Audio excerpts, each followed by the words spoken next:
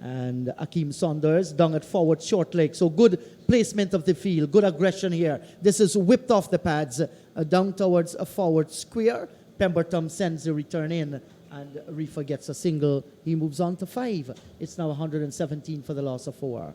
Yes, I mean, it's good when you get your first run off the bat for the day. It releases that bit of pressure, but there's still a lot of work to be done with this for this 5th wicket pair for the Guyana Jaguars. I know they would have had a meeting, would have talked about what their objective would be in terms of their score.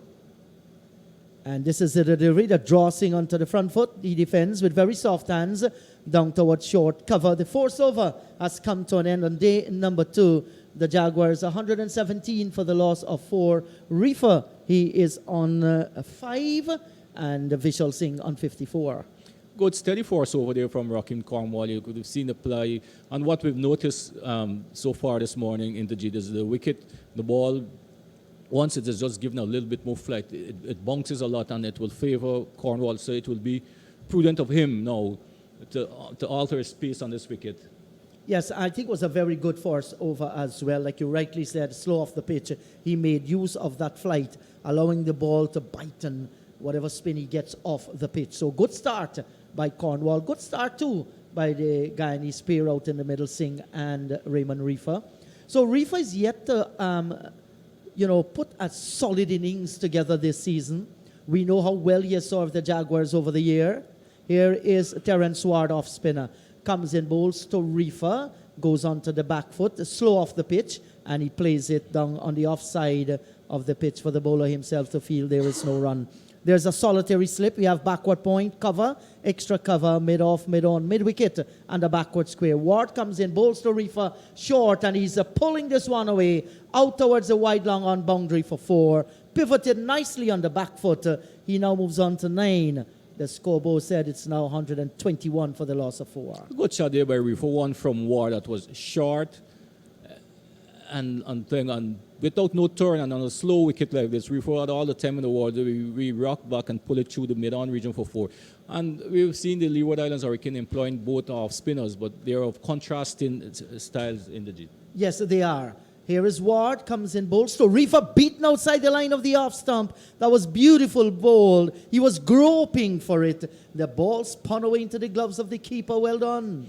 Good comeback delivery there from Ward there. This one was given a bit more flight and slow through the air. So it hit and just turned away from the probing edge of Reifer there. And this is what the spinners, they have to realize, and this is where they have to be consistent. Once the ball is given a generous flight and slow, it gives it time to hit and turn. Ward comes in, that's nicely tossed up again and slower through the air. This time Reifer had it covered. He had to stretch long forward as he defends. Are they going to be tempted to put back that silly point? I think they should. Comes in and bowls outside the line of the off stump, and this is driven towards the right of Kieran Powell down at wide mid-off. Cannot get past the fielder, so he's keeping it tight. And he's just beginning to get that line correct. And once he floats it, gets the line correct, can present a little bit of bother. Here is Ward, bowls to Reifer, and back he goes. He defends, plays back on the offside of the pitch. The over is completed. 121 for 4, the Jaguars. Vishal Singh is on 54, and 9 to Raymond Reifer. Good strong finish there by Ward to the over after bowling that ball, that short long hop that Reifer pulled through the long on region. But after then, we would have seen he come back and give the ball the flight that is required and was more confident in pitching the ball up to the batsman. And as a spinner, this is what you need. You need to make the batsman play as much as possible off the front foot. Once you have them there, you got to keep drawing them out. And here is Vishal Singh onto the back foot, gets a slow delivery and read it well, plays it down into the offside at short cover.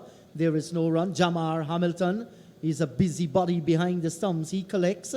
Here is Cornwall once again, bowls to Singh, rocks on the back foot, opens the face down towards backward point, cannot beat the fielder, and he stays on 54, Vishal Singh. Played well yesterday. Cornwall comes in once again, bowls to Singh, onto the back foot and carefully with soft hands drops it away down to Casey Carty running away from backward point. Can't prevent the single. Singh moves on to 55. It's now 122 for the loss of 4. Good positive running between the wicket there by Vishal Singh and Raman Reifer there. And this occasion, it was to the left of the fielder, but the placement, it was just there, and the pace was right off it. So on soft hands, he played, and the single was easily taken. Here is Cornwall once again. He comes up, bowls to Reifer this time, and he's looking to tickle one fine. Misses the ball down the leg side. It goes through to Hamilton, and there is no run. So there's a short backward square as well, and a wide mid-on as Rakeem Cornwall round the wicket. He comes up and bowls to Reifer. Reifer is coming forward, and he undrives down towards mid-on. Cannot pierce that onside field, and once again he stays there. So he will just try to get the eyesight in. See how the pitch is slowing. It's slow at the moment as we watch Cornwall. A few deliveries bouncing. Bowls to Reifer. That's a good delivery. Beautifully flighted, but signal a no ball by umpire Taylor. I think Yes, that's the second no ball he has sent down. Yes, and I think he was bowled one yesterday. And it's always mind-boggling when you see spinners bowl no balls. Here he comes in once again. Bowls to Reifer. And Reifer is coming forward. That's a good delivery. Good line, good length, making Reifer play the end of a relatively good over by Rakeem Cornwall. 122 for the loss of 4. Singh is on 55 and Reifer 9. And what I think the Leeward Islands Hurricanes should be doing, we see the silly mid-off has been employed for Reifer. I think both batsmen they should employ it for. Today's a new day, a new morning. We're into the first half hour. Vishal Singh, yes, he maybe would have been fifth of 3 not out overnight, but he's starting on a fresh day. Yes, you're so right. You need to keep the pressure. I could remember the last game against the Scorpions. He started at 93 overnight. He never went on to make the 100. So these are things the teams need to take into consideration. Yes, and off the back foot goes Vishal Singh. Forces one down towards cover, and that's Akeem Sanders, who is substituting out in the middle. Sends the return in, but he gets the single. Vishal Singh moves on to 56, and that's just what we were talking about. If there was a silly point there, would Vishal Singh attempted that shot?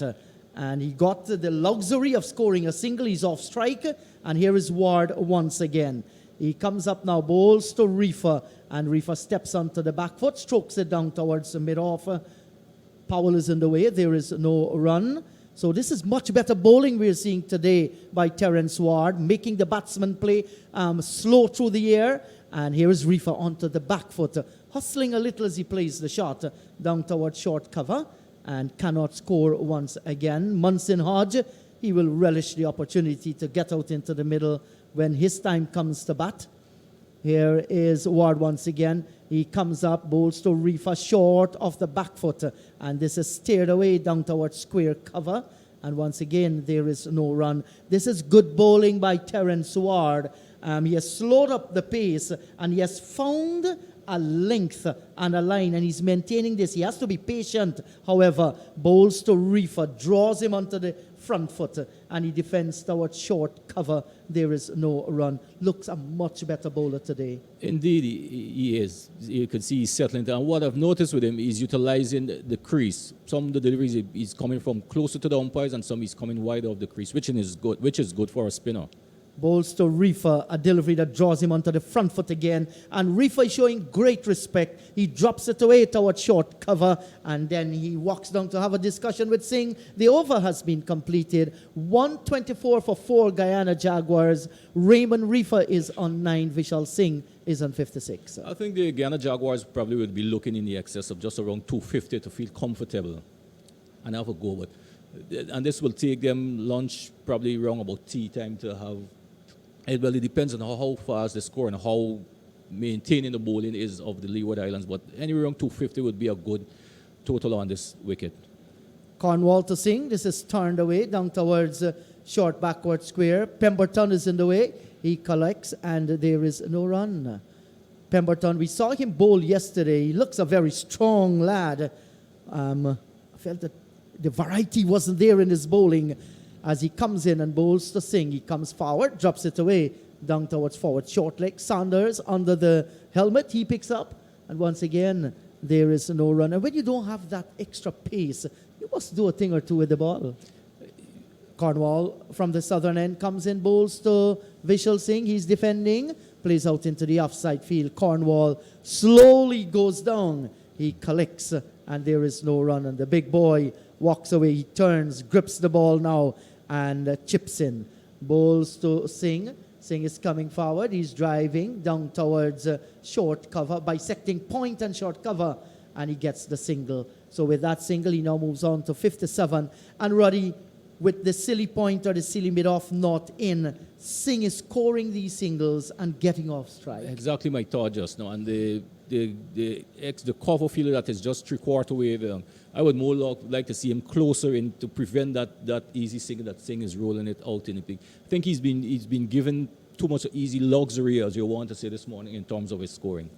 So Reifer, for him, the silly point has now been placed there.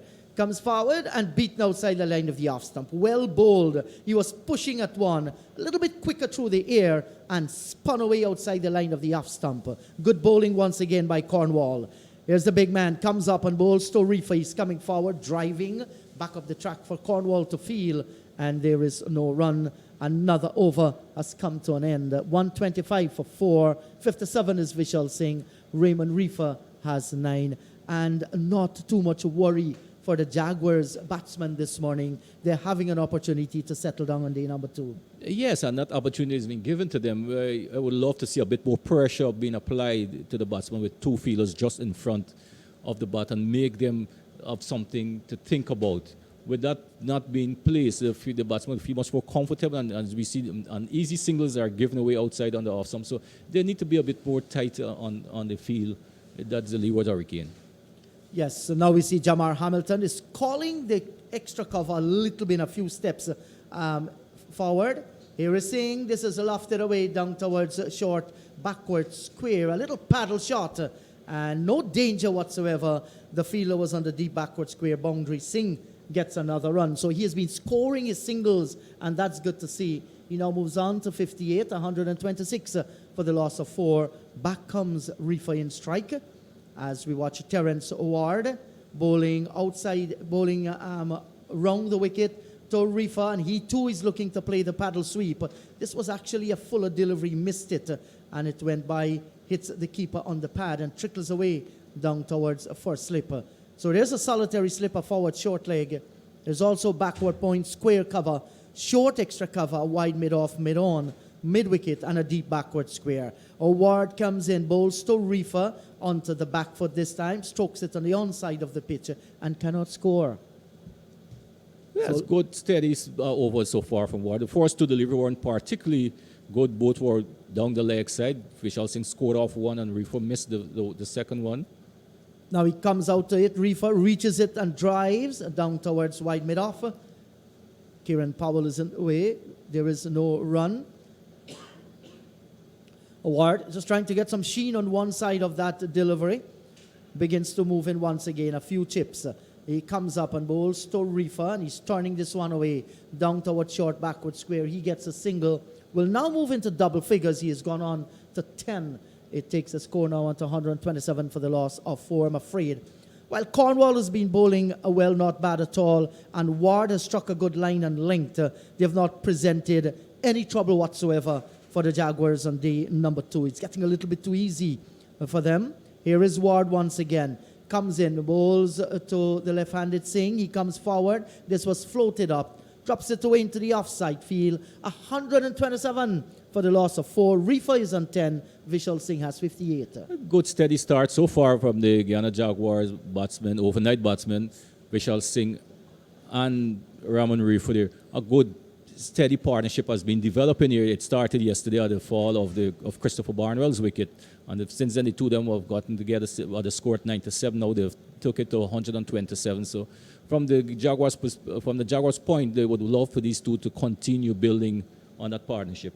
Certainly. So a silly point, a forward short leg, and a solitary slip. Reifer onto the back foot. Has to be careful here. Getting onto the back foot, deep into the crease, and playing the ball off the pitch. He hurried the shot at the last moment. Here is Cornwall. He comes in, bowls to Reifer, and down the leg side, looking to tickle one, not making any contact. Jamar Hamilton picks it up nicely and looked to see where the foot of Reifer was planted, but he was well grounded way inside that crease. Here is Cornwall once again. He comes up and bowls to Reifer. And Reifer is coming forward, plays down towards mid-on. There is no run. Well, they've given Reifer the opportunity to go against the spin. There's nobody down at the mid-wicket boundary now, the forward square boundary. There's just a mid-on and a short backward square. And here is Reifer. He's coming forward, allows the ball to go by into the gloves of the keeper. He kept his eyes on it, Reifer. Read it well off the pitch. Slow turn here for Raheem Cornwall as it went by outside the line of the off stumper. So he's bowling round the wicket once again. Cornwall, he comes up and bowls to Reifer onto the back foot, and this is whipped away down towards short backward square, and the return will now come in from Pemberton. They get the single, so one more to Raymond Reifer. He's now gone on to 11. It's 128 for the loss of 4 wickets. And let's see now, they have done away with the forward, well, in fact, the silly point for the left-handed Vishal Singh. So there is an opportunity for him to play again with soft hands down towards short cover and score a single. Cornwall bowls to Singh. He's coming forward, rolls the wrist nicely, gets it out towards short mid-wicket. He's going to take his red cap, walks away, 128 for the loss of 4, the Jaguars. Raymond Reifer is on 11 and 58 to Vishal Singh. More from you, Roddy. And then it's going to be the voice of Matthew Kisoon. A good steady over there from Raheem Cornwall there to the Guyanese batsman. And what I would love to see Cornwall do, even if you come over the wicket for a few to the left-handers, just change the angle, give a bit of variety to the thing, put something in the batsman's mind to think about, like coming over the wicket and bowl a few. And you never know, it can work, but generally what I do see from the off-spinners, Matthew, they always tend to come from around the wicket to the left-handed batsman. Ward starts over number 62, and that's wrapping Reifer on the pad, going on to the back foot. And that probably a bit high, missing leg stump as well. Terence Ward, quicker delivery. Not out, says umpire. Do get the scores kept on 128 for the loss of 4. Yes, good delivery. And things, I think they were appealing for the catch the ball off the pad. It went to the 4 slip. Here is Ward, bowling round the wicket. Reifer drives straight to Kieran Powell at mid-off. Can't find the gap. He's kept on 11, 128 for 4. Interesting development in Sri Lanka, the second T20 match in progress presently. The West Indies opted to bowl. They've got them 50 for 3 after 7 overs. Here's a ball that strikes him on the pad again. That would have been going down leg side. Not out, says the umpire. The score is kept on 128 for the loss of 4. Just to update listeners, 50 for 3. Pereira. Fabian Allen has picked up 2 wickets. And Ocean Thomas picked up the wicket of Avishka Fernando. So 3 wickets going down. So Allen 2 for 11 and Thomas 1 for 7 after 2 overs. And of course they've used Cottrell with 2 overs and Russell 1.1. Russell is currently bowling. The West Indies are good at T20 cricket. They lost the one-day series 3-0, but they bounced back in T20 cricket, which they seem to be so much more comfortable with. They won the first one and they've now got Sri Lanka 53 for 3, 7.2 overs. Here is a ball that Reifer drives gloriously through extra cover for 4, bisecting cover and extra cover and down to the boundary for 4. Now that's a wonderful stroke on day 2 as Reifer takes his total up now to 15. The score for the Jaguars, 132 for 4. Good flowing off drive there by Reifer. One from Ward that was flighted, but it was outside the off stump, and Reifer stretched the right leg, got to the pitch and bisected the extra cover on the cover. And the good thing about the shot, match, it went all along the ground. Good confident shot there for Reifer. That's right. So the West Indies are playing Simmons, King, Hetmyer, Puran, Pollard, Russell, Rodman Powell, Allen, Dwayne Bravo, Ocean Thomas, and Sheldon Cottrell. That's the 11 for this second and final T20 game. Here is the ball that Reifer comes forward to. Defense, plays back to the bowler. No run. And no place for Hope. Keswick Williams, now Hayden Walsh Jr. So that's the team that they're playing in the second game. As we watch here at Providence in hazy conditions, Ward bowls, that's on the leg stump driven, beautiful stroke. And that will beat the fielder to his right at mid-on and down to the boundary for 4. 2 good-looking boundaries to Reifer off of Terence Ward. He's moved up to 19. It's 136 for 4. Excellent off drive there from Reifer. When you could reach to the pitch and off drive and off spinner, that means there was good footwork. This one was flighted. Turn about off leg stump, and Reifer just stretches out, get into the line beautifully and drove it all along the ground, just to the left of the bowler and to the right of the mid-on fielder. And that was 4 excellent runs there by Reifer. And if Reifer gets going here, he can score very quickly. He's an all-rounder. The franchise player from Barbados, really good cricketer. He's done good service for the Jaguars over the years, Roddy. Very valuable player indeed to have in your side, especially when you're in a position like this. You need someone like a Reifer to come in and really force the bowlers to do something different. There is a ball that's cracked away down towards point by Vishal Singh. He's kept on 58. It's 136 for 4. You've just joined the commentary, live streaming, YouTube. Well, play started at 9:47 this morning. Here is a ball that wraps him on the pad, and Rakeem Cornwall, you can see the frustration in him there. He felt that should have been out, not out, says umpire Christopher Taylor. That's a good shout. What Vishal Singh was coming across the wicket and he missed it, and that's a good shout by the thing. What probably would have saved Vishal Singh is even if he was struck outside the off stump, but pretty good shot. Good ball by Reifer, by Cornwall. Cornwall bowling around the wicket once more to the left-handed Singh. He is working it down to forward square for mid-wicket to come around. That's Ross Powell, he feels, and he's kept on 58.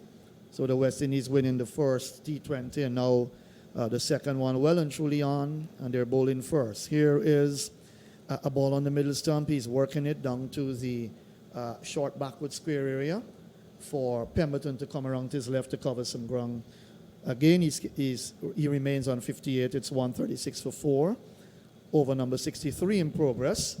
Yesterday, 54 overs were completed, and the Jaguars on day one, 115 for the loss of 4. Here is a ball that beats Hamilton down the leg side, and it will come away.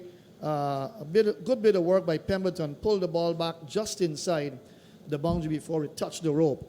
Let's watch for the signal. Well, he did get a touch onto that, did he? So Well, a little fine touch by Vishal Singh, leg glancing that and beating Hamilton for 3 runs, 139 for the loss of 4. Vishal Singh moves to 61. And we can see that go down as a chance then down the leg side, because it was just eluded the keeper there. We thought it was just the ball eluding bat and the keeper, but clearly he got a touch. Yes, here is Reifer drives down to extra cover. And Munson Hodges there is no run. The over comes to an end. 139 for the loss of 4 is the latest score from Providence. And that over just not match you. What I've noticed, the Leeward Islands Hurricanes, they had, instead of the 4th short leg, they had the fielder at the silly mid-off. And in doing that, we could have seen Vishal Singh was trying to get across the wicket just to play the ball on the leg side. And I think they should have remained with that fielder. Subsequently, they move him back to 4th short leg. And this is when Vishal Singh was released from turning the ball onto. He stayed more still in the crease instead of moving, and was easily turned that one that reached down for 3 runs. And here is where captains have got to learn. They've got to develop quickly. You're talking 4-day regional cricket. It's not 1 day. It's not T20. You've got to employ a lot of strategy, a lot of tactics. You've got to show that you're intelligent enough to lead these regional sides. The various captains, Leon Johnson, arguably the best captain in the region, has done good work with the Jaguars over the years. Here is Ward bowls outside the off stump. That's crashed away. Nice shot. Heading down towards the third man area. Is going to go for 4. And that's Vishal Singh for you off the back foot and crack that. Coming off the outer portion of the bat along the ground and cutting that ball away nicely down to third man for 4. He's gone up to 65. Touch players, Vishal Singh, 143 for 4. Actually, Matthew, the ball, it flew off the edge and just to the left of Rakeem Cornwall. That slipped there. So you could see that was a half-hearted chance. I mean, it went a bit quick for him to react there, but nevertheless, 4 runs to Vishal Singh. I don't think it was a shot that he was totally in control of. It wasn't that convincing, but he got his desired results. Well, he gets 4. He's gone up to 65. 143 for 4. Here is Ward bowls. He is that one strikes him on the pad as it bounces into the offside. Quick return coming in from Hamilton at the bowler's end. Maybe Reifer looking for a single that would not have been on anyhow, and he had to scamper back into his ground. He's on 1965 too. Vishal Singh is 143 for 4. So, and we'll update you on the other 2 matches being played currently. But we're happy that, I think everyone is happy that there's cricket at Providence. knowing what happened yesterday with the various interruptions. Here is a ball that he's playing out into the offside field, and there is no run. 143 for 4. So the partnership beginning to build here now. They've so far put on 44 runs for the 4th wicket, these two. Here is Ward. Comes up, he's in bowls to Singh. That's on the leg stump. He's defending, playing down to forward short leg. No chance of a run. It's 143 for 4. Reifer is on 19. He's played some good shots so far. Yes, and you can see the confidence is growing in Reifer as his innings progresses. Terence Ward comes up. He's in. That's on the middle stump. Turning across. Vishal Singh, he's back and strokes it out towards cover. There's a field on the boundary there. That's Jeremiah Low. He sends his return in. They get a single. Singh moves to 66. The total up to 144 for the loss of 4. Yes, and we said the partnership. And what is good about the partnership, they're taking the singles when it's presented itself, and you can see the positiveness in them. I think the plan is to up the scoring rate from yesterday. Ward in his 14th over. Forces Reifer onto the back foot. Checks the shot nicely as he defends down at his feet. The over comes to an end. Ward has completed his 14th over. And let's tell you that the latest score from Providence, the Guyana Jaguars winning the toss and batting. This is day 2. It's 144 for the loss of 4. They've lost so far. Imlak bowled Cornwall 2. Chandrapal leg before wicket to the bowling of Cornwall for 9. And Johnson bowled by Cornwall for 35. Barnwell caught Django on the square leg boundary, bowled Cornwall for 8. It was 99 for 4. Then all 4 wickets falling yesterday. Close of play, 115 for 4. Singh was 53 not out. Reifer 4 with 2 extras. 54 overs bowled up until the end of yesterday. So today started 9:47, and they've continued to work away, these two, and so far they've built up a nice partnership of 45 runs. Yes, and it was needed after losing the 4th wicket. 2 wickets fell in succession there of Liam Johnson and Christopher Barnwell, but since then these two have come together and have done a good repair job so far. Cornwall bowls. Vishal Singh is steering it out towards backward point where Carty is, and there is no run. We've been blessed now with a bit of sunshine, even though conditions are overcast still. Here is a ball that brings Singh forward as he plays it out into the offside. No run.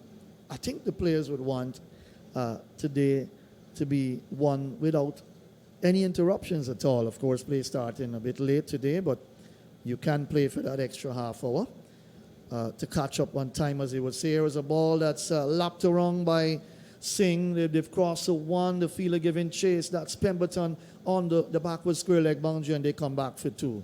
As the return comes into the gloves of Hamilton. 2 more to Vishal Singh, just down the leg side on that occasion.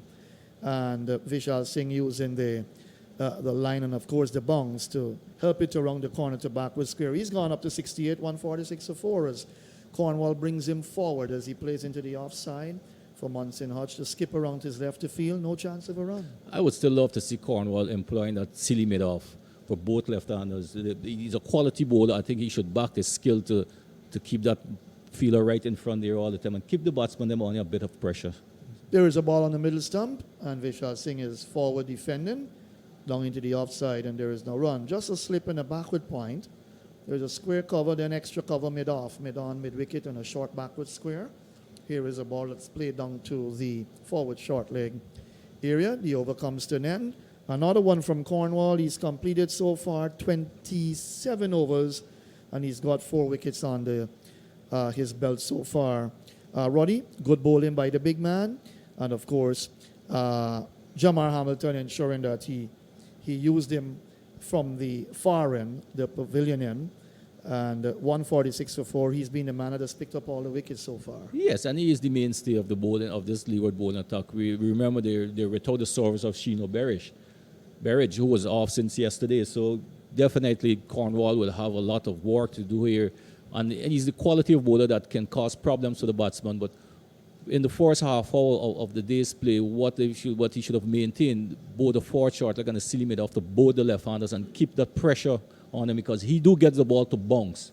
And when you see the silly mid-off is not there when Vishal Singh is batting, he was a bit more at ease, confident playing the ball through the offside. But for a few deliveries in his previous over, the silly mid-off was there, and you can see a little bit of difference. Actually, there was a close call for LBW, appeal for LBW against Vishal Singh because he was trying to get over the wicket, come across to negotiate, to take the forward shot, still made off out of play. All right, just a quick update. Sri Lanka 76 for 3, 10.1 overs. I know for those of you who are probably not watching the game, it's good to give you these updates. Second and final T20 match.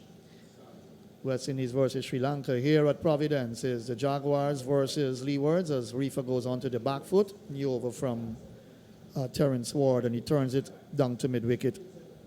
And there is no run. Let's watch Terence Ward bowling round the wicket, right hand round the wicket to Raymond Reifer. Comes up, he's in. Reifer gets the ball that's just short of a length, and he's onto the back foot and drives it down towards cover where Kieran Powell is.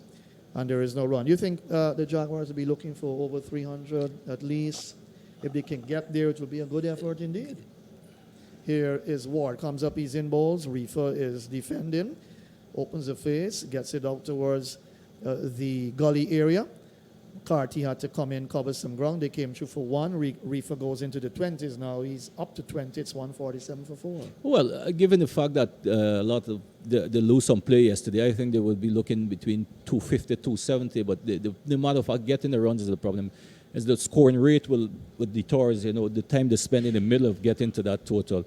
And so far, with this partnership developing, once these two batsmen could remain out there for a lengthy period of time, we have seen the confidence are growing and they're beginning to score a bit quicker. They're up the scoring rate a bit more. Singh lets it go outside the off stump, taken by Hamilton, no chance of a run yet, and a lot of time have been lost, well, on day one. So you really need to capitalize on time remaining because you never know what the weather would be like late in the day, tomorrow, and even Sunday.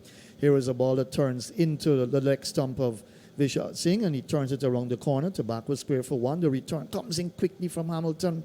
Hamilton seems to be in a very aggressive mood this morning, Roddy. Well, he's sending in some quick, sharp returns to his bowlers. And Terence Ward had to do well to ensure that no overthrows were given there. Well, I think he saw Vishal Singh was jogging through to the non-strikers end. So that's why the return came that way.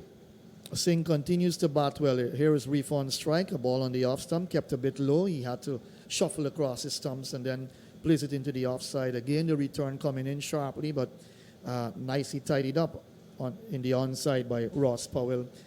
He's kept on 20, 69 to Vishal Singh, who picked up from 53 overnight. So he's batting well. He's ticking over the scoreboard and runs for himself as well, Roddy. Touch player. He's 69, 148 for 4. Yes, he has, and he seems to be getting into his stride. I think he would want to get to that elusive century that he had the opportunity to get against the Scorpions in the previous round. So I think a lot of that would be behind his mind. He has gotten a start. He went to bed on 53 overnight, and he has started well so far this morning. 8 first-class hundreds on his belt. He settles on his defending, coming forward, plays it into the offside. No run, but you look at himself and along with Cornwall, they would have played together a lot, especially in terms of A-team tours, to Sri Lanka and other sides. So they played a lot of first-class cricket. Forward he comes, plays it out towards cover, and there is no run. So they know each other well. These two, Cornwall from the Leewards and Vishal Singh, of course. So he has played quite a lot of cricket, and at a pretty high level as well. Here is Cornwall bowls. He's defending, coming forward, playing quietly. Good respect shown to the big man. He's kept on 69, 148 for 4. Reifer is on 20. 5 extras on the board. Chandra Paul made 9. Imlak 2. Johnson 35 and Barnwell 8. Here is a ball on the middle stump. He's defending, playing it out towards extra cover short for Munson Hodge to trot in to pick up. And there is no run. Quiet period here. Some runs are coming, yes, but these two batsmen they've got level heads and they on their shoulders, and they're batting well. Here is a ball that's slapped down towards backward point for Django to come across his right to tidy up.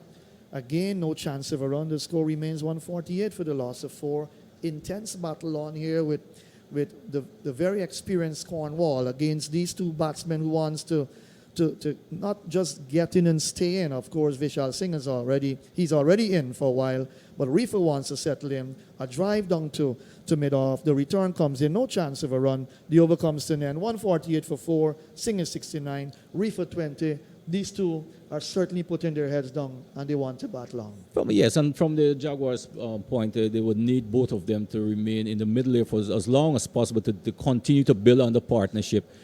And so that put pressure on the Leeward Highlands bowling. They know the bowling is a bit handicapped of the Leeward Highlands Hurricanes because of not don't have the service of Sheeno Berridge. And they know that once they can negotiate Raheem Cornwall well and keep rotating and don't take too much risk against the other bowlers, I think they can develop a good big partnership for the Jaguars. Ward bowls on the middle stump. Reifer is coming forward and driving back to Ward, no run. So Cornwall has carried his tally up to 30 for this season thus far. He started this game on 26 wickets from 4 games. Here is Ward bowls just outside the off stump. Reifer opens the face. They're looking for a single that's not on. That was just pushed into the offside. You're not going to take chances to Kieran Powell at all. He's very good, very quick in the field. And he came in quickly. I don't know, a little bit of a mix-up, but it didn't go through. The Reifer had to scamper back into his ground. He's kept on 20. Here is Ward. Bowling round the wicket, comes in once more. He bowls to Reifer. Reifer gets the ball that's tossed up. And he drives, beats the field at mid-on. That's Pemberton, and that will come away for 4. That was a full toss on the leg stump, and Reifer latched onto it. He drove nicely on the onside of the pitch, and the shot was played with such power that even Pemberton couldn't get across his right to field. He gets another boundary. He's gone up to 24. The 150 coming up for the Guyana Jaguars. In over number 68, it's 152 for 4. Well executed on drive there by Reifer. One that was given generous flight, and he reached out to it on the onset and he drove it. Second shot he will play it. And when you get an opportunities to score like these deliveries, there's no need for that risky single that they attempted to take there just now. That's so true. Here is Ward comes up. He's in bowls to Reifer. That's tossed up again. One bounce down to short, straight extra cover. And there is no run. Looks like that man number 11, I think that's Saunders, Hakeem Saunders. He's out there. Here is a ball on the middle stump. Reifer is defending again, playing again to Saunders, who's in that straight, short, extra cover position. No chance of a run, 152 for 4. Reifer is on 24. Settles. He's beginning to build a nice innings here for his country. Here is a ball that he is defending, opens the face, gets it out towards cover. No chance of a run. The over comes to an end from Terence Ward. 152 for the loss of 4. 69 is Vishal Singh, who's continued to look good in terms of picking up from where he left off yesterday. He was on 53 then. He's gone up to 69. 24 to Raymond Reifer. He was 4 overnight, and these two have progressed and taken the total. They've put on 53 runs for the 4th wicket so far. As I say, good morning and welcome to Clyde Butts. Good morning to you, Matthews. Good morning to viewers and listeners wherever you are. Certainly it has been a very good morning for the Jaguars. They've looked very positive. They've rotated the strike nicely, and I think apart from one over where there was a couple of appeals, nothing really has bothered the batsmen much in this session. Cornwall starts a new over and brings Vishal Singh forward as he turns it down to short back with square, and there is no run. Continue, Clyde. Yeah, and I think I love the way how Reifer approaches innings. He's played some lovely shots. I remember earlier on there was an on drive after the cover drive. I know everybody loves that cover drive, but my shot of the morning was the on drive. Nice onside placement, just between the bowl and mid-on, down to the boundary for 4. That was a lovely shot. I thought that's what batsmen do to spinners. Here is Singh driving down to point. No chance of a run. Previously, Leary looking to sweep. Played a slug sweep, missed the shot. Taken down the leg side by Hamilton. 152 for 4. 69 is Vishal Singh. And he's played very well so far. He comes forward and he can use his feet well. Good wristy player, also very, he's busy like in his crease as well. Going forward, coming back. So he knows to play the spin as well. Here is a ball that he's forward to, opens the face, gets it out to backward point for Carty to come around to his right to field. No chance of a run. I think what Vishal Singh has done this morning is the right thing. He hasn't been trying to play too many big shots. He's been looking to work the ball, rotate the strike, ensure that they don't lose a wicket too early. He comes forward, plays quietly into the onside. No chance of a run as the over comes to an end. Another quick over. Cornwall gets through his overs very quickly. He's completed 28 overs now. He's picked up 4 for 51 thus far. Clyde, he's been the the man for the Leewards. No Sheen, no Berridge again, not here. So certainly he's picked up a very serious injury that has kept him out so far after bowling just that one over yesterday. The Leewards would have missed his services, and they've got to depend on the likes of Pemberton and Louis and Terence Ward to do some work for them. I'm a little surprised actually that Louis actually didn't bowl this morning. I think that they started with 2 spinners. Correct. I would have probably preferred to see Louis bowl a few overs early this morning, or even the young man that's now coming on. I think you've got to look at your fast bowlers and you've got to look at the situation of the game. Yes, the off spinners bowled fairly well, but he hasn't been penetrative. He hasn't done much in terms of harming the batsman. So, with now Pemberton coming on. Probably, Is it Louis? I think it's Louis coming on. Oh, it's Louis coming Yes. on. I thought he should have probably started this morning. And just to put some pressure on the batsman, I think yesterday he tried to bowl a little too much outside off stump. He was getting the ball to leave the left-handers, but he was bowling a little too wide outside the off stump. And sometimes what you need is a little bit of cover on the onside. Probably should have put another man on the onside and bowled much straighter, ensure the batsman play. Yeah, with the fast ball on now, you've got the backward point on the boundary for him.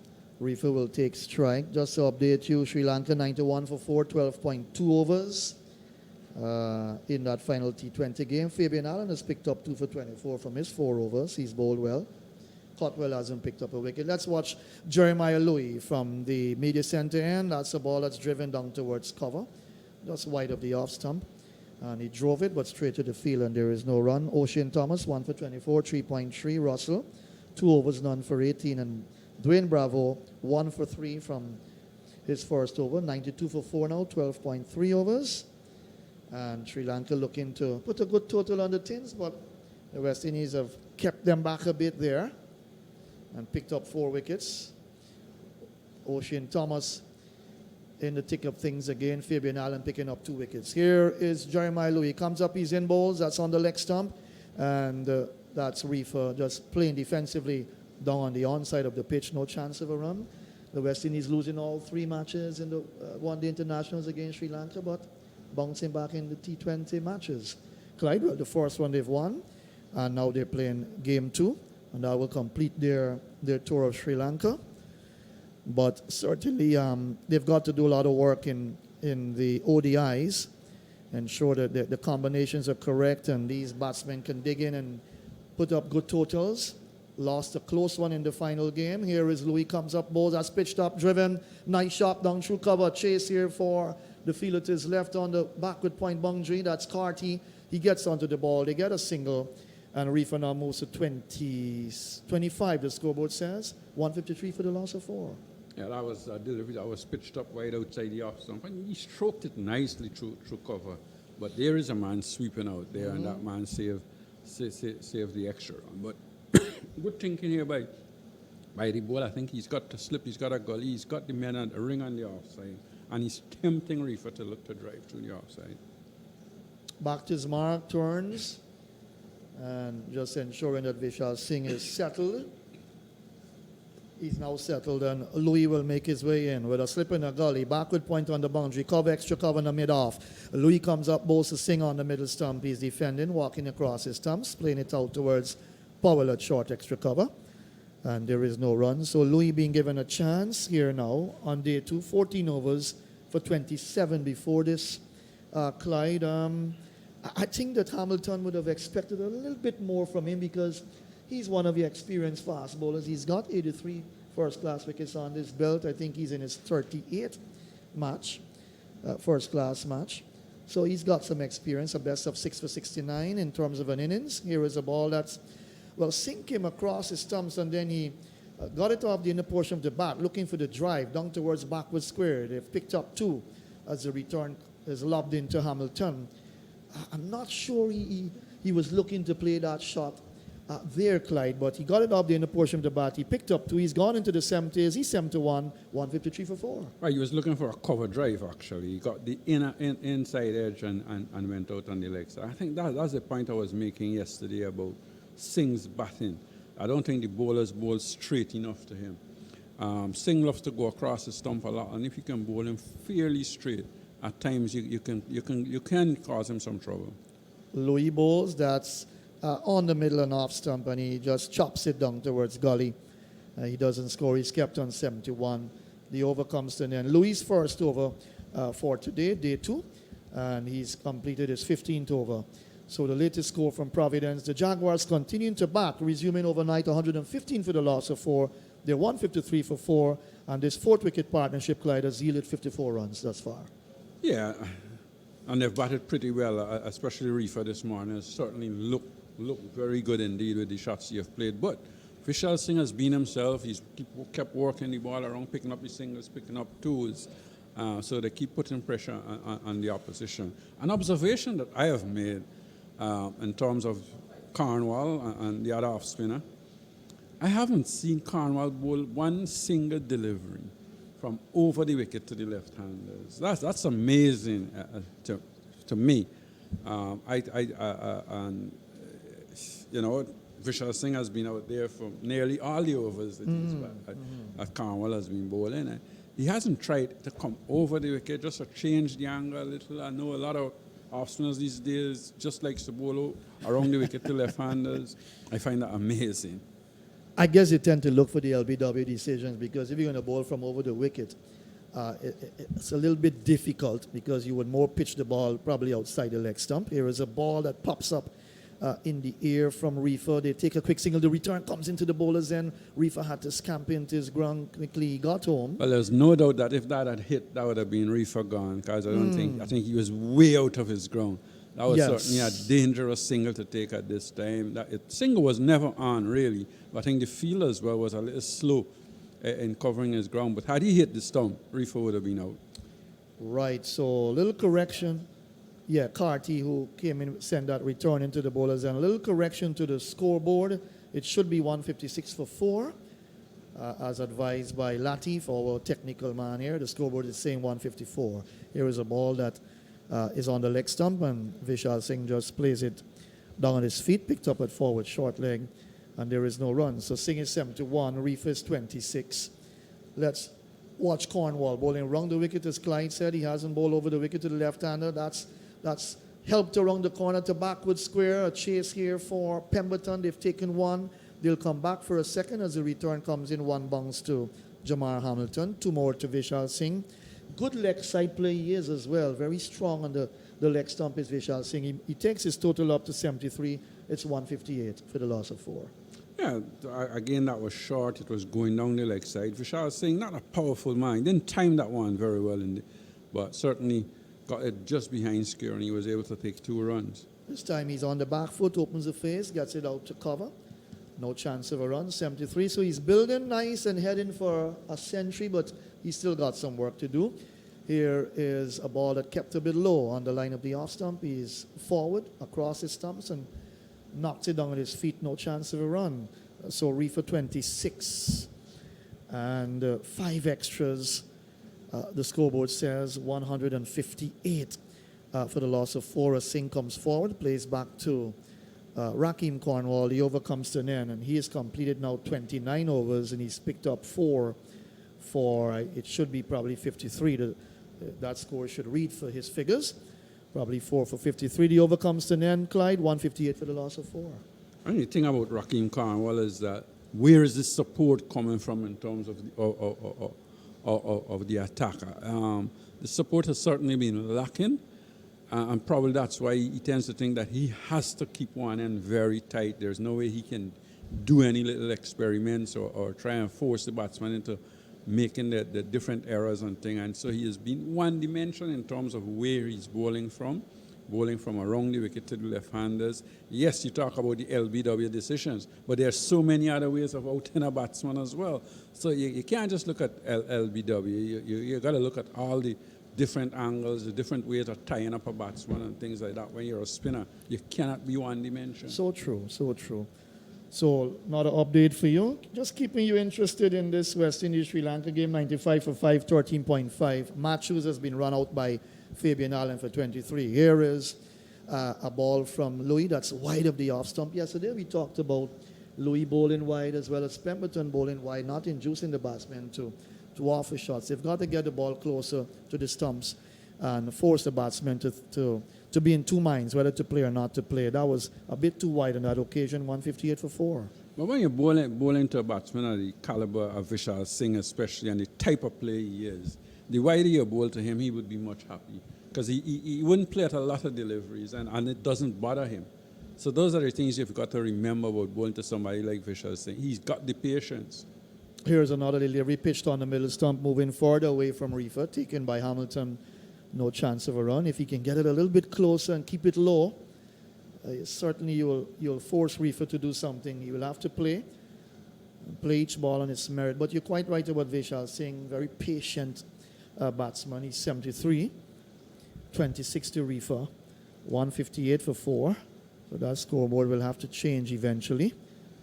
And sometime during yesterday, they were 2 runs behind as well. Here is Louis Bowles, again outside the off stump. Again, Reifer picks up the line well, didn't have to play at that, taken by Hamilton. And he's kept on 26. And it says a lot about these two batsmen out there, Clyde. You can see from the way they're playing, they're deep in concentration. They want to stay there for a long time to ensure that, they don't get a low score. And then next thing you know, the Leewards batsmen, the top order of Powell, Hodge, Carty, Django and Hamilton, put them in a strong position. So they want to bat, and that's so important because you've just gone over 150. Here is Louis, comes up, bowls again. Better delivery again, but not forcing Reifer to play. He watches it carefully, a little closer to the off stump. On that occasion, taken by Hamilton, the score is kept on 158 for 4. I think, too, the thing about Louis is that what we haven't seen him straighten any delivery to the left-handers. He's just keep going across the left-handers. If he can just have the shape of one of those deliveries coming back at the left-hander would have to think about playing much more than he's doing at the moment. So if he's pitching off stump, left-hander doesn't have to play. For the leg side, he's got a fine leg. There's a mid-wicket and a mid-on. Slip in the gully. Point on the boundary, cover, extra cover, and a mid-off. Here is Louis, comes up. That's on the leg stump, and again, moving away from Reifer. Reifer just had to go across his stumps and jams it down into the offside. And there is no run. He's kept on 26, 158 for the loss of 4.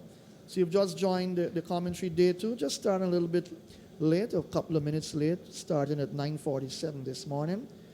So that will be, some 17 minutes. But of course, at the back end of the day, Clyde, you can just take that half hour, try to close the gap in terms of time lost thus far. In this match, here is Louis, comes up, he's in, bowls to Reifer, that's outside the leg stump. Reifer turns it down towards backward square. They've taken one, they're looking for a second, they're coming through quickly for it. As the return comes in to Hamilton, who had to move away from behind the stumps. 2 nice runs to Reifer's. The over comes in, and on that occasion, just strain down the leg side, and Reifer pounced on that to pick up 2 to take his total up to 28. It's gone up now to 160 for the loss of 4. Over number 71 comes to an end.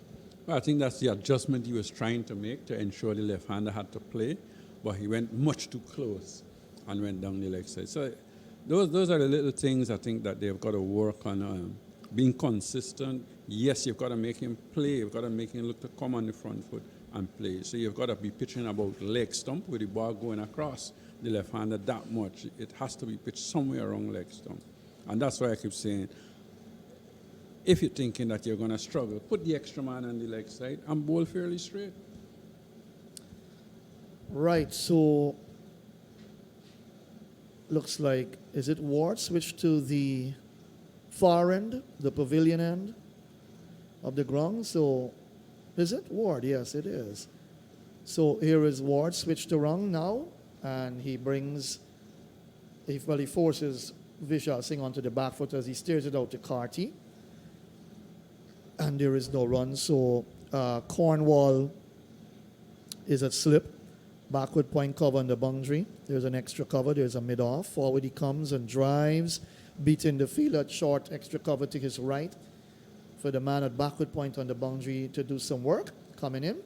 He gets a single swing. He's gone up to 74 now, 163 for the loss of 4. Over number 73 in progress for the Jaguars innings. And they've had to dig in deep after losing their first 2 wickets quickly. Imlak and Chandrapal. within the space of 12 overs, 14 for 2 at that stage. And then the other 2 wickets fell. That was when play restarted after there was a lengthy break at 4:40 yesterday afternoon. Here is Ward gets a ball. That's Reifer gets a ball that bounces on him quicker outside the off stump. Pulled the bat inside the line, taken by Hamilton. He's kept on 28, 163 for the loss of 4. That was a quicker one from Terence Ward. Johnson went with the score at 87 for 3 and Barnwell with the score at 99. Here is Ward, bowls on the middle stump. Reifer is defending, pushing the right pad right out. Gets it out into the offside field and there is no run. Hazy conditions, we've lost the sunshine. Had a little bit of sun peeping out from behind the clouds. Here is Reifer, back cuts, nice shot. Beating the backward pointers right. A chase here for the fielder. For all he's worth, that's Carty. And the batsmen come back for 2. 2 good-looking runs to Reifer, just short outside the outside, and he went back and cut it nicely. He's picked up 2 valuable runs for his side to take his total up to 30. It's 165 for the loss of 4. So Ward will continue, but that was a good-looking shot. Just beating Carty to his right at backward point. Here is Ward, comes up, he's in. Reifer's forward, defends, gets it out to backward point. Carty sprints into field.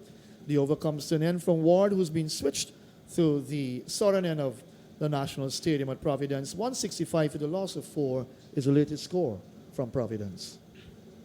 I think Jamal Hamilton trying to switch his bowlers around to ensure that he keeps rotation going.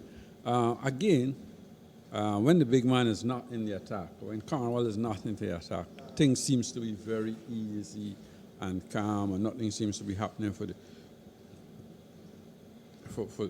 field inside. I think they've got to try and rethink their strategy and see where they can. If they're not going to get wickets, they've got to lock things down completely and make runs hard to come by. Because when you look at the way how they're bowling, it just seems Cornwall seems to be the only man that seems capable of taking 2 or 3 wickets together. 15.5 overs, Sri Lanka 107 for 5 in this final T20 game. So the West Indies have got them there a bit in terms of the runs. Let's watch Jeremiah Louis. Goes past umpire Duguid and Vishal Singh opens the face, guides it down to Gully. And there is no runs. He's kept on 74. So they're not going to get up to, Sri Lanka not going to get up to a 190 total because you've got just 4 overs remaining in that innings. And certainly the bowlers have come on here for the West Indies. And Fabian Allen, who's always quick and sharp in the field, he's featured in a run-out. Had Matthews stayed on there, he could have pounced on the bowling, but he got 23. So they picked up a prize scalp there via the run-out route. 165 for the loss of 4. As Louis begins to move away from the media center. He's going to go past umpire Duguid now. He's up there, bowls to Singh. Singh gets the ball. That's pitched up and he's forward and drives down towards mid-off. Picked up there by Munson Hodge, who's rubbing the ball away on his flannels, ensuring that there's some sheen there, some shine for Louis to get a bit of swing. He's been moving the ball across the left-hander. And now he's getting Vishal Singh to play to a couple of deliveries thus far. 165 for 4. Reifer 30. Vishal Singh 74. Here is Louis, comes up now, passes the umpire, and that moves across the left-hander. That was pitched on the leg stump and then moved away into the gloves of Jamar Hamilton. He seems to have a plan. Vishal Singh, on the other hand, seems to have a plan as well. He wants to get to 100. He's going to take his time and bat, and he's going to concentrate hard, Clyde. Certainly is, and that's Vishal Singh for you. He's a man who has tremendous concentration. So I don't think you're going to bore him and he's going to try and play some fancy shot or not. He's going to play his waiting game. I think the only thing that probably would be in Vishal Singh's mind would be, do we need to step on the gas a little? On the leg stump, turned away backward of square, nudged around the corner for 1. Vishal Singh picks up his 75th run now, 166 for the loss of 4. I guess the scoreboard will change eventually. And that what I said just now is concerning the game scenario and the Right. team the team, of course, and where we are, where the Jaguars are at the moment, and I'm sure they're looking at where the pride is at the moment as well. So true. If you're going to be just out there and bat, you've got to be aware of where your opponents are or where your challenges are and what you need to do to get past the pride. It's not going to be easy, but do you need to give yourself a chance? What is it you need, second or fourth? Here is Reifer on top of that delivery, pitched outside the leg stump, plays it down towards forward square. No chance of a run. That's so important, Clyde. You've got to understand the game, where you're at. You look at the competition. This is round 7, and you're saying to yourself, well, here we've got 79 points. We've got to gain some ground on Barbados here. They're way ahead, and you can pick up maximum points of 24, I think, in a game. So even if you get to 24, you're going to go up to what? 103 points. So it's going to take a lot of doing. Here is a ball that Reifer gets pitched up on the middle stump, and he turns it to mid-wicket. I think one bounce to Amir Django, Clyde, but a little bit of momentary victory there for Jeremiah Louis. He must have said to himself, if Django had been up a little more, he would have taken a nice catch, but that was not to be. One bounce to Django, 166 for the loss of 4. Reifer's kept on 30, and Vishal Singh 75. The thing about that last delivery, and I've been calling for this for some while, is that it was pitched up on about middle and leg stump, and Reifer was looking to work across the natural angle of the delivery. He played it well, but it went in the air a little. But the thing about that is that you can have a leading edge. It could come out bouncing out on the offside. You're giving yourself a chance. It could easily go back to the bowler. The bowler is giving himself a chance against the left-handers when he bowl in that area. Just simply target the stumps. That's basics in cricket. Target the stumps if you're getting the ball to swing, and you want to put Reifer in two minds. Here is Ward starts a new over from the far end and brings Singh forward, steers it out to a short third man area where Carty is, and there is no run. He's kept on 75. 166 with a loss of 4. So these two have put their heads down and they're batting well. Here is Singh coming forward. The partnership is worth, 67 runs so far, Clyde? So they're doing pretty good for the 4th wicket. Here is Ward. He will continue to bowl from the far end. Hazy conditions, dark clouds above. Here is off the back foot goes Vishal Singh and cracks it out to the man at point. And there is no run. That's Saunders, Hakeem Saunders, who's on the field, of course, for Berridge. Here is a ball that brings Singh forward. Playing back to Terence Ward, no chance of a run. And the spinners get through their overs so quickly, Clyde. I think we're getting ready for a drinks break. As we watch, Ward comes up, he's in bowls, so Singh forward, opens the face, guides it down to short third man. Carty comes around his right, fields. Again, no chance of a run, 166 for the loss of 4. We're in over number 75 of the Jaguars innings. Ward bowling round the wicket. Comes up, he's in bowls. Singh, that's on the leg stump. Singh is walking into a defensive stroke. Back to the bowler. The over comes to an end. 166 for the loss of 4. 75 overs have been bowled, Clyde, in the Guyana Jaguars innings. And with Chandrapal 9, Imlak 2, Johnson 35, and Barnwell 8 back in the pavilion, these two have done a good job of rebuilding the Jaguars innings. Well, they've done an excellent job this morning. They're not only rebuilding, but they're scoring as well. They're keeping the pressure on the Leeward Islands bowling attack, and I think a lot of pressure is being placed on Cornwall, and he had to take a rest at some time. And I think we've seen the last couple of overs, the captain decided to give him a little break, and things have become a little bit more easy for both batsmen when he's not in the attack. And certainly the Leewards are missing the services of Berridge, because he tends to run in sharp, he tends to bowl a little hard at you, and he's always coming at you.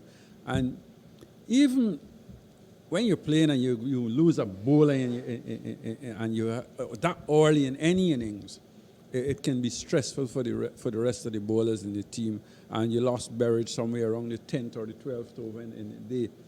Certainly, that's a lot of pressure on the rest of the bowlers. But I think that they're both fairly reasonable without being that penetrative. Yes, I do agree with you, Clyde. It will certainly upset your game plan. And he has been their leading fast bowler this season with 18 wickets. Cornwall, he has taken 23 wickets he missed 2 games. So certainly he has been their ace bowler. When you miss someone that has been your leading fast bowler, you surely is going to have some problems with your game plan. Having said that, however, I think this has been a good partnership between Vishal Singh and Raymond Reifer. 115 for the loss of 4 overnight. While it is not a real bad situation, but there should have been some worries there. If they lost another wicket, well, surely that would have been danger for them. They certainly played well. They have so far added 59 runs for that 5th wicket, and neither of the two had too much difficulty. Maybe, I just don't want to harp on anything at all. There was an appeal for a leg before decision a little bit earlier in the day that wasn't given. That was pretty close. But the umpires, they're always the boss.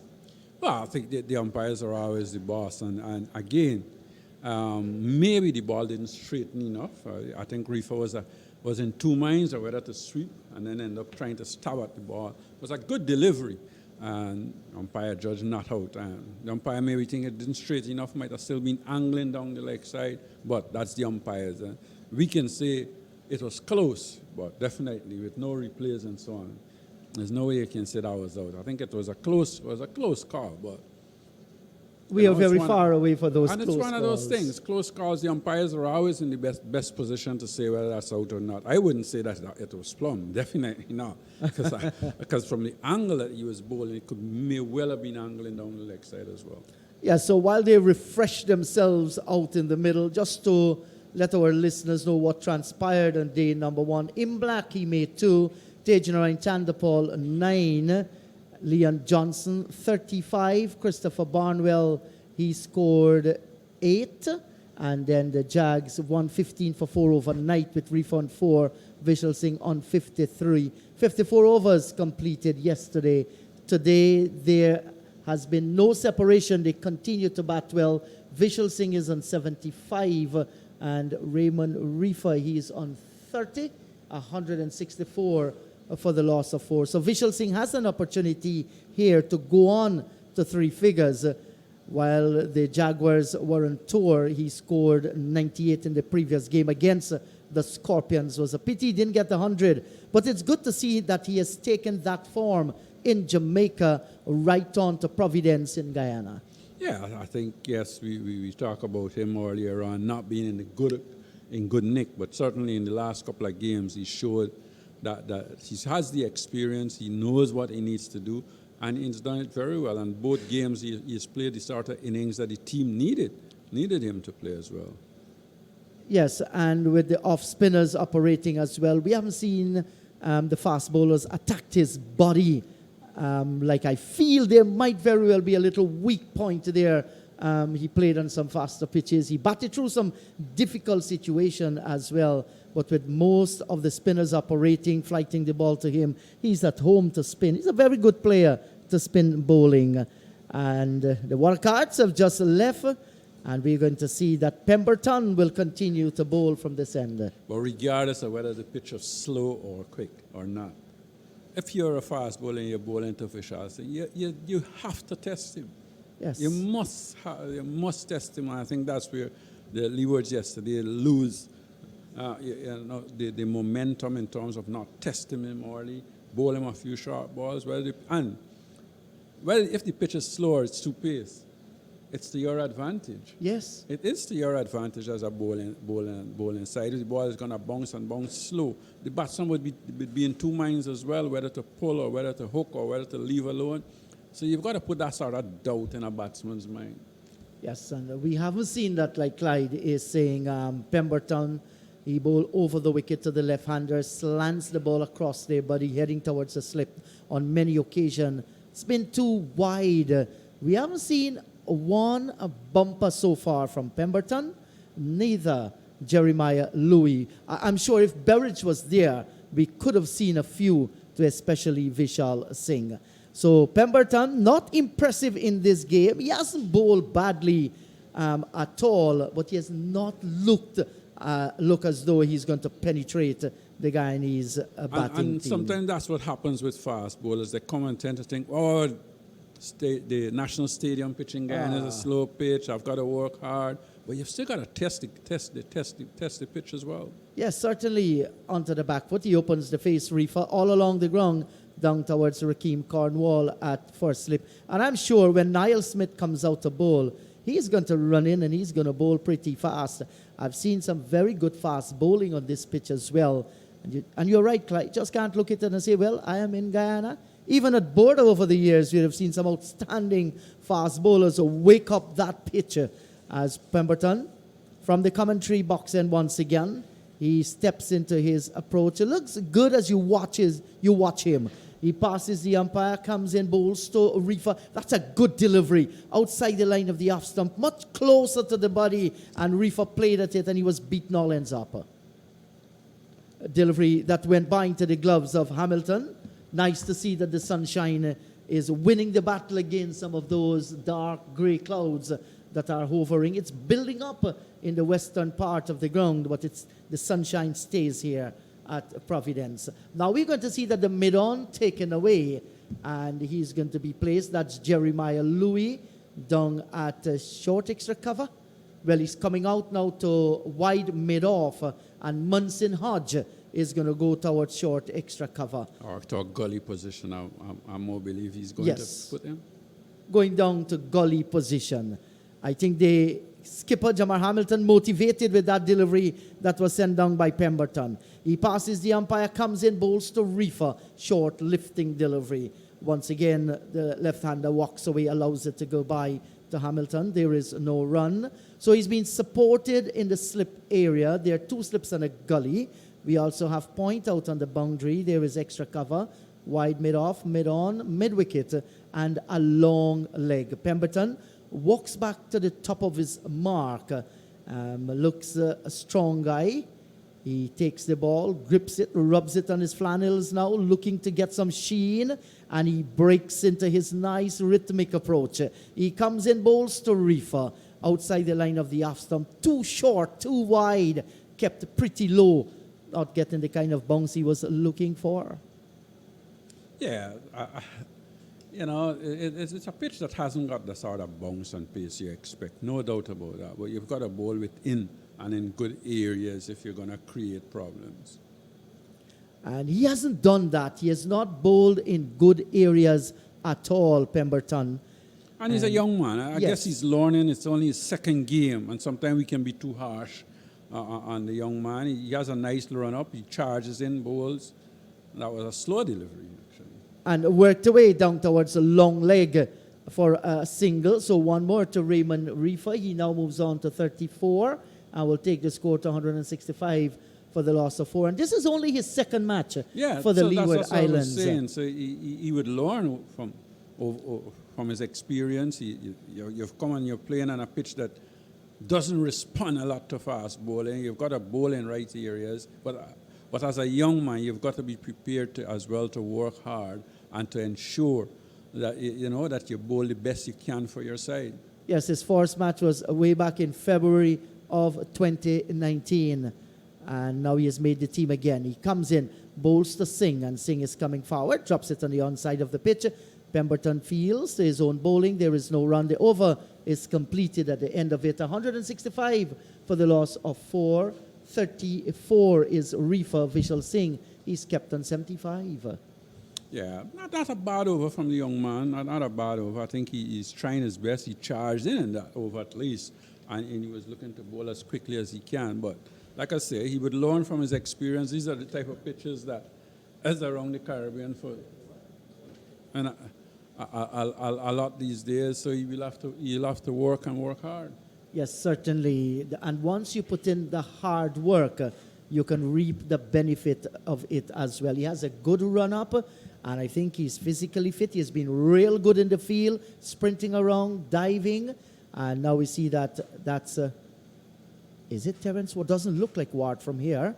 but he prepares to move in. In fact, yes, it's Terence Ward, the right-arm off-spinner. He continues from the southern end of the ground. Raheem Cornwall is in the slip. There's a backward point.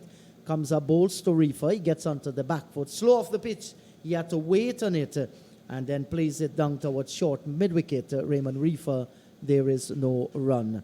Terence Ward tossing the ball from hand to hand once again. He comes up, bowls to Reifer. Off the back foot goes Reifer. Steers one down towards cover. Knocked down at cover by the substitute. That's Hakeem Saunders. Good piece of fielding out in the covers. Reifer was looking for the single, but once the player attacked the ball, he had to stay his ground. Nicely flighted this time by Terence Ward and played away by Reifer down towards short mid-wicket. Ross Powell is in the way. He feels well. There is no run, so it's maintaining it very tight here, Terence Ward. He comes in once again, round the wicket, comes up, bowls to Reifer. He's stretching forward, opens the face, gets it fine, and they've taken a one. The return will now come in from Casey Carty. One more to Raymond Reifer. He now moves on to 32, and that will take the score into 166 for the loss of 4. Vishal Singh, who is on 75, he has come out now to take strike. Just surveys the field, sees there's a backward point, cover. There's also short extra cover, wide mid-off, and a point on the boundary. Singh off the back foot, opens the face and stares at the Carty down at backward point, and there is no run. And it's good to see that they've plugged that area down at square cover where Vishal Singh scored a number of singles. So here he comes in once again. Ward bowls to Singh. He comes forward, plays down towards short mid-wicket. There is no run. The over is completed. It's 166 for the loss of 4. Vishal Singh on 75 and 32 to Raymond Reifer. But it's nice to see you to cover that area, but you have also exposed your attacking field because Yes. that man would have come from forward short leg. So you've taken away one of your attacking fielders. You've made things easier for the batsman by just stopping him from scoring a single. Yes, and it's a 4-day game. It's not a 1-day game. You've Exactly. got to look to take wickets, so. Yes, I did make that point with while Roddy Lovell was here. We were kind of surprised. They maintained the silly point on the forward short leg for Raymond Reifer, and while Vishal Singh was there, they just took away the silly point and they placed it down at that cover area. I'm not too sure it was the right move. It has not really paid off for them. So Pemberton will continue to do his battle with the left-handed Raymond Reifer. 2 slips and a gully.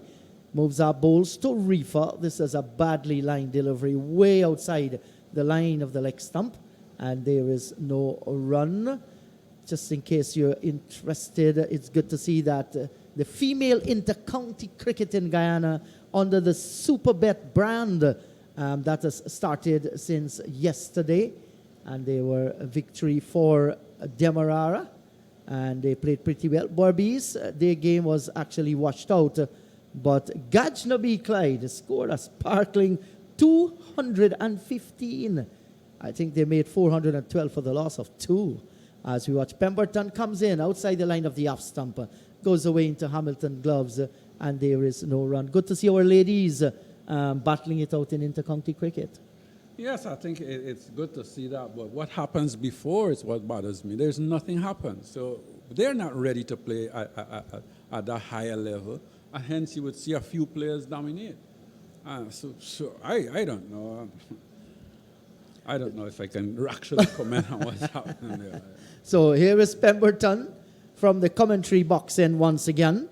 He begins to move in, passes the umpire, comes in, bowls outside the line of the off stump.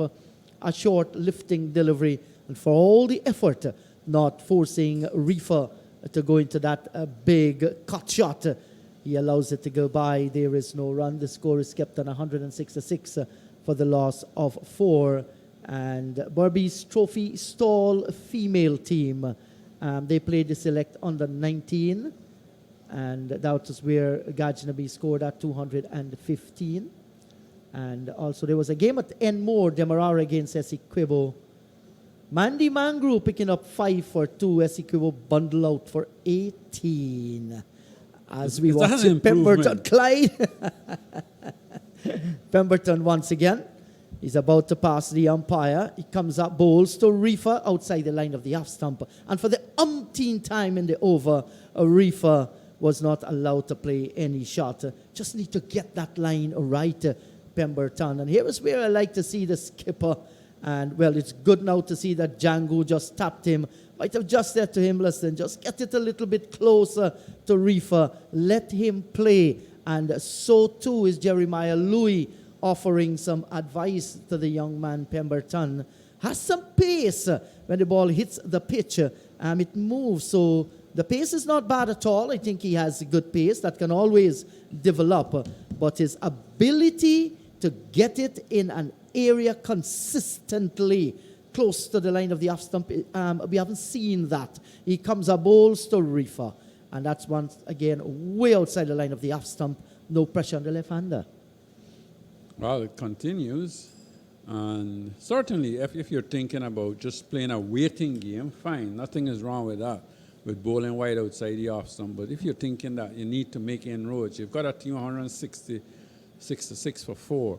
You must be thinking, well, if we can just sneak another wicket or two here, we can be among the low order, and we can certainly press some more advantage, because you had the advantage. There was no doubt about that. And this partnership is just starting to take that little advantage away from you. And this is short, lifting much closer to the line of the body. Reifer opens the face, cannot beat the second slip. Terence Ward is there, diving away towards his left. Did a good job. The over is completed. 166 for the loss of 4. A maiden over delivered. 32 is the left-handed Reifer, and 75 to Vishal Singh. Yeah, and in the meantime, the Jaguars would be thinking, well, there's a little bit of rain around and so on. Do we need to try and push things along, along a little bit more to ensure that they give themselves that sort of chance of winning this game? You've got to take what opportunity there is. I don't know how the game is going at Trinidad at the moment, but I'm sure the management team in the dressing room will be thinking, seeing how that game going, and working towards, making sure they maximize their point system here. Yes, and overnight in Trinidad and Tobago, the Red Force, they were 192 for the loss of 5 wickets. So it's almost even Steven at the end of day 1 at the Brian Lara Cricket Academy. No doubt we're going to have some scores not long from now. Vishal Singh gets a delivery that's just a little bit slower in the air, and he allows the ball to go by into Hamilton's glove. There is no run. So the pressure has been relieved from Vishal Singh. No forward short leg, no silly point. As he comes in, bowls to Singh. Comes forward, drops it down towards short cover. There is no run. Might very well be the plan to work on the patience of Singh and Raymond Reifer. They have done well so far, as we watch Terence Ward once again. Around the wicket, he comes up, bowls to Singh, and Singh is coming forward, defends, plays down towards short mid-on. The mid-wicket comes away and feels well. That's Ross. I was about to say Ross Taylor. That's Ross Powell. Feels nicely. There is no run. Here is Ward once again. He comes up, bowls to Singh, and Singh is coming forward. Gets a good delivery and plays it down towards short cover. Once again, he cannot score, but he has immense powers of concentration. Singh, the little man, he has batted long and long and long. So he lifts the bat. Now he taps away. Ward comes in to Singh down the track. He drives, beat the short cover, and this is hurrying away towards the boundary. The both fielders from wide mid-off and cover can give up the chase. Singh gets a boundary. He now moves on to 79, and that will take the score into 170 for the loss of 4. And a good-looking shot as well. Pure timing by Singh coming down, losing his feet and stroking it nicely between that cover and mid-off, and getting 4 runs. Yes, the timing was good, the placement was good, and he had the necessary power to get to the boundary as well. Ward to Singh. He comes forward, strokes it down towards a short extra cover. There is no run. And Ward takes his maroon cap. He walks away. The over is finished. 170 for the loss of 4. Vishal Singh is on 79 and 32 to Raymond Reifer. The Jaguars batting pair out in the middle there, Clyde. Looking good. They've been rotating the strike, getting the singles and hitting the occasional boundary. Well, they have actually been scoring this morning as well. When you look at the score, the rate that they have been going, I think they have done pretty well. Obviously, setting themselves, if these two can bat to lunch, then I think they would have a little bit of chat. They would rethink their strategy, see where they want to be, and then move from there. Yes, and no doubt the plan is for the Jaguars to bat as long as possible there because they're picking up the singles as well. Here is Pemberton from the commentary box end. There are 2 slips and a gully, point, extra cover and a wide mid-off. He races in, bowls to Reifer, way outside the line of the off stump. It goes by into the gloves of the keeper, and there is no run. Still 170 for the loss of 4. Ruddy has had a long rest, gripped watching the game. He has come into the analyst chair. I think he's going to pay Clyde Butt some of those monies that he received at the end. Hello to you, Ruddy. Yeah, indeed. How is it going? Good morning so far for the Guyana Jaguars. Haven't lost a wicket so far. Excellent partnership. I think this is what they would have talked about in their team meeting, and it's exactly what Vishal Singh and Raman Reifer would have done. Rewarded them knowing that spending time in the middle there, and they would get to what they want to get to in terms of team total. Yes, and another delivery way outside the line of the off stump. It goes into the gloves of the keeper. Now, look already. He has some pace, Pemberton, but I feel too many, in fact, 98% of his bowling has been way outside the line of the off stump. I don't know. The plan could have very well been that you're working on the patience of Raymond Reifer. You wait for him to make the mistake. Well, that's true. It probably work and, try to frustrate the batsman a while. Most batsmen love to field bat and ball. Pemberton comes in, bowls to Reifer. This is a better line delivery. And he comes forward, opens the face all along the ground, down towards a backward point. The gully moves away towards the left, and there is no run. Raymond Reifer walks away, no doubt. He gathers composure and thinking. He's saying to himself there, I want to bat and bat for a long time. I just want you to look at the arms of Pemberton as he delivers the ball. Is it coming over the shoulder? Is it coming a little bit over the head? Is there any technical deficiency there that the ball is slanted wide outside the line of the off stump?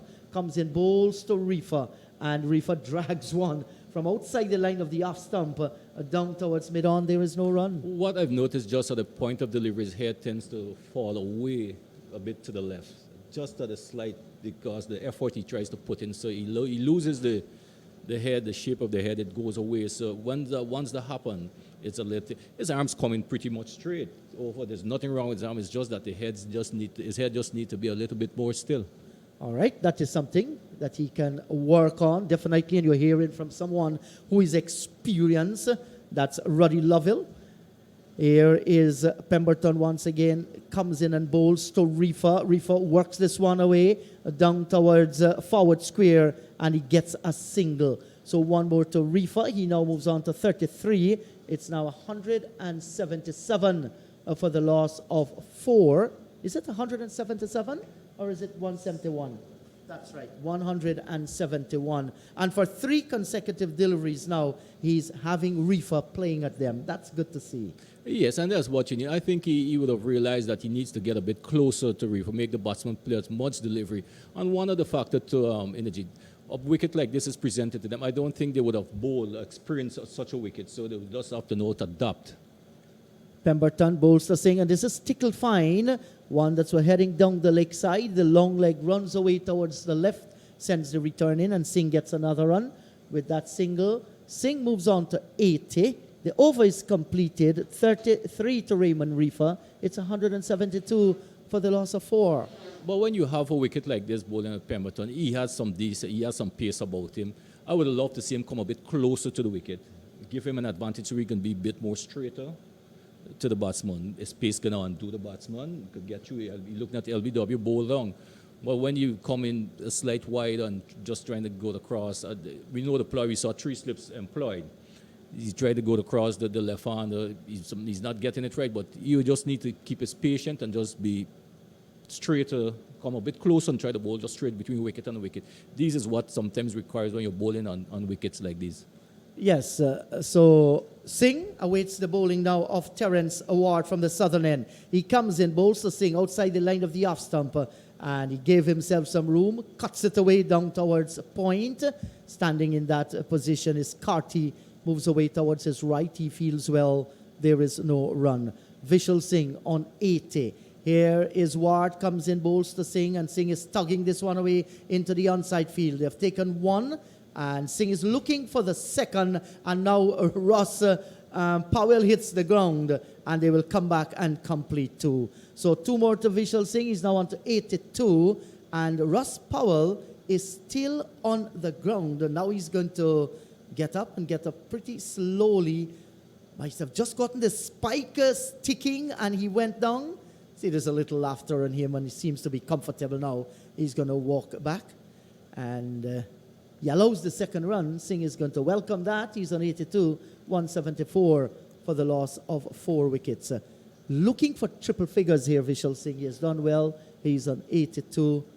He might be talking to himself a lot out in the middle. Yes, I think, he coming in after the previous round where he got 93 against the Scorpion. He would look to convert this start into, he would have done all the hard work, but now I think in the minds of both batsmen, they will be thinking lunch, but you don't want to get too relaxed and get caught out. Ward comes in, bowls to Singh, and that one jumps off the pitch. Lots of bounce there for Terence Ward. Yes, and what creates that is that the slowness of the ball. You give the ball generous flight, and that's what. And they need to be a bit more consistent with those type of deliveries. Comes in once again, bowls to Singh off the back foot, gets a short delivery. This time he picks out the man at backward point. Cannot get past Akeem Saunders. There is no run, Vishal Singh. So his timing has been well. The placement wasn't good there. Comes in once again, bowls to Singh. This one lined with the middle and off stump. He comes forward and drops it in front of him. Hamilton, the skipper and the keeper, went, he collected, relays the ball back to Terence Ward, and Vishal Singh looks up and see that Ward is ready to come in again. Passes the umpire a few steps, bowls to Singh. He comes forward very quietly, plays down towards short cover, and there is no run. The end of a decent over by Terence Ward, 174 for the loss of 4. Vishal Singh is kept on 82, and Raymond Reifer is on 34. And this is an excellent partnership that was developed. It's not just the partnership that they developed, it's the time in which they spent at the wicket. And it's always important to spend time in the wicket. And they batted over the night. We know coming overnight batsmen always tend to be a bit nervy at the start of the innings, but they would have gone through that period now, and you would have seen they would have grown from strength to strength in the partnership. Their confidence, they're running between the wicket. And this is well for the team, and they will very well, this partnership will very well put the team on course for the total that they would be looking to get in the first innings. Yes, I do agree with you. So Pemberton will continue from this end. That's the northern end of the ground to bowl to the left-handed Raymond Reifer. And there's still 2 slips in position. There's also a gully. We have point and the boundary, short extra cover. There's a wide mid-off, mid-on, a mid-wicket, and a long leg. Comes up and bowls to Reifer. And Reifer steps onto the back foot and then plays defensively down towards short cover. And there is no run. So he's just beginning to get it a little bit better, not spraying them too wide. And that wasn't a bad delivery at all. Reifer had to play at that one. Yes, and I think the reason why you tried a few deliveries go wide, you could have seen the plan was there. There were the 3 slips being employed there. And there's a predominantly offside field. He's bowling with 6 fielders on the off and 3 on the leg. So he was just trying to see if he could have got Reifer to flash at a few, because if you look, Reifer was scoring a slowed a bit. So he's trying to get on play on his mind. Comes up, bowls to Reifer, and Reifer is driving and peels off the outer portion of the bat down towards the point boundary for 4. It left in a hurry and sped across the lightning outfield. He gets the boundary, and that will take the score to 178 for the loss of 4. Reifer moving on to 37. Well, you see, I don't think the bowler might mind with that, because exactly that's what he wants Reifer to do, to reach to the ball. But on this occasion, the ball he played it well in the end, but he had to reach somehow to get it. And you see the fielders down on the point boundary. He had no chance in getting around to his right there. So the bowler should be encouraged by that, because he got Reifer to play away from his body a bit. Yes, and he shouldn't mind that at all. What he needs to do, though, is to just maybe get it a little bit up to the batsman, have him driving. Comes in, bowls to Reifer. Now he has him driving down towards a wide mid-off. Jeremiah Louis is in the way, and there is no run. The score stays on 178 for the loss of 4. And that was a good-looking shot, the previous delivery by Reifer that brought him a boundary. He has played well since he has come out in the middle, well settled, and so too is Vishal Singh. So, in the bowling department, Pemberton, just go through his bowling for you before this. 12 overs for 32 runs. So he's still hunting his first wicket in this game. Bowls to Reifer, short, wide, outside the line of the off stump. No problem for the left-hander. He allows it to go by. And Jeremiah Louis, he had 17 overs for 33 runs. Rakeem Cornwall, 4 for 54 from 29 overs. He has done the bulk of the bowling. Terence Ward, 22 overs for 53 runs. Didn't bowl badly, but he hasn't picked up a wicket.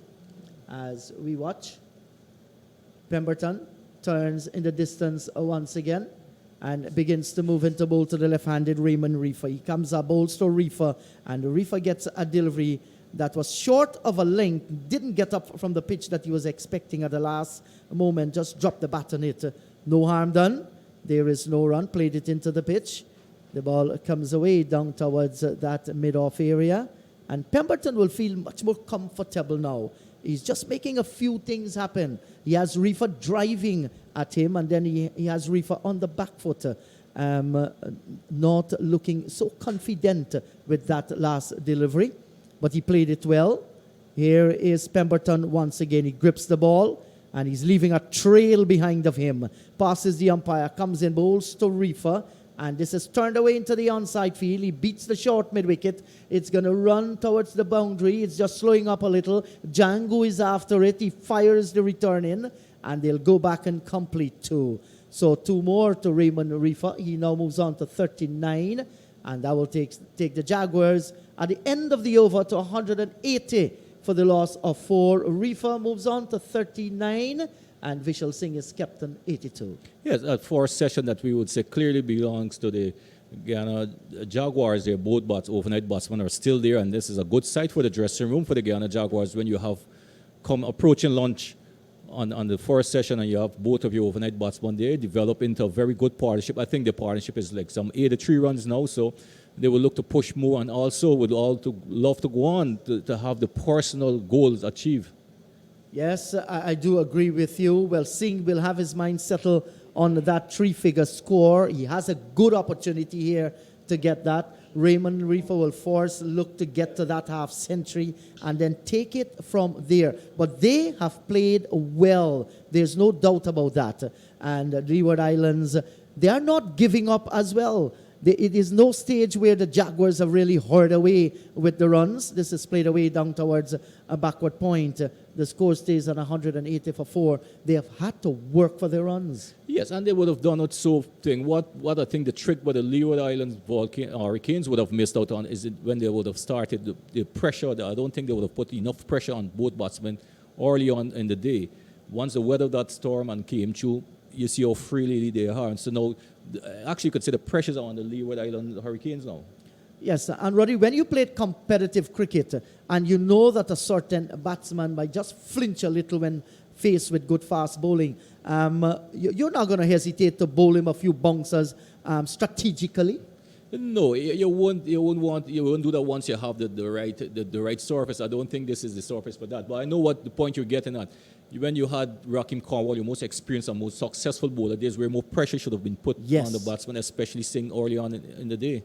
This is short and cut away by Vishal Singh down to Carty at backward point, and there is no run. Now, I'm not saying that you have to do it consistently, strategically. Not one bumper has ever been tried at the body of Vishal Singh.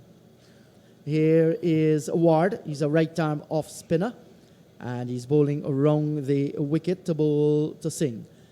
And to this delivery, Singh is getting a delivery short of a length. He backs away and slaps it down towards short cover, running away towards his left, Akeem Sanders. He feels well, and there is no run. So he hasn't gotten a single as yet. He's kept on 82, and they've maintained that pressure on him just outside the line of the off stump. And here is him again, backing away. This time he finds the gap between short square cover and the short extra cover and brings the field away from the boundary. Gets the single, Vishal Singh, and he's going to keep the strike as well. Now moves on to 83. It's 187 for the loss of 4. Yes, and when you look there, because of the slowness of the wicket there just now from those last two deliveries from Ward to Vishal, you had all the time in the Ward to come back and punches it, pick his spot and punches it, and it became easier. As we said, you coming on to the luncheon period, even the luncheon period, you put a little bit more pressure on the batsmen then, because they would be thinking you want to bat to lunch, and the mind would have gone into other zone of thinking. So these are the things you need to be playing as part of the team, especially when you have two batsmen well set like this. Yes, and there's a conversation going on out in the middle among Jamar Hamilton, Pemberton, as well as Jeremiah Louis. So they decide, well, Pemberton will continue the bowling from this end. And what can that discussion actually be out in the middle? I think it's strategy as weird to bowl weird, and I would love him to even also to try a few around the wicket, especially if he bowls to Reifer, who loves to drive on the offside. He can leave himself, the angle coming into him, leave himself exposed. You have to try things. You have to go be variety, when you're a fast bowler, especially when you're on a wicket like this. He may be new to wickets like this, so these are the things you have to be able to adapt to and see how it works for you. So here is Pemberton once again.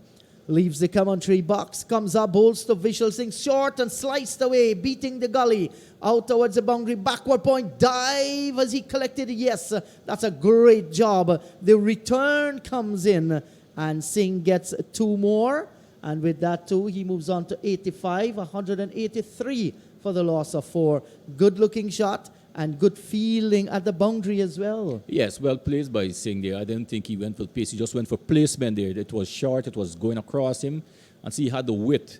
See, he delicately placed it to the left of the gully, and the fielder from the backward point boundary had to cover good ground, which he managed and came up with an excellent save. So good all-round cricket. Yes, certainly good all-round cricket. Now we see that Carty is being placed down at the point boundary. And I don't think that's a bad plot at all, because he's very fast over field.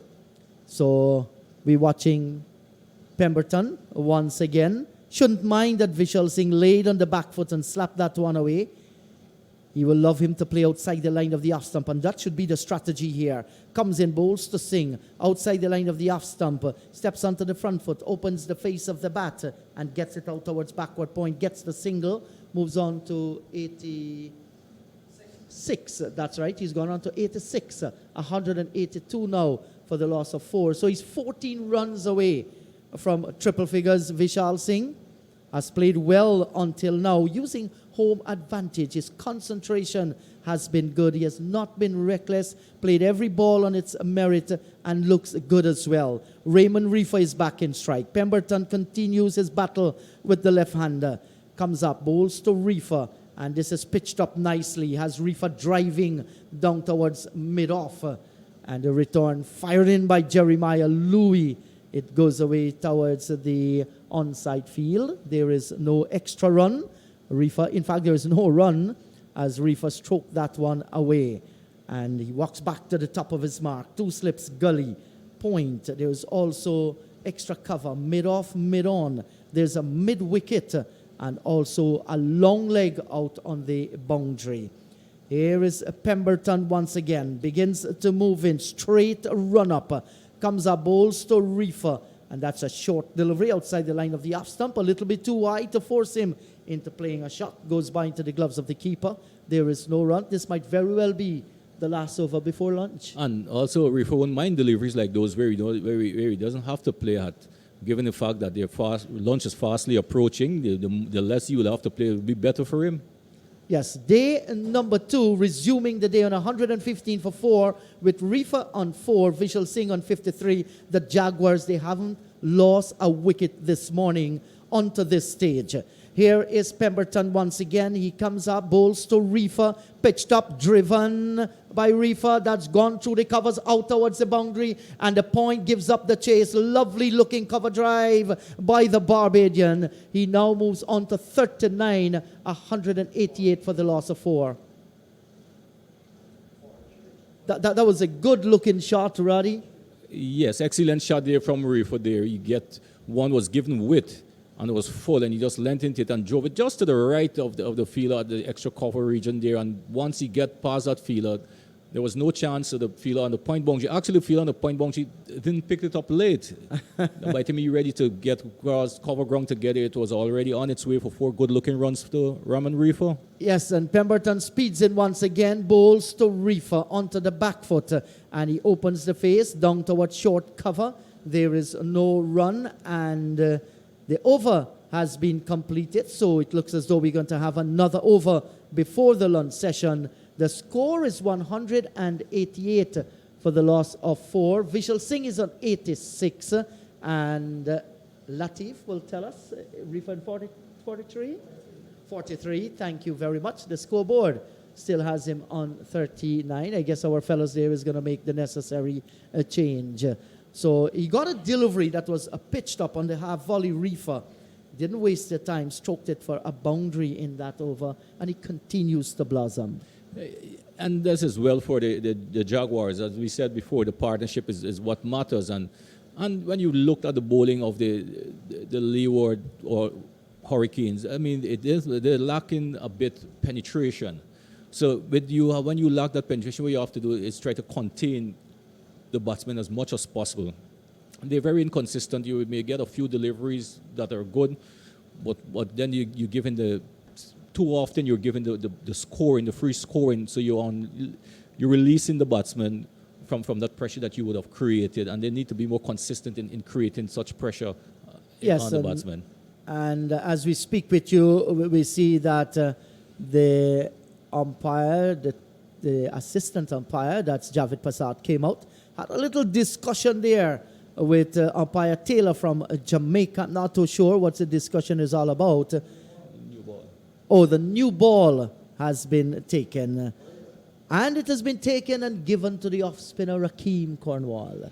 Well, I guess the most experienced bowler given the new ball. And these days, in the GT, spinners tend to bowl a new ball a lot now these days.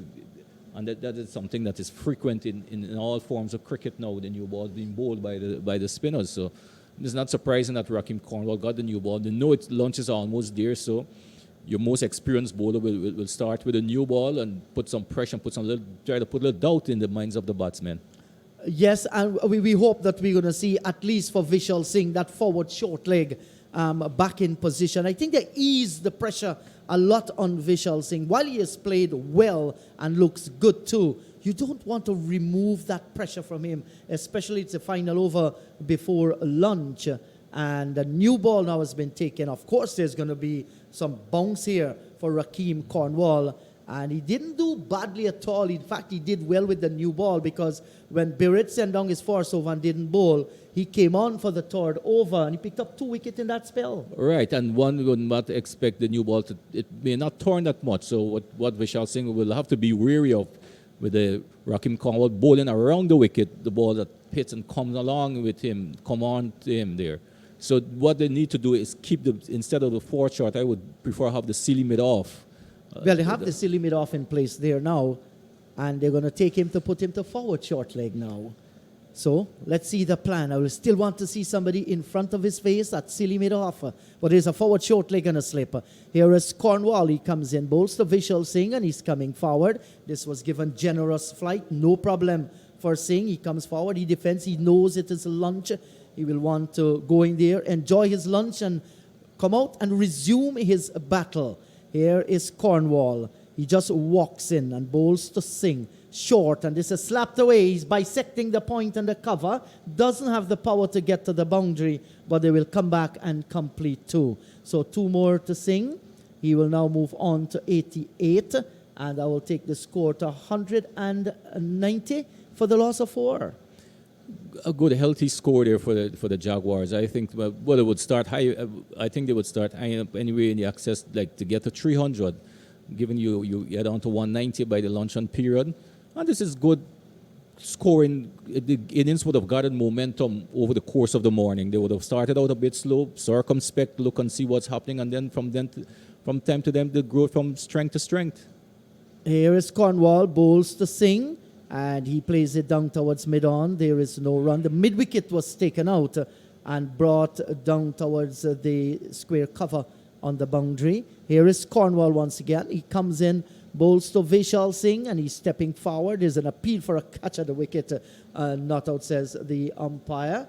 So, Ward, 23 overs, none for 54. Cornwall, he's 29 overs. He's in his 30th, 4 for 54 so far. He comes up, bowls to Vishal Singh. That's a good delivery. He comes quietly forward, plays down towards short cover, cannot score.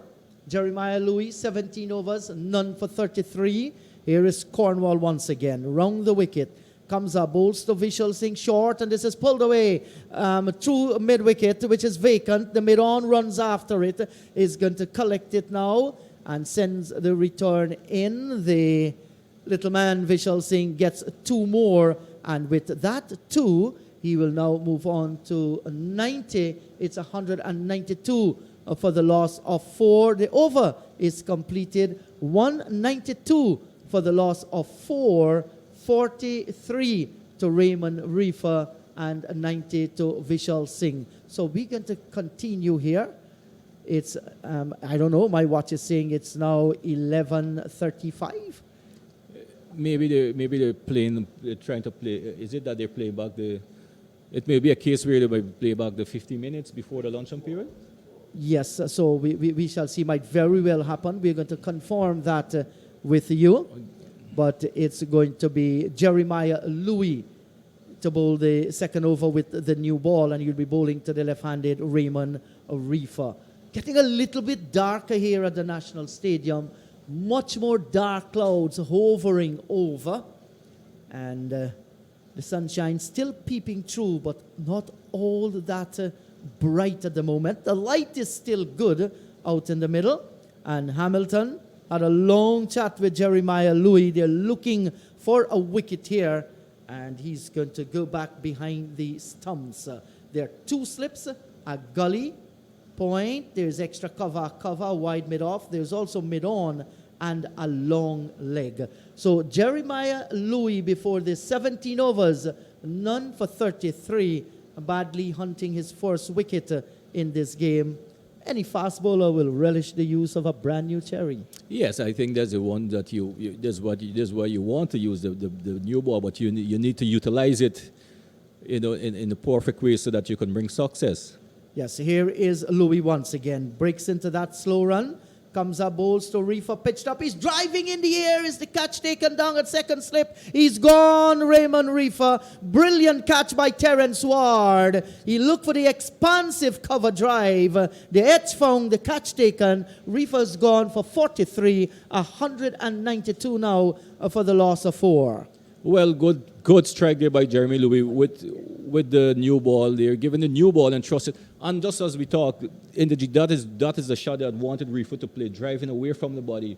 With the new ball, a little extra pace on the bounce, that the edge was found there and it was taken. Good catch over the head taken by Terence Ward. For a moment, I thought it flew over his head, but he made good height, took a good catch, and they finally got the reward that they wanted or they were searching for all morning. Good hand there by Reifer. I know you will be disappointed seeing Lunches fast approaching and then to lose his wicket and also falling short of what would have been a well-deserved 50. And nevertheless, good partnership. He provided good support to Vishal Singh, and he would have put his team in some sort of comfort now at 192 for 5.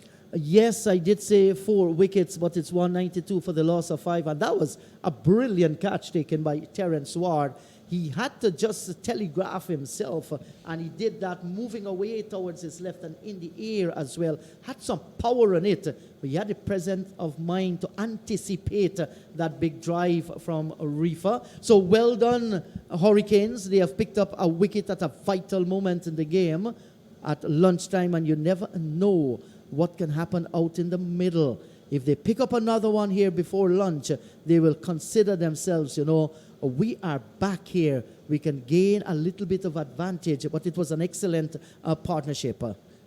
Bramble has come out in the middle. Yes, Bramble, and we know Bramble is no slouch with the bat. He could hold his own very well in the bat.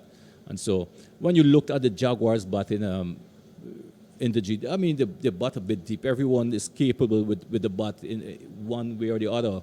So at 192 for 5, I think they should be confident enough that they could get anywhere around the 300 mark. Yes, certainly they still have some batting power to come. Bramble began his career for the Jaguars way back in 2013. So he's 7 years now at the regional level, and he has served his country, his franchise. He has served them well over the years. It's never easy to stay behind the stumps for all those long hours and then come and bat. And he has scored runs for them as well, the highest of 196 with 16 50s at this level, 300s in his first-class career as well. So he has done well as we watch Louis. He's going to be cock-a-hoop now, having picked up that wicket. 2 slips a gully and a backward point. He passes the umpire, comes up, bowls to the right-handed Bramble. He watches a slow delivery, goes by outside the line of the off stump, but didn't play at it. Yes, and in actual fact, it was actually the similar delivery to Reifer that Louis bowled there, but it had the width, it was inviting. And on this occasion, it wasn't the old ball, it was the new ball, where the extra bounce and the little bit movement would have taken it a little further from Reifer, and the edge was found. And once again, an excellent catch was taken there by Ward in second slip. Yes, and now we see the second slip has moved a little bit closer to the first slip. It comes in, Louis, this is pitched up to Bramble, almost on the full toss, and he plays down towards mid-on. Pemberton is in the way, and there is no run. So we just see him trying a few things, and not bad at all. He has lost some pace in this game. I'm not certain. I didn't see him in the other matches, but the last time we saw him here at the National Stadium, that was last year, he bowled much more quicker as he begins to move in now. Passes the umpire just about now, comes up, bowls to Bramble, and Bramble is getting a good delivery. He plays down towards short, mid-off, and Singh was a very equal, committed to that run. They get the single, so the communication was good. Bramble opens his account with 193 for the loss of 5. Good positive run in between the wicket there. The ball was played with soft hands. The fielders, it's just a bit deep, just the more likely of a mid-off region. And in that vacant there, and good communication, the batsmen just look at each other. And if you know Bramble, he always looks positive, and especially in running between the wickets. So Singh was equal to respond, and they get there quite comfortably. Yes, so they maintain the 2 slips for the left-handed Vishal Singh. The backward point goes out towards the boundary. There's a gully. We have a short cover. There's also extra cover. There's a wide mid-off, mid-on, and a long leg. Here is Jeremiah Louis. He comes in, bowls to Vishal Singh. This is well pitched up, and Singh comes across the pitch, his wicket rather, and plays it down towards mid-on. There is no run as Ross Powell picks up at mid-wicket. The score stays on 193 for the loss of 5. So Jeremiah Louis, 17 overs, 1 for 33. He has worked hard, Jeremiah Louis. Begins to move in once again. Slow run-up. Passes the umpire, comes in, bowls to Vishal Singh outside the line of the off stump. This time just short of a good length. Allows the ball to go by into the gloves of the keeper. There is no run. The over has been completed. At the end of the over, Jaguars 193 for the loss of 5. 90 is Vishal Singh. Anthony Bramble is on 1. Got successful over there for Jeremy Louis. The breakthrough finally came for the Leeward Island Hurricane, and it came via the new ball. And the second over, the first ball of the second over of the new ball. So I think the new ball brought them some luck. So they would want to, going into lunch, to see if they could price out at least one more wicket and feel a bit more comfortable going into lunch. Yes, so we are going to witness the battle between Anthony Bramble and Rakeem Cornwall. And Cornwall is going to come over the wicket now to the right-hander. There is a forward short leg, a slip, and a leg gully that will be in place for the right-handed Bramble. There is short cover and a wide mid-off. This may be given Bramble the opportunity to say, listen, give myself a little bit room and go over the top of cover. Comes in, bowls to Bramble. That is short and tucked away into the onside field. A little bit of misfeeling, exploring the possibility of a single here is Bramble. Singh is going to have none of it and just send back his partner. I think that was the right thing to do. It was not going to be a single there, and especially when you're heading towards lunch. Here is Cornwall, comes up, bowls to Bramble, down the track, reaches the delivery on the half volley and plays it back up the track for the bowler to field. There is no run. So Bramble using his feet nicely this time. And now there's going to be a field changing. What's the strategy here, Roddy? The short backward square has been taken out and plays down towards short mid-on. Yes, Bramble looking to use his feet, and I don't think Cornwall wouldn't mind that the batsman is looking to use his feet against him. Cornwall comes up, bowls to Bramble. This time he's stretching long forward, kills the spin, and plays it down towards short cover. Pemberton is there. There is no run. Bramble walks away. Now he's going to go back into his stance. He taps away, sporting Guyana's green cap here, and he's looking for this big sweep shot. Gets it away down towards a long leg, towards the boundary for 4. Well played, Bramble. Just in the slot that he wanted it. He moves on to 5, and this will take the score to 197 for the loss of 5. Good positive sweep shot there by Bramble. One that was flighted, well, was just outside the off stump, and it was there, and Bramble leant in, and he swept it well because there was the forward short leg on the leg slip, and it went between both of them, and also the deep square leg had no chance in getting around. Now we see the leg gully has been taken away, and he's coming to short backward square, and the mid wicket has been posted a deep backward square on the boundary. So moral victory for Bramble, causing them the field changes. Down the track he comes, and he was beaten in flight. Maybe a little bit back then onto pad, or it could have been pure pad. Goes away towards forward short leg. There is no run. Bramble walks away. Now he goes into his stance once again. Good comeback delivery by Rakeem Cornwall. He comes up now, bowls to Bramble. This on the shorter side. He just moved away a little bit outside the leg stump, opens the face, gets it out towards a gully position. There is no run. The over is completed. At the end of the over, the Jaguars 197 for the loss of 5. Vishal Singh is kept on 90. Bramble has 5. Yeah, and the toil and continue, and Bramble clearly would have shown a positive intent from the time he faces up to Rakeem Cornwall. Look to use his feet. He swept in beautifully for 4, and that's good, positive. I don't think he's studying whether there's lunch approaching or not. He's just going to play the way how he knows to play. Yes, definitely. And our colleague Matthew, he himself an umpire in Guyana, does first division cricket as well, very experienced. He will say to us, they're taking a half an hour, or is it 15 minutes? Going up to 12, so that means they're taking the half hour. And that was due to time loss because of rain this morning and yesterday as well. Here is Louis, short lifting delivery outside the line of the off stump, goes by into the gloves of the keeper, and there is no run. Vishal Singh on 90, 10 away from 3 figures mark, and I guess he would not want to lose this battle here. He has done pretty well. So we're going to watch Louis once again operating from the northern end of the ground with 2 slips and a gully about to go down. Begins to move in once again to bowl to the left-handed Singh. Comes up and bowls to Singh, and he's coming forward. The edge found, he's gone. Caught by Hamilton behind the wicket. And the Hurricanes, they are in a huddle. Singh has to walk away for the second time this season. Going back to the pavilion in the 90s. Caught by Hamilton of the bowling of Jeremiah Louis for 90. 197 for the loss of 6. Good strike there by Louis once again.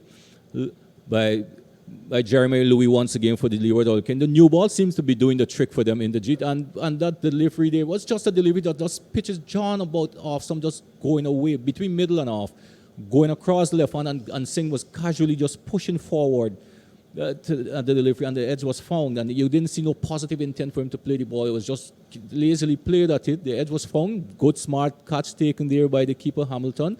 the Leeward Islands got them on. They're saying, well played 90. And I know you would be disappointed for the second consecutive innings, you would have fallen short of that triple figure.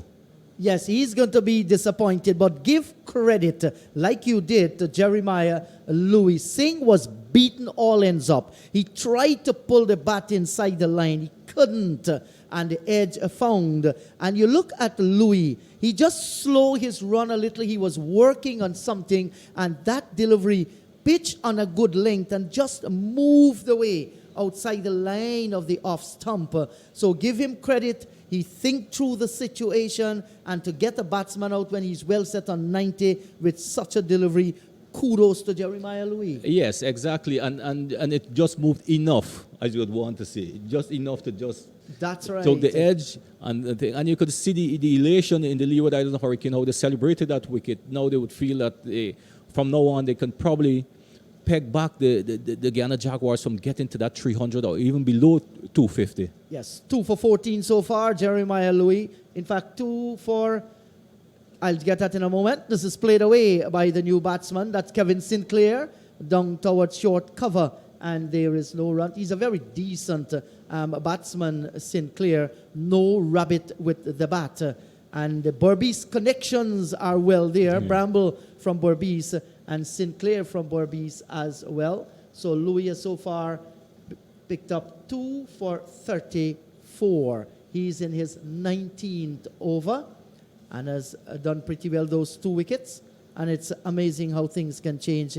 Before the new ball was taken, it was none against his name. All of a sudden, 2. That's a good delivery. Has he been clean bowled? Yes, beaten on the defensive. That ball came back by Jeremiah Louis, and Sinclair has to go. Brilliant delivery.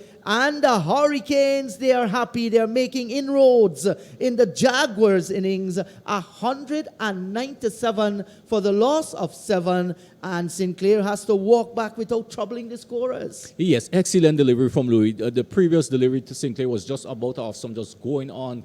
This one came back sharp. And I would notice that he would have bought some sharp deliveries that came back to the right-handers yesterday match. In the Jeets, and this one, the Sinclair was beaten all ends up. And what the deceptive thing about Louis, when you looked at his run up, as you said before, his run up, I think is what deceived him. But the effort is at the point of delivery there. So when the ball hit the ball, and it's a new ball, it got a momentum, and Sinclair was beaten all ends up there. The one came back very sharp. The stumps were disturbed, and definitely the Leeward Islands would feel very confident going into the luncheon period, often taking up 3 wickets in a matter of 20 minutes. Yes, and Kevin Sinclair, I think he was so badly beaten by the delivery. I don't know if he did not pick the delivery when it was pitched on that spot, because he gave one the impression that he did not know what was happening there. He made a valiant effort to go down with the bat at the last moment, but the ball trickled through and hit the off stump. So he has to go back. That's history now. And while the Jaguars were going well with Vishal Singh and Raymond Reifer at that stage, you never feel that a wicket might tumble. And all of a sudden, 192 for 5, 197 for 6, 197 for 7. This is cricket. Indeed, you were wondering where the next wicket would come from for the Leeward Island Hurricane, but it came by the new ball that was taken. Wise decision, you would say, to the captain. Kudos to him on that. And since then, they've gotten 2 more. I was just about to say that when we talk about Kevin Sinclair, by nature, he's an opening batsman. So the new ball should not have been an issue for him facing up. He's more of a batsman that can bowl. So they're facing. So I think he was done just now with the pace, but the ball seemed to kept a bit low. And there was some movement as well. Yes, the ball came back sharp, kept a bit low. But all in all, I think his technique was a bit off. And so that allowed the ball to get through that gap and disturb the stumps. Yes, well, he was in the dressing room for a long time, since yesterday, and for the entire morning session when that wicket of Vishal Singh fell.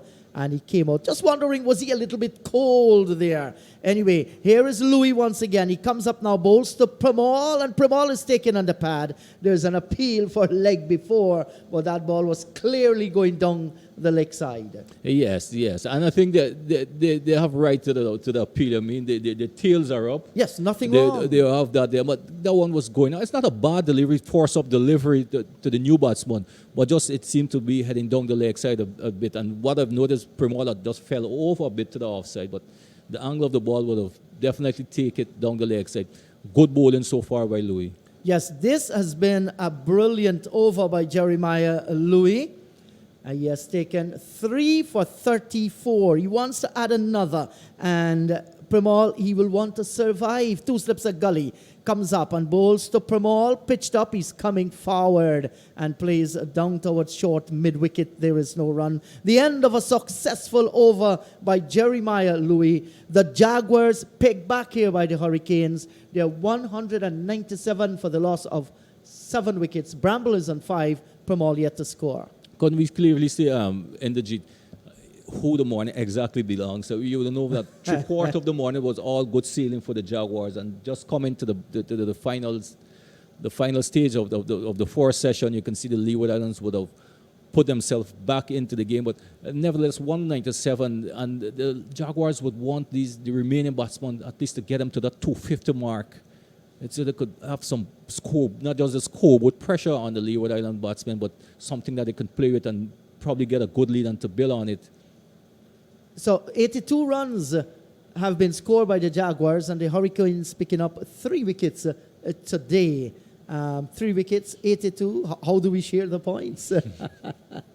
I think with the 3 wickets that fell, the Hurricanes will consider themselves doing pretty well and might very well share it 50-50 this morning, because at one stage they were looking down a gun barrel, a 300 score.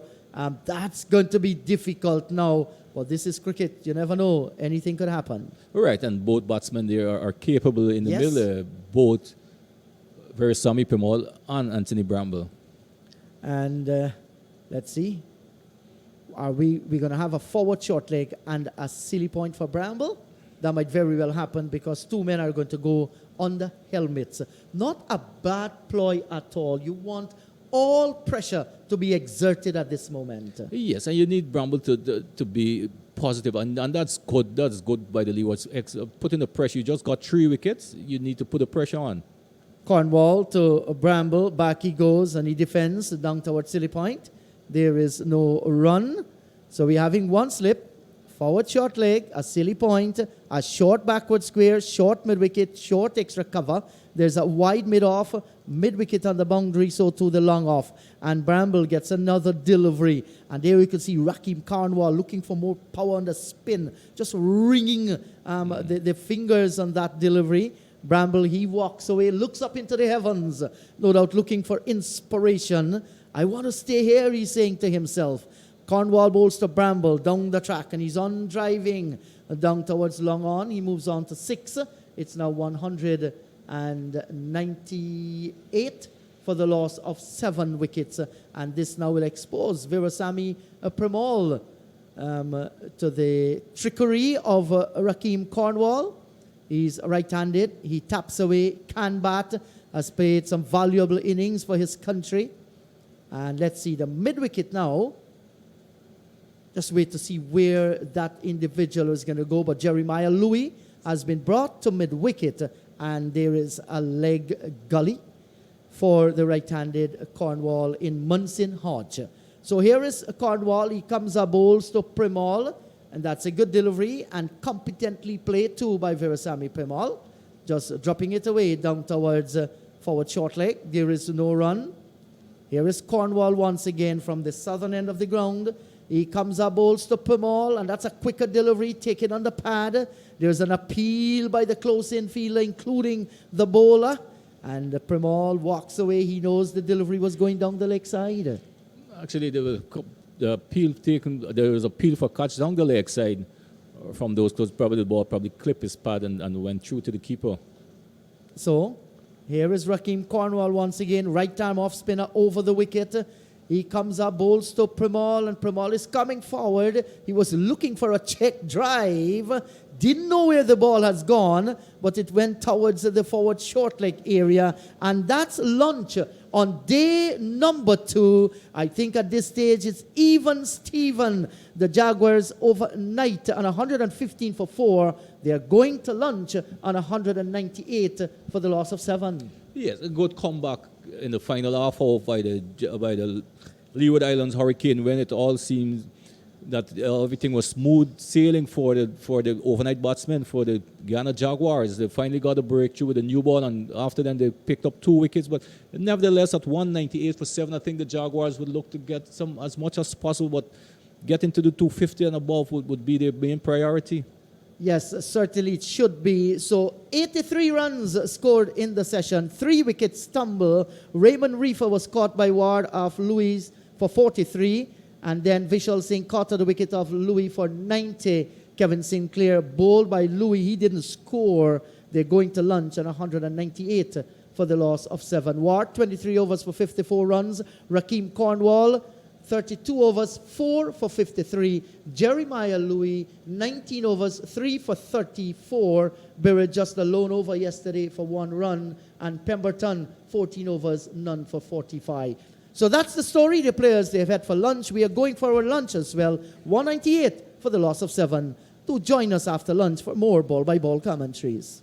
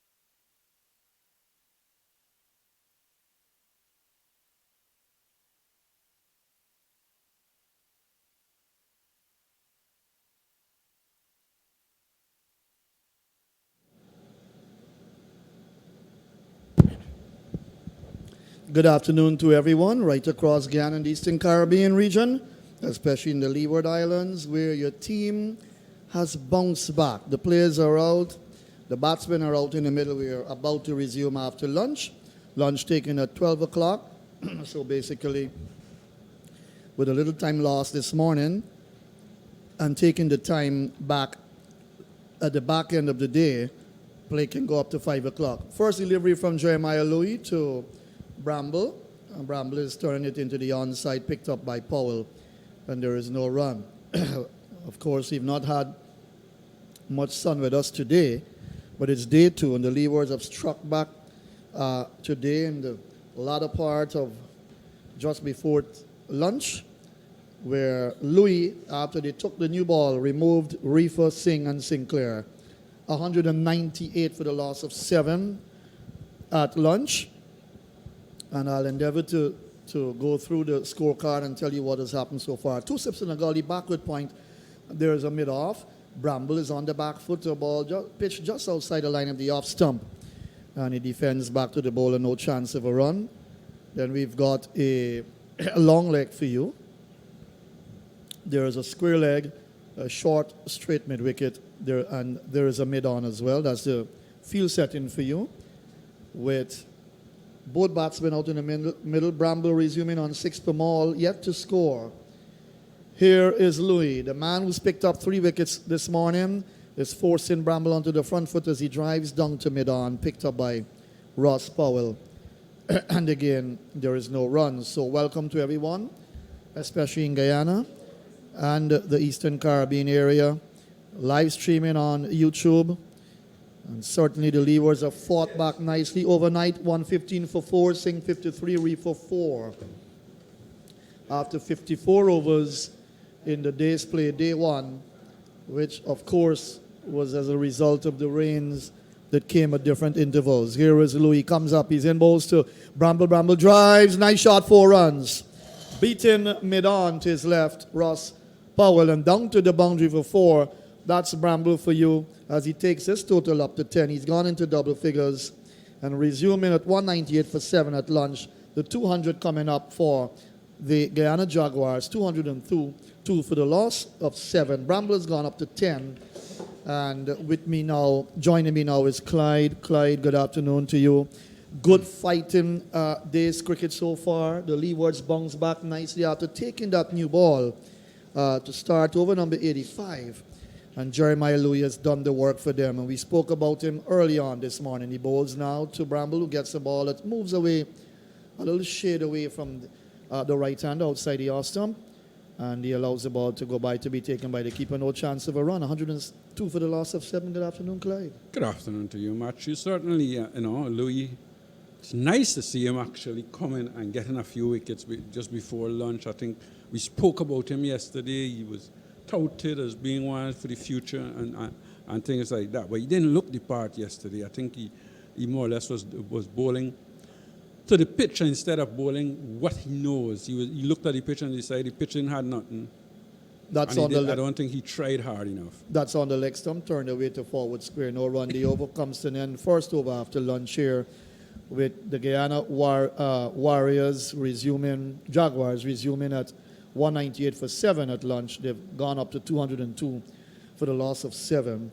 Remember, they started the day at 115 for 4, and Reifer and Singh took the score to 192 before Reifer went. But let's tell you what transpired before. At 188 for 4, Singh was on 86 and Reifer 43. 84 overs were bowled, and the partnership at that stage had yielded, for the 4th wicket, had yielded some 89 runs. The new ball was taken, and it was Cornwall who bowled the first over with the new ball from the southern end, and then Jeremiah Louis from the northern end. And Reifer was caught by Ward at second slip, bowled Louis. Flashing shot, and a good catch taken by Ward. Here as Cornwall bowls to Pamal. Pamal drives down to mid-off, and there is no run. Off the bowling of Louis, so he went caught by Ward at second slip, leapt in the air to his left, and took a brilliant catch. 6 fours, 125 balls. Reifer for that knock of 43. On the back foot he goes, no ball, signaled by the umpire. That's 1 more to the total. 203 now for the loss of 7. And that partnership, Clyde, between Singh and Reifer, 93 runs for the fifth wicket, ending with that dismissal, 192 for 5 in the 86th over of the innings when Reifer went for well-played 43. So Singh was the next to go, caught wicketkeeper Hamilton bowled Jeremiah Louis for 90, 6 fours, 229 balls, 197 for 6 in the 88th over. As Pamal gets the ball that turns down the leg side, taken by Hamilton, no chance of a run. And then Sinclair's second ball, bowled by Louis for a duck, 197 for 7 in the same over, the 88th over. At lunch, 198 for 7, Bramble 6, Pamal not out. Here is Bramble coming forward, well, going back, and then just stabs it down on the onside of the pitch, no chance of a run. So in that session, Clyde, 83 runs for the loss of 3 wickets. The Leewards fighting back nicely. Yeah, I think the Leewards would be very happy with that. The Jaguars would be slightly disappointed after that good partnership, and then to lose 3 quick wickets. Here's a ball that's played towards the wide mid-off area, and Pamal gets off the mark. His first run to carry the total up to 204 for the loss of 7. And isn't it funny the way how the game have gone? You've had 2 decent partnerships, but one those partnership went wicket stumbling in cluster. Wickets are stumbled in cluster in this game. 2 forced wickets. You had a partnership. Then once you lost 1, you lost 2, and then you had a nice partnership, and then you lost 3 wickets. So they're actually tumbled in cluster. It's something you've got to be careful of in this game. So Cornwall will bowl over the wicket to Bramble, who comes in to strike. He's on 10, 1 to Pamal, 204 for 7. So they need to get a decent total. I thought Roddy was talking about early on about 250 plus. But they'll have to work hard to get there because you've just got Moti and Smith to come in the Guyana lineup. Cornwall will bowl to Bramble. So there's a man on the backward square boundary and a man on the mid-wicket boundary.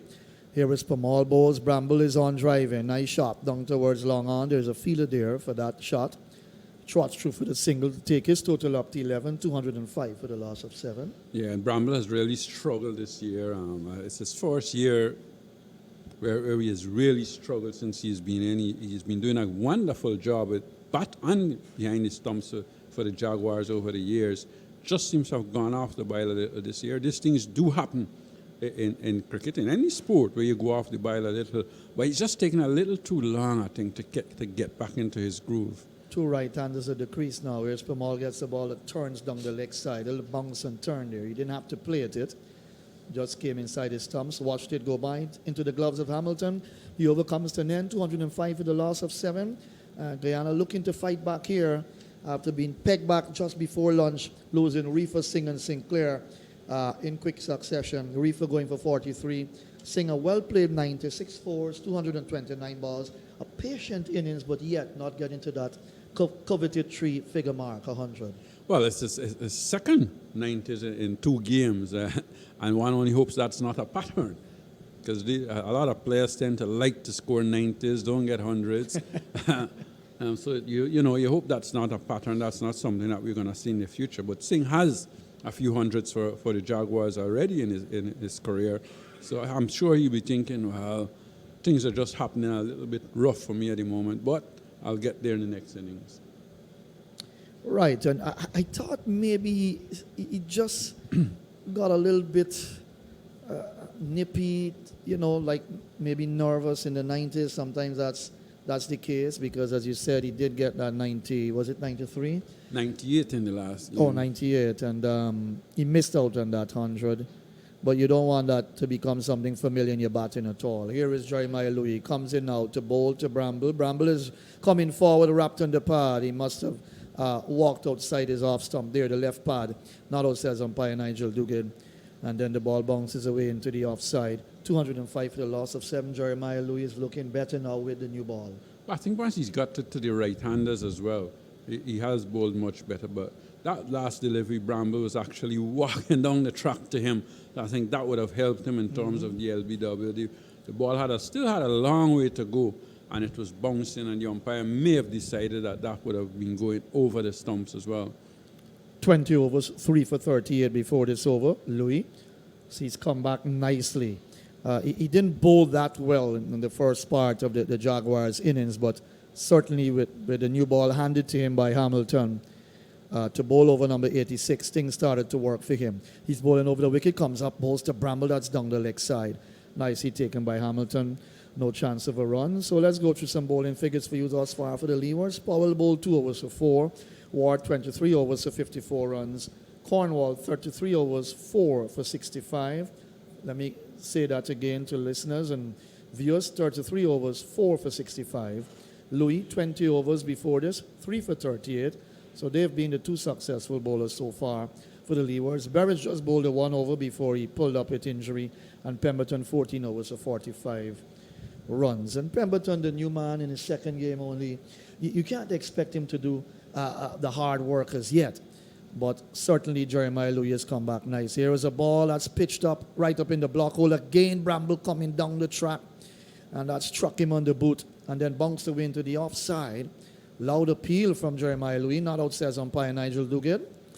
And rifling the return back to the strikers, and he was out of his ground. But he was able to get back in. Not a good delivery from Jeremiah Louis. Excellent Yorker from Jeremiah Louis. Bramble was actually coming down the pitch, probably saw him and bowled it full, but what happened there, it in swing a lot, so it would have gone down the leg side. Certainly he was swinging, and he was a long way from his crease because he was walking down the track. Well, what was interesting is that he did pick up Reifer and Vishal Singh over 2 left-handers, and he got Sinclair bowled for a duck, facing his second delivery. Kind of leisurely stroke there from Sinclair, and the ball just trickled onto the stumps. You've got to be careful. Yes, Sinclair young. I think this is his 5th game, but certainly... Well, the keeper's actually come up now, realizing Bramble is looking to try and reduce the swing from Yes. Jeremiah Louis, because he's walking down the track, and the keeper's decided he's going to come up. And Hamilton has got the experience. He knows what he's got to do, so he's keeping up now for Bramble. Bramble did not come down the track on that occasion, worked it away off his legs down to backward square for 1, and his total now moves on to 12. 1 to Pamal, who comes into strike, is 206 for the loss of 7. Yeah, another good delivery from Jeremiah Louis. And again, we see Bramble now this time looking to go back, but again we see Jeremiah Louis getting the ball to swing into the right hander, and that can cause some problems because Bramble is actually looking to use his feet against him, and with the keeper standing up, certainly it will put more pressure on Bramble.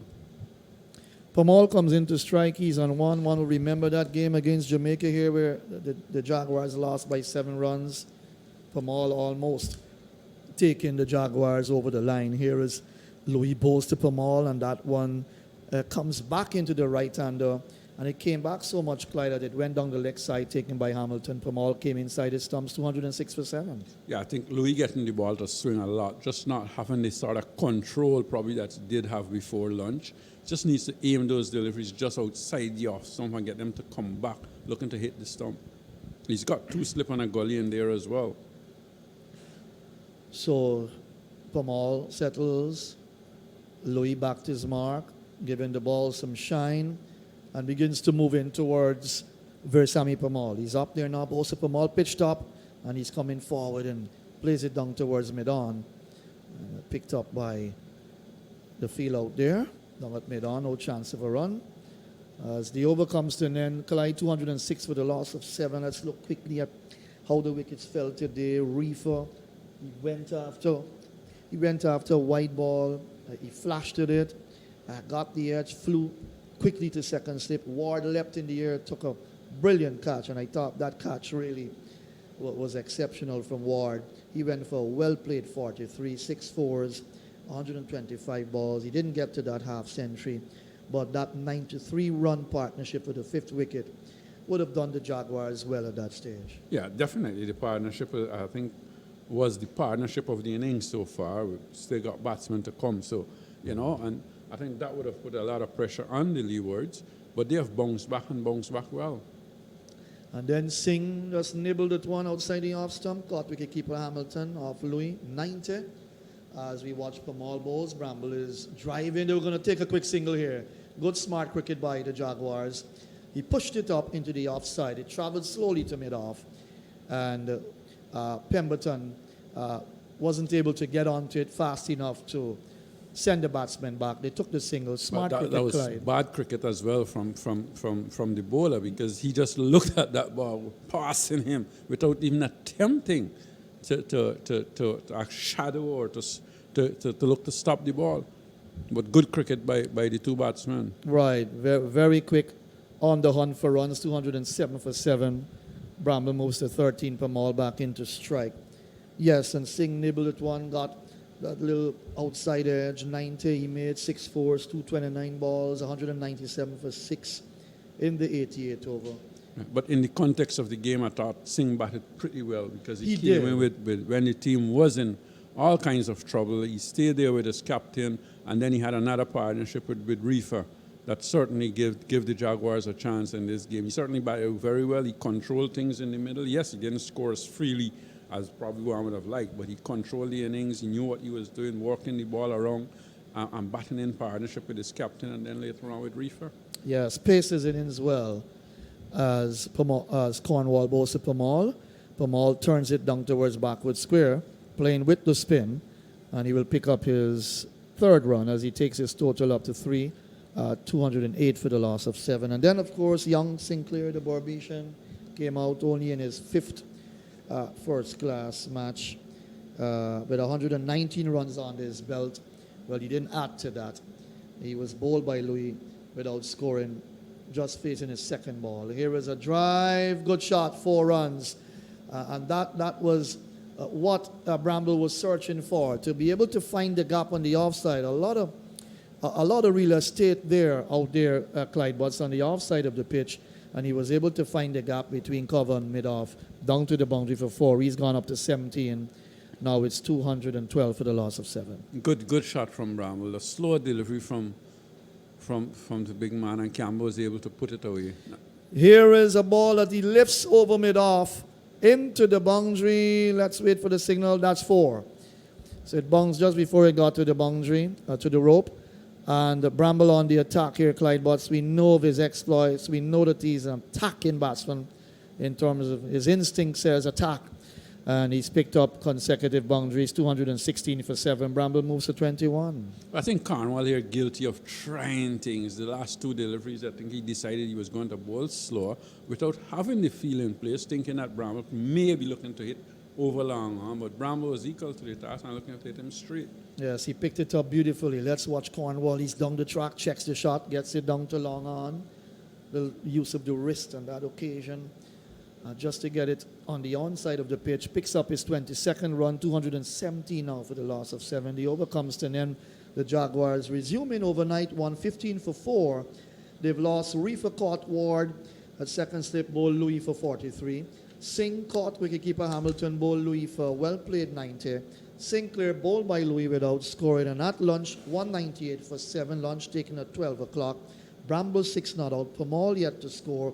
83 runs for the 3rd wicket, for 3 wickets, for the loss of 3 wickets in that session. And then now, after lunch, they've progressed to 217 for the loss of 7. But the thing with Bramble is that once he's out there for a amount of time, he will score.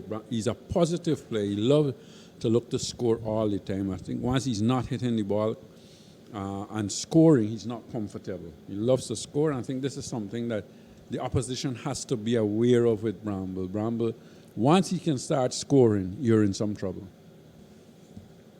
So the West Indies in that T20 game, I'll have to check on that for you in a moment.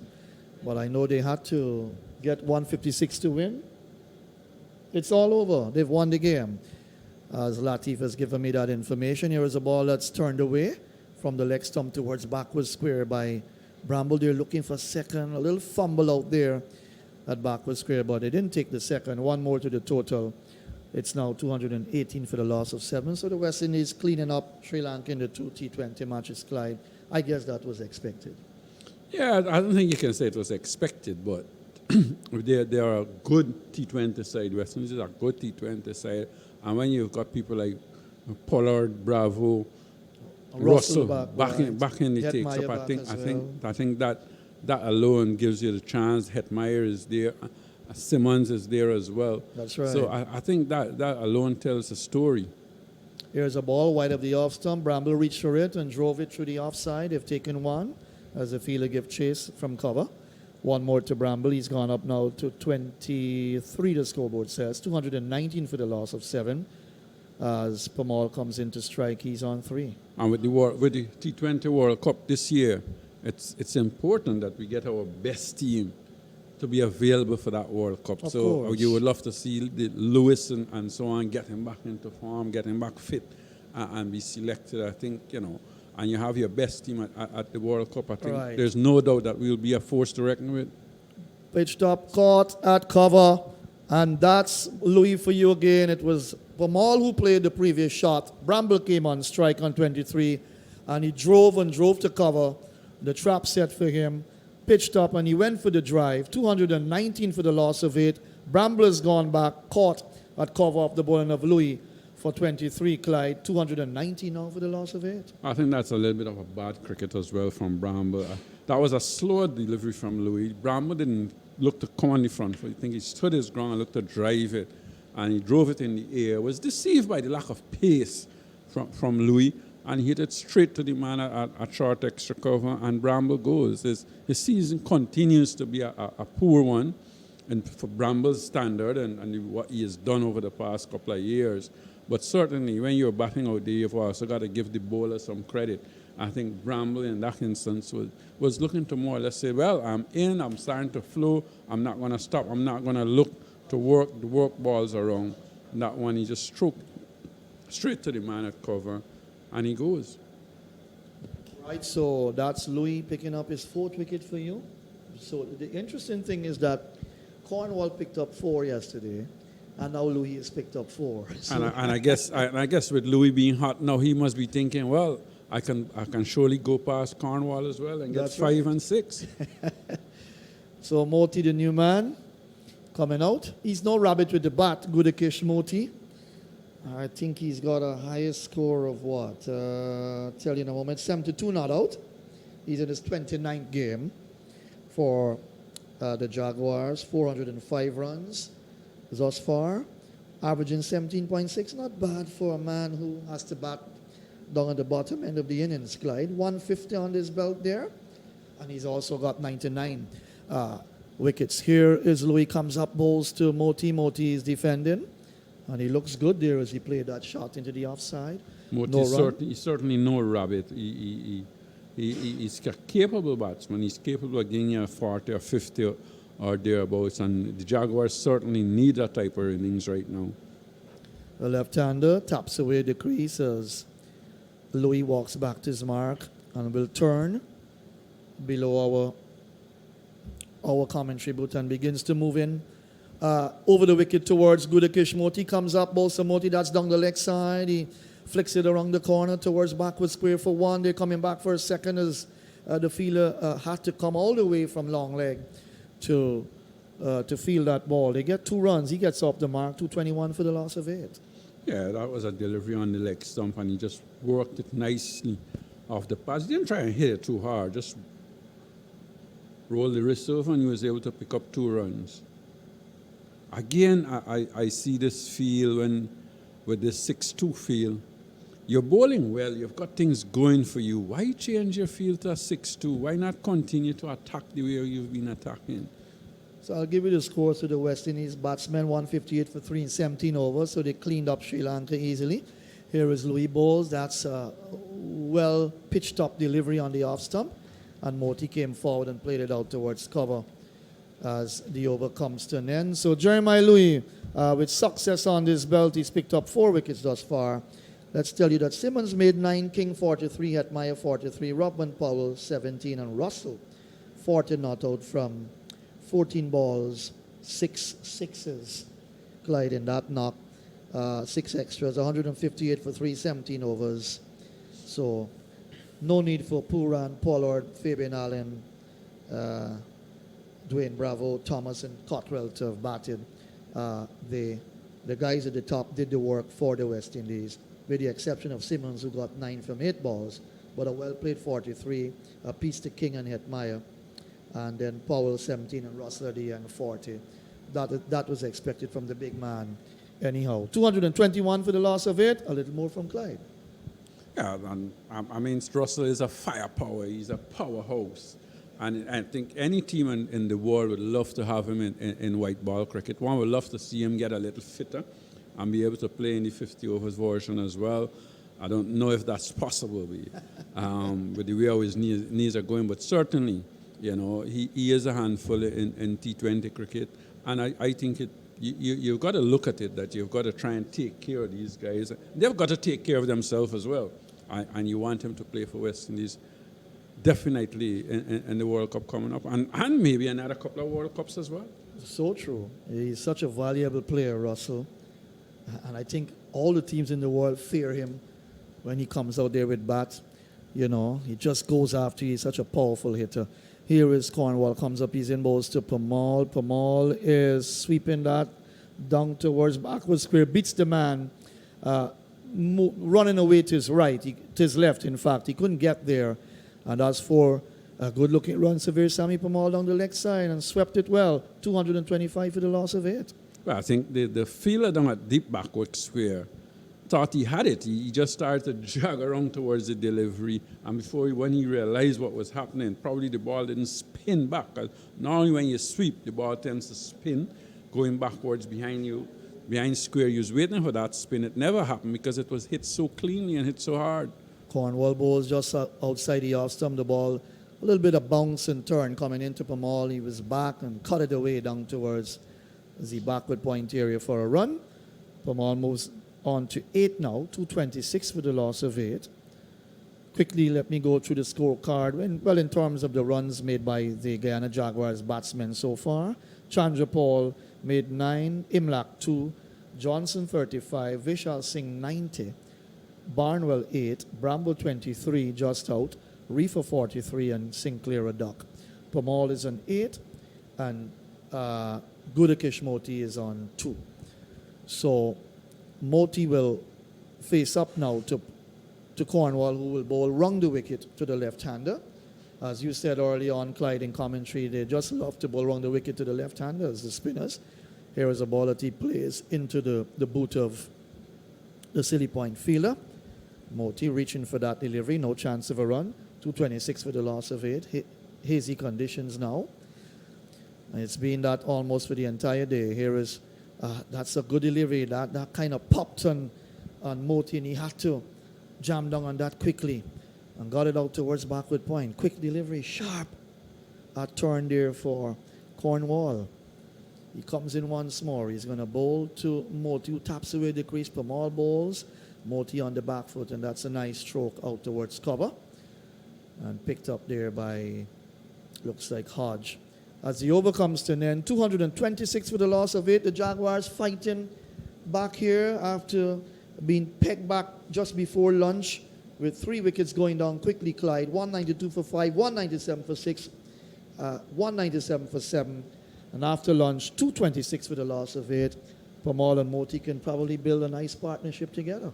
Well, they would need to, and you know, just looking at the whole context of the game, is it that what would you say should happen at the moment? Should Moti and Pamal be looking to score, looking to go after the bowlers, score some quick runs, give themselves a chance to bowl out the Leewards, then to probably bat again, make a decent score, and to bowl the Leewards out again? I think you've got to look at the context of the game. Correct. It's a good question you've asked there. As Louis Bowes has pitched up on the off stump in the block hole, Pamal had to walk into that stroke and got it down to mid-on, no run. But I think Leon Johnson probably would be thinking, what do I need to do? Can I get to 250? If you get to 250, we get a batting point. And once you get to 250, then decide, well, I think I'll let the two players out in the middle look to score and score a little quicker to give yourself a chance as well. Yeah, a little more freely as well, yes. Jeremiah Louis with 4 wickets on this belt, looking for a 5th. Comes up, he's in. Here is Pamal walking across his stumps and then works it away down towards long leg for 1. To carry his total up to 9 now, 227 for the loss of 8. We're in over number 95 of the Jaguars innings. But certainly Chandra Paul and Imlak would have failed at the top. And then Barnwell as well. But you look at the scoreboard, you see a fighting 35 from Johnson, 90 from Singh, 23 from Bramble, 43 from Reifer. Here is a ball that moves across the left-hander. That's Gudikish Moti, the left-hander, taken by Hamilton, no chance of a run. So you get a batting point at 250. At 250. And then And then the next thing would be 300. 300. But you've also got to look at the amount of overs you bat. If you go past 110 overs, batting point does not count. Right, so they're in over number 95 now, so they certainly will need to push on to get that point and then take it further from there. Here's a ball that's pitched up again on the middle and off stump, and nicely played by Moti into the cover area. He picks up a single. He's gone up now to 3, and the total up to 228 for the loss of 8. So get to 250. If these two can take them to 250, you get that batting point, and then you take it from there. Everyone will count thereafter, because you look at that scoreboard, Clyde, 228 for the loss of 8. I was saying when we started today that 300 plus would be good for the Jaguars to get. They would have had to fight hard for that, and you can see that they're fighting hard. They've got just 2 wickets. They've just got 2 wickets in the bank now, and the low order's got to fight here. Here is Louis, comes up, bowls to Pamal. Pamal is stodgy in defense, good solid defensive stroke, pushing the left pad right out, equal to the task, got it into the onside, no chance of a run, and he's kept on 9, 3 to Moti. And certainly this is why 4-day cricket or even test cricket is so gripping, Clyde. It's so good. It tests your technique, your patience, everything about you as a cricketer. It just comes to the table. You've got to just try and fight and perform well. Given the context of the game, again, he's forward defensive, plays down towards extra cover, no run. I agree with you totally. And if you listen to the great players or the players who are playing international cricket now, most of them talk about their test match status and what they've done in their test matches, you know. And I think test match is the cricket that a lot of the players tend to rely on to look at their ability and or whether they are good enough to play international cricket at that level. Well, I've just been corrected by Inderjeet.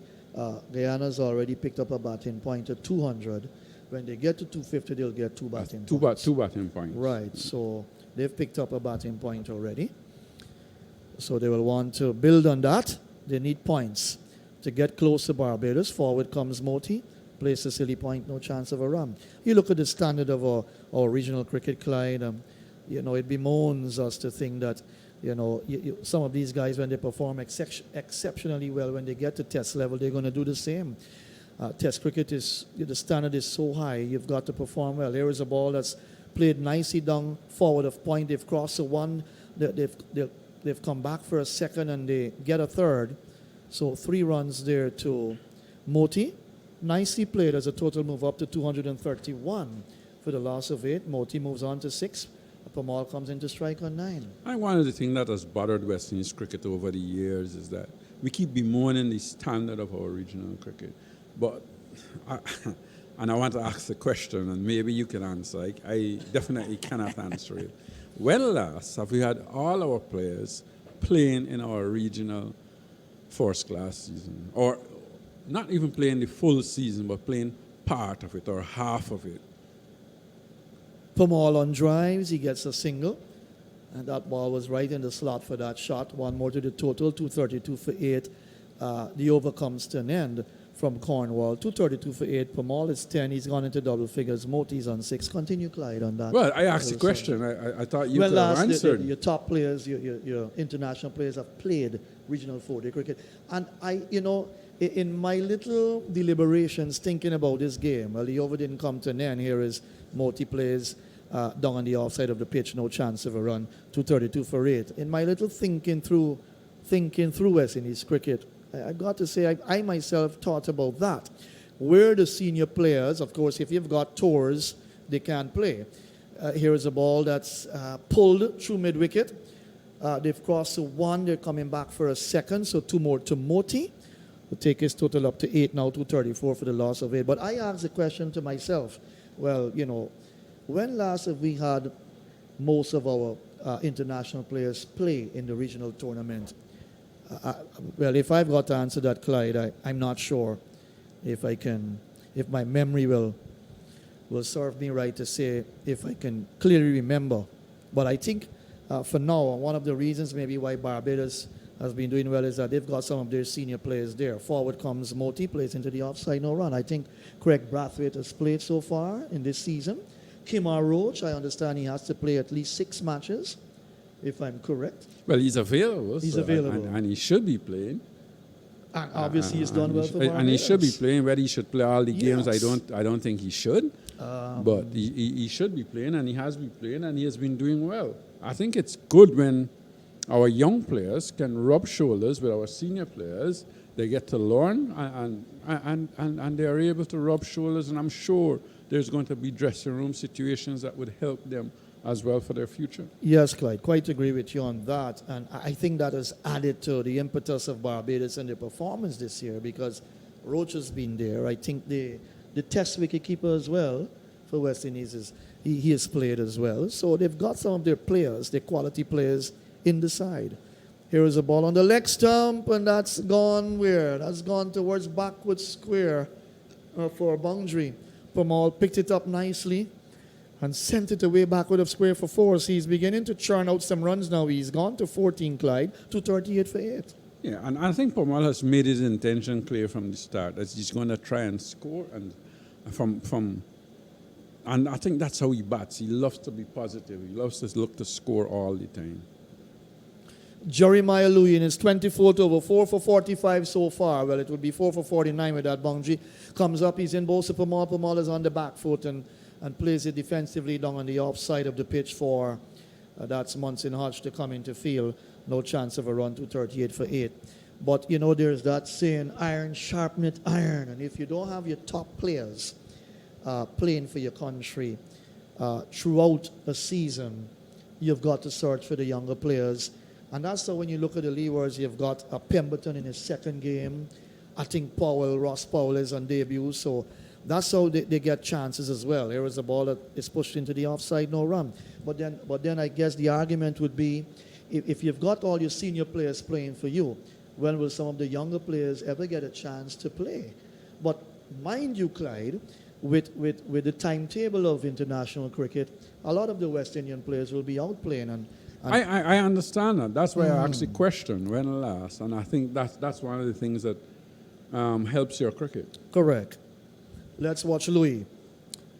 Comes in now to bowl to Pamal, and Pamal is beaten outside the off stump. Well, he pushed the bat, and then he gives the impression that he didn't really push it enough for the commentator to say he was beaten outside the off stump. That was well bowled. That was bowled. a delivery that actually straightened on Pamal. It was pitched up. It straightened. And we haven't seen Louis do a lot of that in today's. He get the ball to in swing, but we haven't seen him get a lot of deliveries to straighten. And that certainly straightened and beat the batsman. But he certainly used the new ball taken after 84 overs, bowled with the first ball, and he's used it well. Bowled with good control and used the conditions well here at Providence as well. Here is Louis comes up, bowls to Pamal. Pamal is on the back foot, punches down towards extra cover where Munson Hodge is, and there is no run. But in the discussion, Clyde, on these players and availability and being able to play for your country and so on, how would you sum it up in the context of striking a balance in West Indies cricket and having your senior players around, rubbing shoulders with your junior players? I think there is nothing wrong with having your senior players. As a matter of fact, it's a plus for the youngsters coming through. Louis bowls are kept a bit low outside the off stump as Pamal drove towards cover. No chance of a run. Yeah, I think it's a plus when you have your senior players around to help out and to play with the juniors. I think it can only do cricket good and your cricketers good as well. One of the reasons why the Jaguars would have performed very well as well over the years. They've got a nucleus of players who've been playing for them all through the years, especially this being the 6th year. Most of their players have been around, Clyde, and they've gemmed together, they've grown together, matured together, and they perform well. Well, yes, but all the regions have the same process. Just like Guyana, they've got their players under contract, It's not Guyana alone that has their players under contract. So it's a whole regional issue. Cornwall ball, he slug sweeps that. That's gone. Let's wait for the signal. Well, it's 4 runs. Down towards backward square. You don't bowl like that on the leg stump to guys like Moti. They can put you away. These are 2 players that are strong on the leg stump. And that was put away nicely. He's gone into double figures. He's gone up to 12, 230, well, 242 now. The scoreboard ticks over. 242 for the loss of 8. That was badly lined on that occasion. Here is for Cornwall bowls. That's middle and off stump. He's back, forces it away. Nice shot down through the square cover area for a single. He now progresses up to 13, 243 now for the loss of 8. Yeah, I think both batsmen are making their intention quite clear. And both of them are left-arm spinners. Be thinking, well, this pitch looks good for us to bowl. Let's try and get as much runs as we can, but as quickly as we can, so we can put pressure on the Leewards. All on the back foot, plays it down, punches it down to long on for 1. I'm seeing 1, 2, 3, 4, 5 men patrolling the boundary areas, Clyde. Backward point on the boundary, long off, long on, mid-wicket, and a backward square. So Moti comes back into strike. So obviously the Leewards want to ensure that Guyana don't get too much runs here. Here is Moti, gets the ball that was quicker, flatter on the off stump. Moti comes forward, plays it back to Cornwall, 244 for the loss of 8. But doesn't that tell a story as well? If the field is that spread out and you've got your number 9 and 10 in the middle, certainly tells a story that the field inside is concerned about these 2 players. Here is Cornwall, that's on the leg stump, turning across the left-hander. On the back foot, plays it down to mid-wicket, no And run. at last, Cornwall has gone over the wicket to a left-hander. Good observation, Clyde. Here is Cornwall bowls, and he brings him forward as he plays down to cover. The over comes to an end, 244 for the loss of 8. You've got to try things. You look at your tail enders. Nothing's wrong with bowling over the wicket, and you talked about it earlier this morning. What's wrong with that? Yes, you may take out the equation of an LBW decision, but you can have that man caught behind point, caught at slip if you have a slip fielder there, and caught at, forward short leg. You have a forward short leg fielder. 244 for the loss of 8. You've always got to be thinking when it comes to the longer version of the game, Clyde, and that's what you need to see cricketers in this region doing. If you're going to play 4-day regional cricket, come on, you can't make it look so easy. And you can't be going through the motions. If a wicket isn't falling, you're waiting for something to happen. You've always got to be thinking. Keep that thinking cap on. And the captain has got to always lead from up front, understanding the game well, the situation of the game, and knowing how to ring his changes in terms of his bowlers as well as his field placements. I agree. I don't think Jamal Hamilton has done a bad game. That's true. I think he has changed his bowlers a lot. He's done what he's supposed to do. I think when you're one strike bowler short, that tends to put a lot of pressure on you, and I think that's what happened to Hamilton in this game. Right, so he's going to give Pemberton another chance in his second game for the Leewards. 14 overs, none for 45. He has replaced Jeremiah Louis. So Pemberton comes up, bowls that comes back into Pamal. Pamal had to jump inside his stumps and then jam down on the ball, got it out to forward square. No chance of a run. He's kept on 15-13 to Moti, 244 for the loss of 8. But giving Pemberton another chance, why not? You're in your second game. You've got to grow game experience. You're one bowler short. He has to bowl, and I don't think he's done that badly for a guy playing in his second team, playing on a pitch that's flat and has no sort of pace and bounce. I don't think he's done that badly. True, and it's all about growing in confidence. He'll get many more opportunities for the Leewards. He rushes past umpire Duguid, and again that ball nips back into the right-hander. Pamal jumping again inside his stumps and got it out on the onside of the pitch, 244. I think one of the issues with the young man as well, I don't think he looks to me like he's not accustomed to bowling to that much left-handers. And he's had to bowl a lot of left-handers in this innings. So it takes some time to adjust your cricket to that. Well, he's got a chance at Pamal, who's a right-hander. Moti's left-handed, of course. Pamal on 15, settles 244 for it, 6 away from another batting point. Pemberton bowls, Pamal is on the back foot, jumps again across his stumps and defends, plays it down at his feet for Pemberton and is followed through to field. The score is kept on 244 for 8. Clyde has slipped out quickly, and Roderick Lovell has slipped into the analyst chair. Roderick, good afternoon. The Jaguars heading up to get a second batting point, which would do them good, of course, because they need all the points they can get now. 244 for the loss of 8. And I'll allow you to chat about Jeremiah Louis' effort so far. And now he's been replaced by Pemberton. Pitch top, driven, doesn't put it away. Straight to Django at mid-off. No chance of a run. Pamal is kept on 15. Good afternoon, Roddy. 244 for 8. Good afternoon, Matthew, and good afternoon to all those who have been who are listening and by stream or by radio. Yeah, 244 for 8 will represent somewhat. I think the Jaguars, from the position that they were in just before lunch at 190 for 4 and to reach 244, I think they would be a bit disappointed. But nevertheless, they will try to see how much more they can get and pose and challenge in total. Partnership building now. That's pitched up in the block hole, and Pamal, equal to the task, came forward and played it down to Kieran Powell, and there is no run. So they get up to 250, they get 2 batting points. Take it from there. I see the ground staff getting ready. I'm wondering if maybe there's a little threat of rain in the distance, but they're standing by, Roddy, so one can never tell the whole complexion of the game now. Should there be a little break, what will happen? But certainly time is going, and if the Jaguars, they're going to look for an outright win, well, something special has got to happen. Pemberton comes up, goes to Pamal. Pamal is defending. Nicely back to Pemberton. No chance of a run. He's kept on 15, 244 for 8.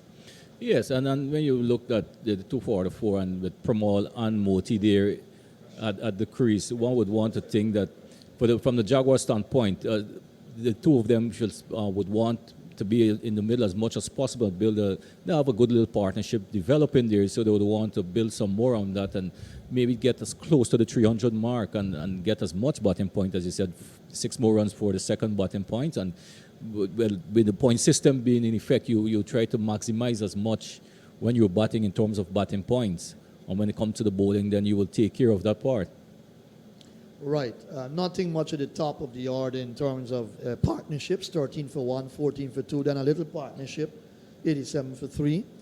99 for 4. And then, of course, 192 for 5. That 93-run fifth wicket partnership brought back some level of respectability to the Jaguars total. And then 2 wickets going on at 197. So far, these two have put on 25. And they've not looked that bad at all. Here is Terence Ward, and that went between the keeper. Well, the keeper missed it, Hamilton. It's coming down towards the boundary, and the keeper himself, the captain, giving chase. They've come back for 2. That was angled down the leg side, and the keeper missed that, and they came back for 3. And he got 3 byes. 3 byes. So those are bye signaled by the umpire. But you want your keeper to be a little bit more tidy there. 247 for the loss of 8. What happened? He was unsighted he was blindsided by the batsman. Right. The ball was short. I think the ball actually went through the legs of Moti. Moti looked to pull it through the onside. It kept a bit low, went through the legs, and it eluded the keeper, who successfully gave a chase and saved his team 1 run. Extras moved to 9 now. 247 for 8. 3 runs away from batting point number 2. Terence Ward introduced into the attack, replacing Cornwall, who's bowled 37 overs, 4 for 93. Good spell for Cornwall thus far, has had to do the bulk of the work for the Leewards. There is a ball that turns back into the right-hander Pamal. He's defending down on the onside of the pitch. No chance of a run. 247 for 8. He's kept on 15. 13 to Moti. As we watch Terence Ward comes in now to bowl to Pamal. Pamal is forward, gets it off the inner portion of the bat, down towards forward short leg. No chance of a run. Terence Ward is in his 24th over. None for 54 thus far. But he's done some work for the Leewards, ensuring that even with the injury of Sheeno Berridge, he's done his part as a spinner, but he hasn't picked up a wicket. Good to see Cornwall with 4 and, of course, Louis with 4 as well. getting in the thick of things today, just before lunch, Jeremiah Louis. We lamented the fact that if he is your more experienced fast bowler in the side, he hadn't done that well before, picking up that new ball and striking a couple of body blows for the Jaguars. Here is Ward, comes up, bowls up a ball. He works it away from the leg stump down towards the backward square area. He takes a single to carry his total up to 16, and the Guyana total up to 248 for it. Yes, a slow, steady progress for the Guyana Jaguars just after the luncheon period. I think they were mature. I think they would want to bat as deep in getting onto the tee. And they said maybe they would want to look to present a total that they maybe would just bat once.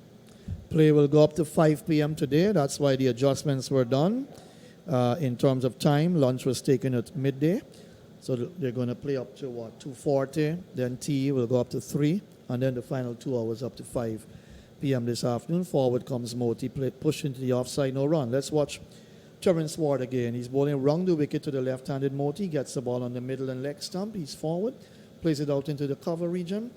Ball bouncing slowly for the fielder to pick up. No chance of a run. That's the end of Terence Ward's first over after lunch. 248 for the loss of 8.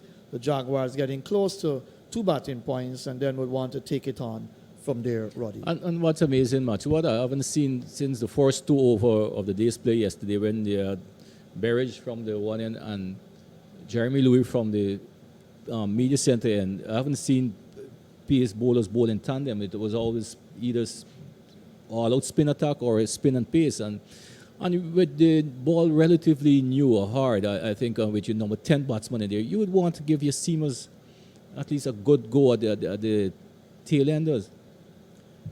I guess Hamilton, as he understands his team well, he knows the limitations in his side and the players, and probably didn't want to take that chance to have 2 fast bowlers on in tandem bowling.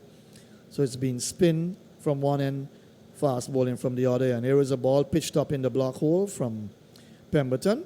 Good delivery. He's bowling a little bit more better now, getting the right-hander to play.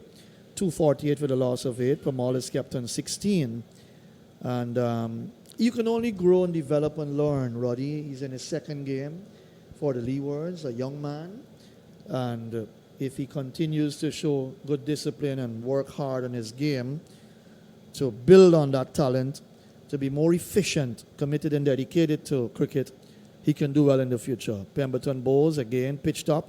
Pamal is onto the front foot and drives nicely down through cover for 1 as Munson Hodge gets onto the ball. 1 more to Pamal. He's 17, 249 for the loss of 8. 1 run away from a second batting point. Yes, so and we looked at Pemberton approach. He has a nice, smooth approach to the crease. It's just that when he gets there, he just veer away a little to his left. If he can just go through a little bit more and maybe adjust a little bit more height, and he would get some more out of the wicket. But nice, smooth approach. Well, he hasn't changed the angle. He will bowl over the wicket to the left-handed Moti, who settles. Here is Pemberton bowls. That's just outside the off stump. Moti didn't have to play that.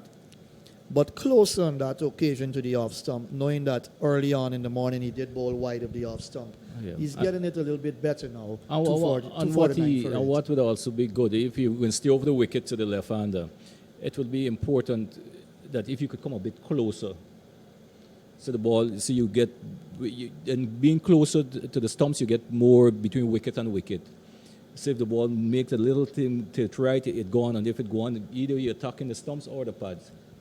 He'll work on that as time go on in his career. He bowls, that's pitched up, and my goodness me, he almost thought he got his man, but that was pitched up. Moti pushed at it, missed the shot taken by the keeper. It will stifle the appeal from most of the players, but he didn't get a touch onto that. Actually, it did. It went on the edge, but and if you could see some pace was taken off it, but it did go through to the keeper, so it on the edge into the ground, and it just basically lobbed to the keeper. But again, he is looking much better, Pemberton, in terms of, as the day progressed and given opportunities to bowl, he's certainly looked better. Let's watch. Pemberton comes up. Yes, you're right, Roddy's bowling from a bit too wide of the stumps, and that's played away down to mid-wicket by Moti. Doesn't scored 249 for the loss of 8. He has fallen away to his left. And if he can get closer to the stumps, as you rightly said, he gives himself a chance to bowl. He would be more accurate in forcing the batsman to play. And getting the movement as well certainly can pose some problems. But he'll have to work on that aspect of his talent. He bowls just outside the leg stump, short of a length, and Moti is onto the back foot and plays it down on the onside of the pitch. The over comes to an end. We're going to have a drinks break at 2:49 for the loss of 8 with Pamal on 17, Moti on 13, and with just Smith to come, the Guyana Jaguars are fighting. They're about to pick up a second batting point. They need all the points that they can get because you want to get close to Barbados, who's way ahead in the leading positions thus far, leading the tournament this year thus far. And the Jaguars, 5 times champions, looking for a 6th consecutive win in terms of this title. It's a little bit more tough for them at this stage, Roddy. Well, you know, at some point in time, it's going to become tough. Someone at least is going to challenge you after winning 5 consecutive years. You'd need to understand you wouldn't go on to winning forever. So, as a true champion, you got to see how you respond to when those challenges come, especially when you fall back as this much behind the Barbados Pride, who's some 20 odd points ahead, and you would see how the Jaguar responds. But nevertheless, what is good about the point system within the cricket, it helps the batsman to preserve the wicket. It gives a sense. You know that if you have to bat for batting points, you will find the number 10 or the number 9 trying to stay as much as possible in the middle. And it argues well for the cricket. The bowlers, the fast bowlers will have to put in the work. You get the fast bowling points. So all in all, that's what balances out the cricket. And that's the aspect of the cricket that made it that interesting. It's more to gear the players to be a bit more responsible in whatever they're doing in terms of batting or bowling. All right, so you're not missing any cricket. Thank you, Roddy, for those thoughts. We're going to develop a thought a little later on as we continue in commentary here. But I'll endeavor to quickly let our listeners know what has transpired today. Day 2 started with the Jaguars resuming overnight 115 for the loss of 4 with Singh on 53, Reifer on 4. 54 overs were bowled in the first day's play because of the various rain interruptions that we've had, and the time that was lost yesterday was quite a lot, that they could have only gotten 54 overs. And they got up to 115 for 4. What happened yesterday was Imlak was bowled by Cornwall for 2. Chandrapal was leg before wicket to Cornwall for 9. It was 14 for 2 at that stage when the rains came. And then eventually when play resumed and when the third wicket went, Johnson bowled by Cornwall for 35, played on. It was 87 for 3 in the 43rd over. And then Barnwell was caught by Jangu on the square leg boundary off the bowling of Cornwall for 8, 99 for the loss of 4. And at the close of play, 115 for 4 yesterday, Singh 53, Reifer 4. When day 2 started today, Friday, we started at 9:47, just a few minutes lost because of course, there was a drizzle, and so that delayed play starting on time at 9:30. Singh and Reifer played well. They really batted sensibly. They built that partnership up beautifully, and it was until at the score being 188 for 4, the new ball was taken. Singh was 86 then. He was heading up to century. Reifer was on 43, batting well at 11:34. 84 overs were bowled in the innings, and that partnership at that stage for the 4th wicket, Roddy, had yielded 89 runs. The new ball was taken. Cornwall bowled the first over from the southern end, and then it was all Jeremiah Louis until lunch. Reifer caught Ward at second slip, bowled Louis for 43, 192 for 5, ending a well put together 93-run 5th wicket partnership. Vishal Singh then went. He was caught wicketkeeper Hamilton, bowled Louis for 90, 6 fours, 229 balls. Good, patient, well put together innings by Singh, but he would have been disappointed in not going on to get to that 100. 197 for 6, and in the same over, Sinclair was bowled by Louis without scoring. He faced 2 balls, 197 for the loss of 7. The Jaguars went to lunch at 198 for 7 at 12 noon sharp.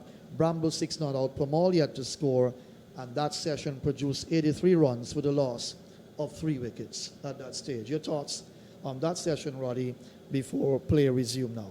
That session was purely the session belonging to the Guyana Jaguars up until the final half hour when the new ball was taken, and immediate success was there for the Leeward Volcanoes, who got 3 wickets with the new ball prior to the lunch. So after the important partnership between Reifer and Vishal Singh, and what made the partnership important, it came at a time when the wheels seemed to fell off of the Jaguars wagon, because they had just lost 2 wickets successively, Leon Johnson and Christopher Barnwell. But the Reifer and Vishal Singh they saw the rest of the day's play and came and rebuild and keep building on it this morning until just the final half hour before the luncheon period when they were dislodged. And it was so crucial. The Leewards needed those wickets badly. Here is Terence Ward continues after the drinks break. And Pamal is down the track and drives down to mid-off. No chance of a run. And then after lunch, Bramble, 22 runs for the 8th wicket before Bramble gave his hand away. Soft dismissal, caught by Hodge at cover of the bowling of Louis for 23. 219 for the loss of 8 in over number 93 when that wicket fell. Here is Pamal on the back foot, works it away to mid-wicket. No chance of a run, 249 for 8. And these two have taken it up now to 249, coming together. That's Moti and Pamal from 219 to 249. Here is Pamal coming forward, plays it out towards cover. No chance of a run. Some bowling figures for you. Powell didn't bowl after yesterday. He bowled 2 overs for 4 runs. Didn't bowl today. Ward 24 overs. He's bowling right now in his 25th over, none for 55. Pamal drives down to long off, and he will get a single. Beaten mid-off, well to his right. One more to Pamal. He's gone up to 80 now, and the 250 coming up for the Jaguars in the 103rd over of the innings. 250. They're not going to get another batting point because they're going to go past 104 overs, if I'm correct. So they will only have 2 batting points, because for you to get all your batting points, you would have had to get that in 104 overs. 110, beg your pardon, 110. So they've still got some overs left. Here is a ball on the back foot, chopped it down to backward point, no run. So 250 coming up, Roddy. 2 batting points for the Jaguars.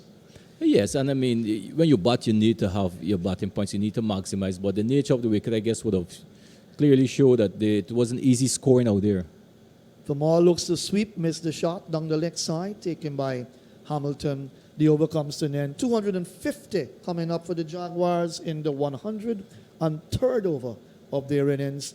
It's been slow going for them when you look at the amount of overs they've had to bat thus far and the runs scored. But nevertheless, they've got 2 wickets in hand, 250 for 8. They've picked up 2 valuable batting points, and certainly they would have to come out and do some work. When it comes to the bowling department, you would want some fast bowling bowling points, of course, with Smith, Reifer, and maybe Barnwell. They will have to do the bulk of the work if you're going to pick up some bowling points. But certainly a good effort by the Leewards to come back into this game nicely and have picked up 8 wickets. Yes, and when you look at the way the wicket play is playing, you know, it's especially with the slow ball, it's difficult to get rid of the ball, the delivery. So scoring has become somewhat it's a drag when you look at 104 overs to 150. I figure the Jaguars would have wanted to be anywhere closing in at just about 300. Just over 300 at that amount of overs. The patience of the Jaguars batsmen have been tested a lot in this innings as Pemberton bowls down the leg side, taken by Hamilton, no chance of a run. I didn't get a chance to develop a point with you here, but I will leave you with it, as Inderjeet will get ready to come in after this over. The fact that you had Pete Salmon, who would have bowled for Jamaica, and then after that match, of course, where Jamaica beat Guyana by 7 runs, he was reported for an illegal bowling action. I wanted to develop a little discussion on this whole situation in West Indies cricket with some of our bowlers and their bowling actions that's outside the line of the off stump. Maybe Inderjeet can pick it up. He might have his own thoughts he would want to discuss with you. But certainly, you want to believe, Roddy, that something is wrong.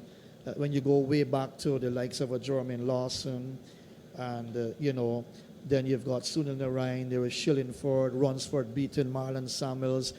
You just wonder what's wrong in terms of the way we sift out our bowlers, watch their action carefully before they get to the first class level. Here is a ball that's driven down to mid-on as Louis comes across his left to field, and there is no run, 250 for the loss of 8. But where do you begin to deal with this problem? It's got to be dealt with at the local level.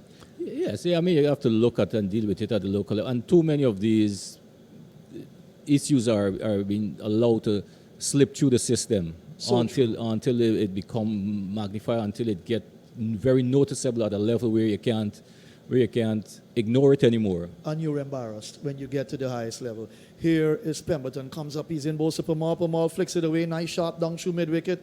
They've crossed the one, they're looking for a second, they'll get it too, as Jeremiah Louis gives chase from mid-on. And they're back for a second run. Pamal goes into the 20s now. He's up to 20, 252 for the loss of 8. Yes, good looking shot by Pamal.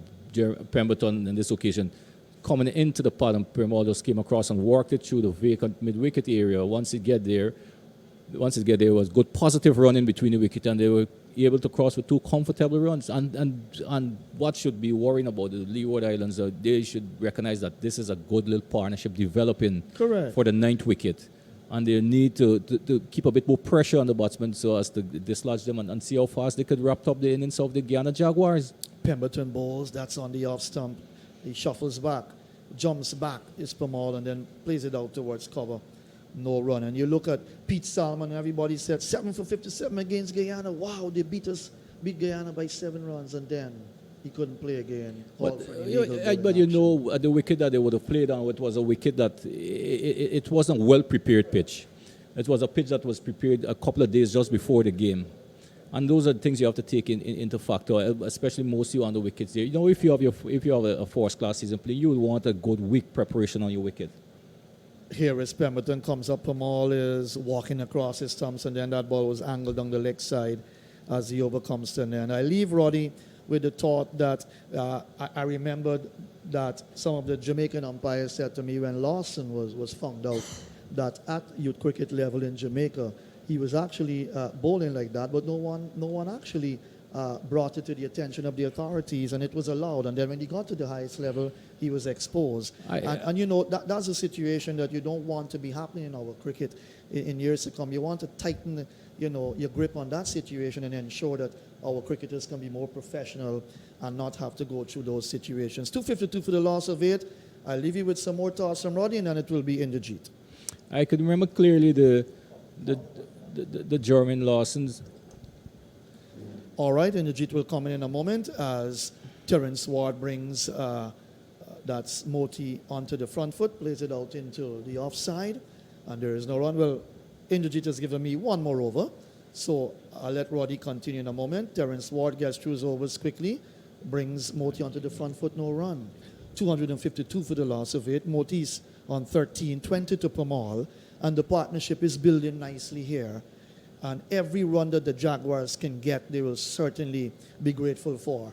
Here is Ward bowling around the wicket, comes up, bowls to Moti. Moti back, pulls down to mid-on. There's a fielder there. He pulled it very quickly that he couldn't sneak in a single. Picked up by Ross Powell. No chance of a run. Ward is in his 26th over, none for 56 so far. Cornwall 37 overs and Pemberton 17 overs. So they've had to work hard, the bowlers. That's played out towards extra cover.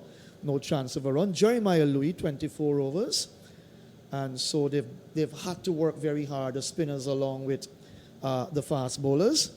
And they've not done badly for Leewards at all. Here is Moti, not timing the ball well.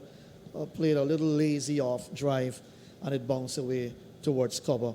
No chance of a run. So Roddy probably will develop that point a little with the action, the bowling action of our bowlers in the Caribbean, and some of them being found out. A lot of work has got to be done with them. Here is a ball that he was looking to drive. Must have got bat onto boot.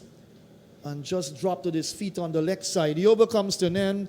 252 for the loss of 8. The Jaguars continuing to fight here in their own backyard. The Leewards have picked up 8 scalps. A little more from Roddy, and then it will be in the Jeet. Yeah, and the Leewards continue to toil away at the National Stadium here at Providence there. And when you look at the body language of the Leeward Islands for Hurricane fielders, it clearly shows that they're just hoping and waiting for the batsman to make a mistake there or to give them a wicket. You can't have a partnership of number 9 batsmen developing and there's too much pressure being placed on the batsmen. They need to work hard, and that's why the fight has to come, because every run that they had, it would add to the confidence of the Guyana Jaguars, especially when you have the bowlers coming on the bottom and being involved in partnership, not taking anything away from the 2 batters, but they're doing what their team wanted them to do. But nevertheless, the ascendancy should be with the Leeward Islands Hurricanes, looking to keep squeezing them and not giving them these easy singles that they're presenting to them. Hello to you, Roddy. Hello to listeners once again. We're watching Pemberton from the commentary box end, and he'll be moving into bowl to the right-handed Virasamy Permaul. There is a slip, a gully, point, extra cover, and a wide mid-off. He comes up, bowls to Permaul. That's a short delivery and worked away down towards backward square. Forward square runs around towards his right. Can't prevent the single. Permaul, he gets another run. He moves on to 21. And the Jaguars, they move on to 253 for the loss of 8 wickets. They came together with the score on 219. And both of these boys can bat, and they're showing us those batting qualities. Pemberton will now move into bowl to the left-handed Gudikesh Moti. And Moti has played well so far for his 13. Here is Pemberton. He bends, he straightens, comes up, bowls to Moti. That's a good delivery. Right on target. And Moti walks forward. He defends back of the track. And there is no run. When we first saw Moti, he was almost looking like a matchstick.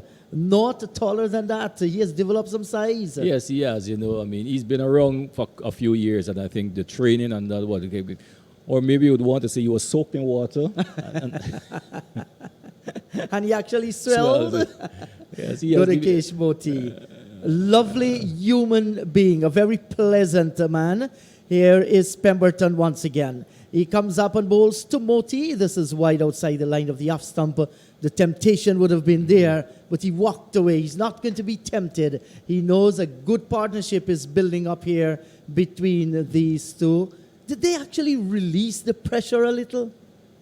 The Leewards Hurricanes?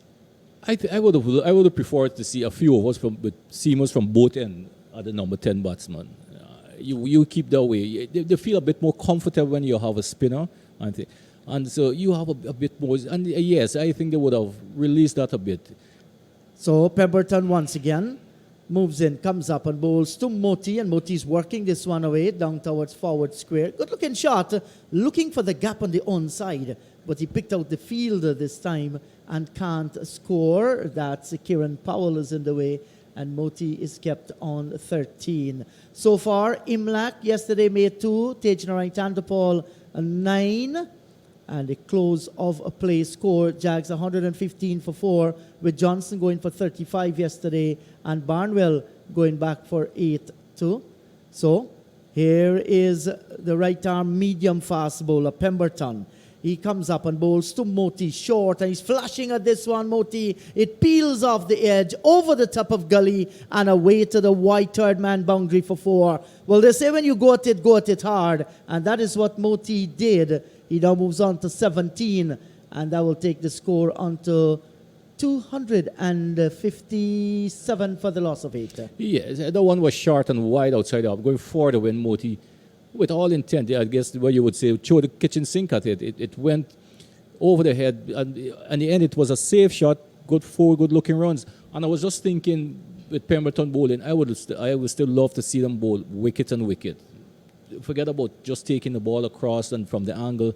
You need to, when you bowl into tail-enders, you bowl into number 10, number 11 batsman, you need to keep just wicket and wicket. You need to keep attacking the stumps. Here is Pemberton once again. He comes up and bowls to Moti, and he's coming for driving in the air, caught in the gully. Look for the drive again. The ball peeling off the face of the bat and into the hands of Munson Hodge down at gully. So Moti goes for 17. It's 257 for 9. And this occasion, this good wicket there for Pemberton. It was much closer. Moti reaches, he actually reaches for it. The ball took a tick outside edge, and it basically lobbed. It then went with no pace to the gully fielder, and I think Leeward Islands would be very much relieved now to see the back of the number 10 batsman and break a good promising partnership that was developing there between Moti and Premal. Nevertheless, I think it's a good little hand there by Moti. Now the Hurricanes would love to wrap things up now and have their turn at the crease. Yes, a 38 runs partnership between these two for the 9th wicket. So they have done their task. Moti just getting a boundary over the top of gully, and then the very next delivery went for the drive again, and this time holding it out to Munson Hodge. So he has taken 2 excellent catches in that position, Munson Hodge. 257 for the loss of 9, with Niall Smith, the last man, walking out in the middle. Well, and he is no slouch with the bat also, and I think he has a partner there, very Sami Premal, who's already set. I think he would want to come and give as much support to Premal as possible. So that's the reality of it, and I think they need to, if they can get an extra 20 runs between the two of them, I think the Jaguars would be happy about that.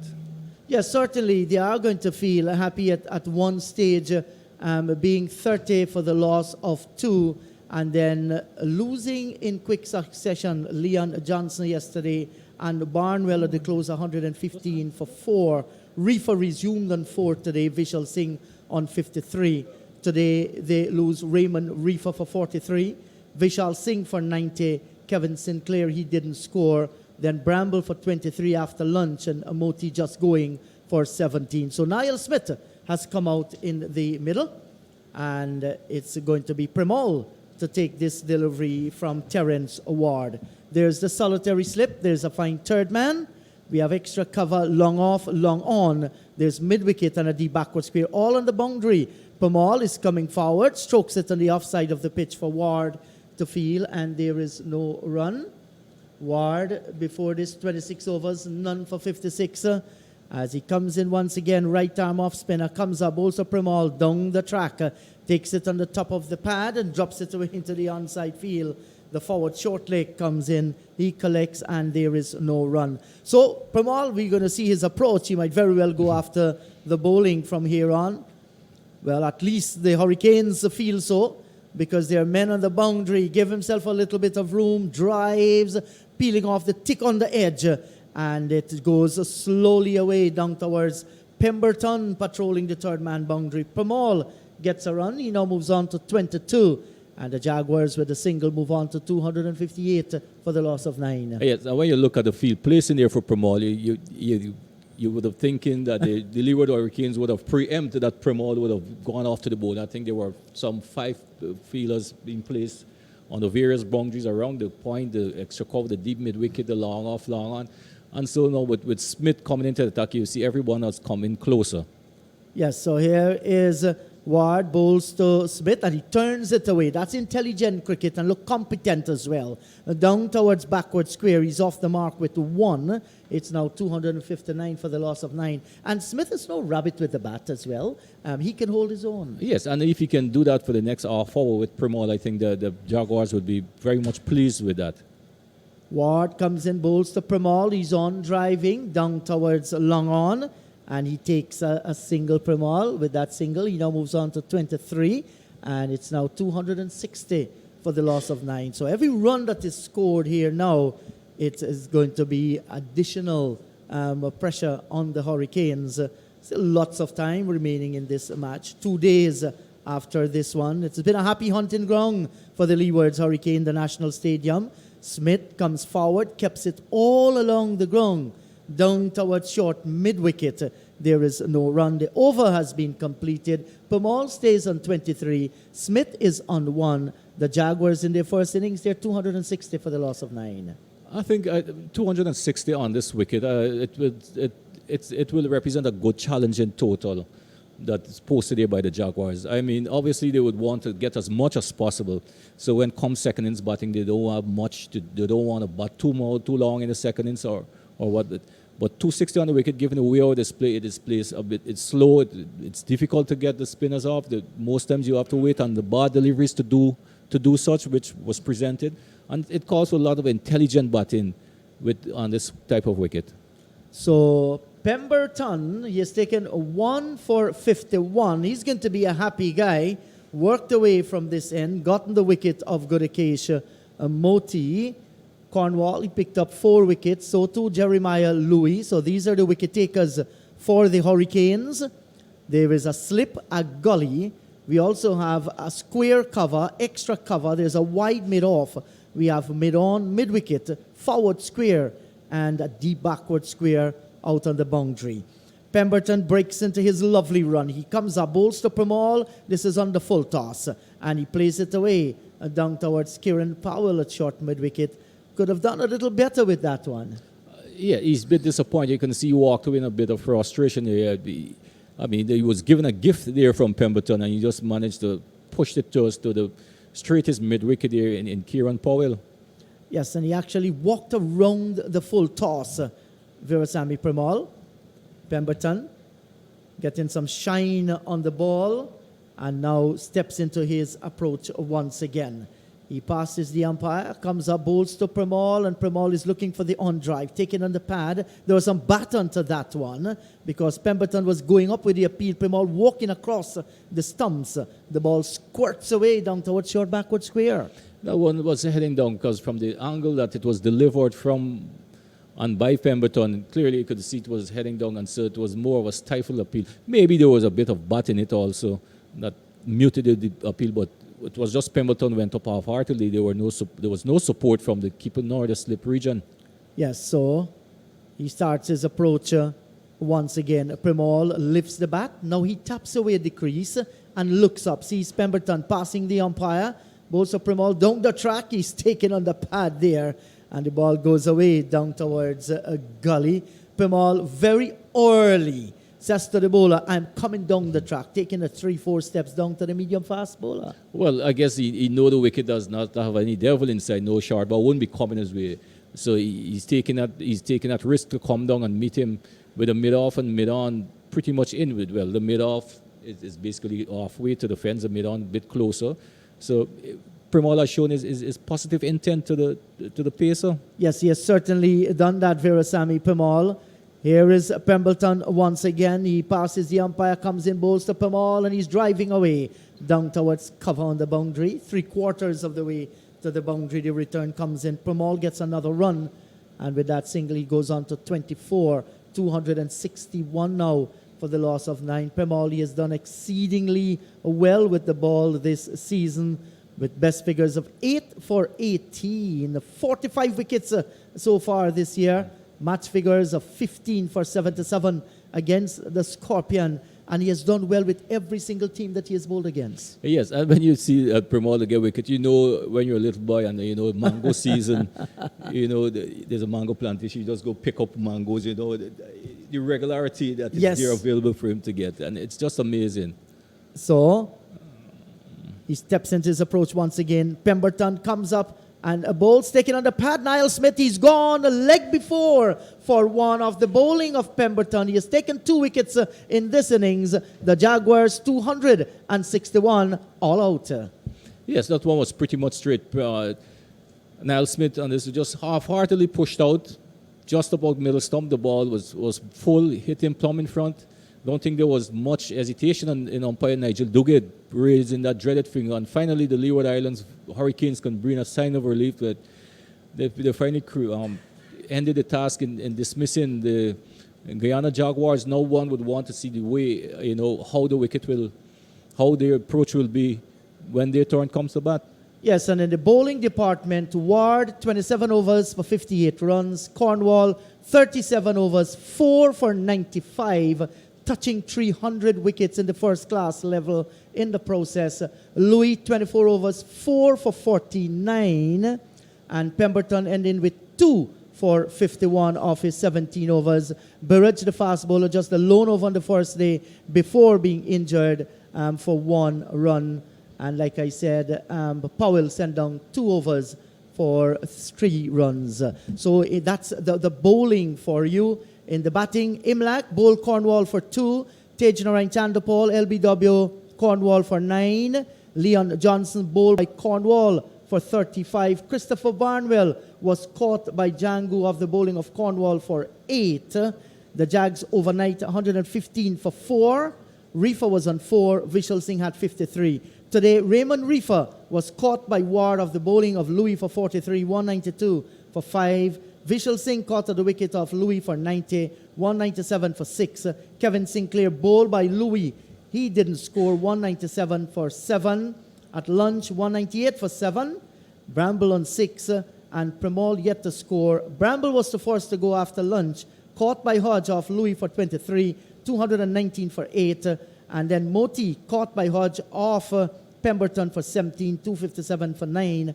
The last man going, Niall Smith, LBW, of the bowling of Pemberton for 1. Premal left not out on 24, 261 all out for the Jaguars. 261, not a huge total, but in the circumstances, I think it's very competitive. It's indeed, when you look the way how the wicket is playing, the Jaguars would have batted some 108, 9 overs to get to that total here. And when you're looking at the spinners that bowled from the Leeward Island Hurricanes, they weren't that menacing. They were just thereabouts, and it was difficult. And when you compare the two bowling in terms of the spin department, one would want to say, obviously, that the Jaguars, they have the more experience and the better of the spinners that are involved in the game. So it would still be interesting, and how the Leeward Hurricanes approach their innings in the getting there. We would expect to see a lot of Moti and Premal, both who are left-arm orthodox spinner, and so it's a game where I think the 261, as you mentioned, it can be a good challenge in total.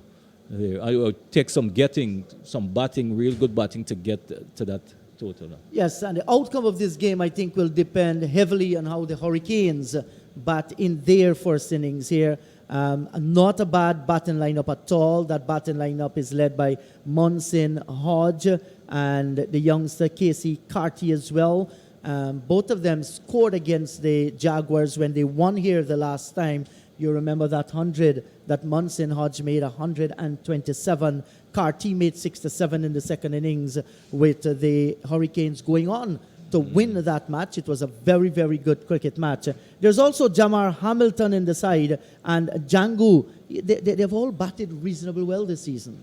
Yes, there, but like what we were talking about yesterday, the consistency, the big scores, as a batting unit, they haven't come together as a batting unit to put together where you have two individuals getting 100 and you're getting a couple big 50s as a batting unit in one innings. And that is what they're lacking. And if they need it, they will need it right now. Yes, certainly they need that. They need it right now. The Leeward Islands Hurricanes, they're at the bottom of the table. I don't see them winning the tournament, but certainly they need to play for pride. Nobody would like to be at the end, at the bottom of the table. Yes, that in itself is some motivation for you to come out and play every game, with some gusto, with every game with purpose. And also, there are players within the team who will have their personal goals to achieve, that they can come out, and perform. You have aspiration to go on to play for West Indies. You want to get wickets. You want to get runs. So that's the only way. The name of the game is production. You need to produce to get there. You may come from the team you may be the team at the bottom, but due to your individual performance, you may be spotted by the selectors, either for a team tour or a senior team. So there's always something in it for you. So that's why you need to come out and always give of your best. Don't matter where you are, what position you're at. Yes, you don't want to be the position you're at, especially if you're at the bottom. But there's always some incentive in the game for you. I agree with you. And while we mentioned the likes of Munson, Hodge, and Jamar Hamilton and Casey Carty. We can never forget the presence of Kieran Powell in the side as well. No doubt having his eyes on West Indies colours again. Well, he has been there, and for him, he would tell himself if he is to get back there and to be a permanent fixture or be a fixture back in West Indies, the only answer to that is scoring heavily. Yes, and Cornwall as well. We know his capabilities. He can give you a very quick fire half century and set the tone too. So it's not a bad batting lineup, but like you rightly said, they must string good performance consistently together. Yes, and partnership is important. I mean, in the Guyana Jaguars, and if you look, there was just one big partnership. The 93 runs between Raman Reifer and Vishal Singh.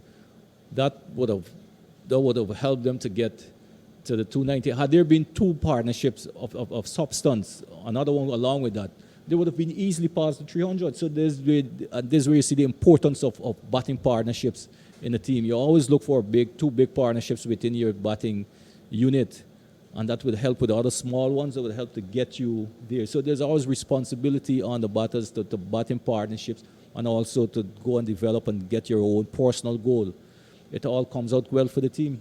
Yes, I do agree with you. So the light roller is being used on the pitch now. Would you use the light one or you prefer the heavy one? Well, given the way how the wicket is, you would want. I think the light roller. I think they would go about it just the way they are. They don't want to change the texture of it. Everyone would bring up what little moist they have there, but I think they're just comfortable the way it is, and you've seen the light one is being applied. Yes, West Indies winning another T20 match today. Yes, and I think they would have won the series because it Yes. was a two-match series. I mean, we all know West Indies are good.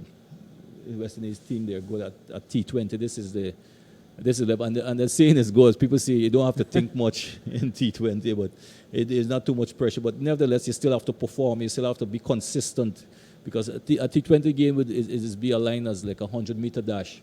You get a false start, you somewhere stumbling between, you lose the race. But I think the confidence are there, and when you look at the team, I think this is part of the building towards the T20 World Cup, where the Bravos are back. You see the Russells are back. So they're trying to get as much as the senior players who are involved in the T20 leagues around, who are experienced, who've been tried and tested at the level to be involved.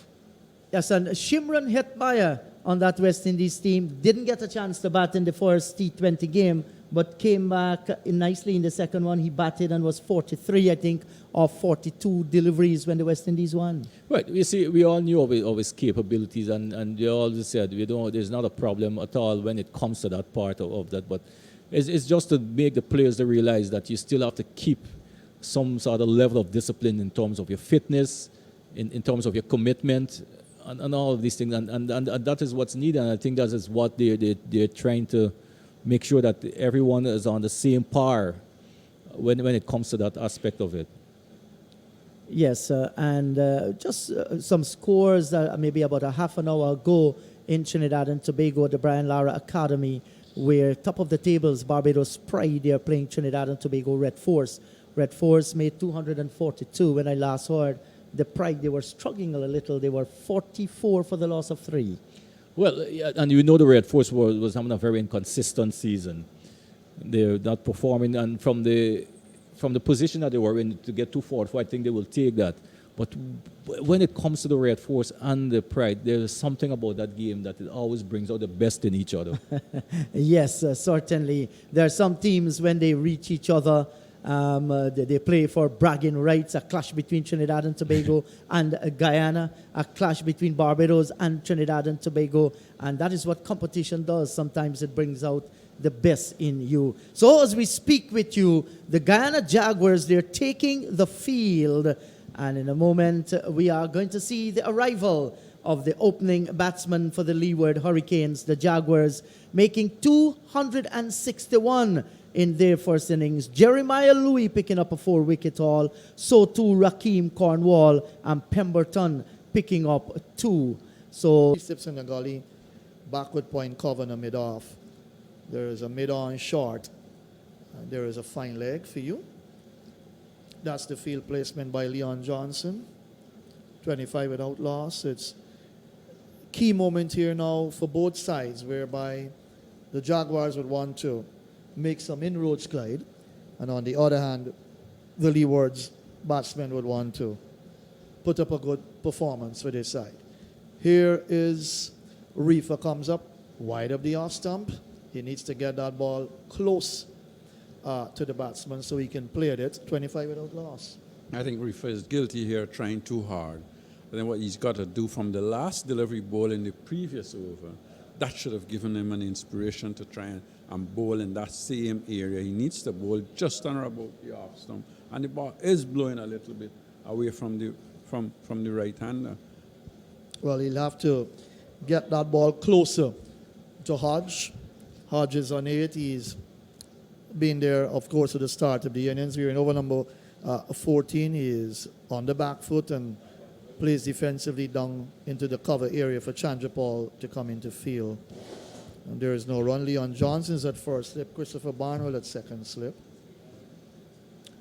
Then Kevin Sinclair is at third slip. Vishal Singh is in the gully. Chandrapal at cover. Mid-off is Moti. Mid-on Pamal. Let's watch. Reifer comes up, he's in bowls to Hodge. Hodge is beaten outside the line of the off stump, taken by Bramble. That was closer to the off stump on that occasion, coming into the right-hander, bowling round the wicket, the left hand, a medium fast bowler. Good afternoon to you, Roddy.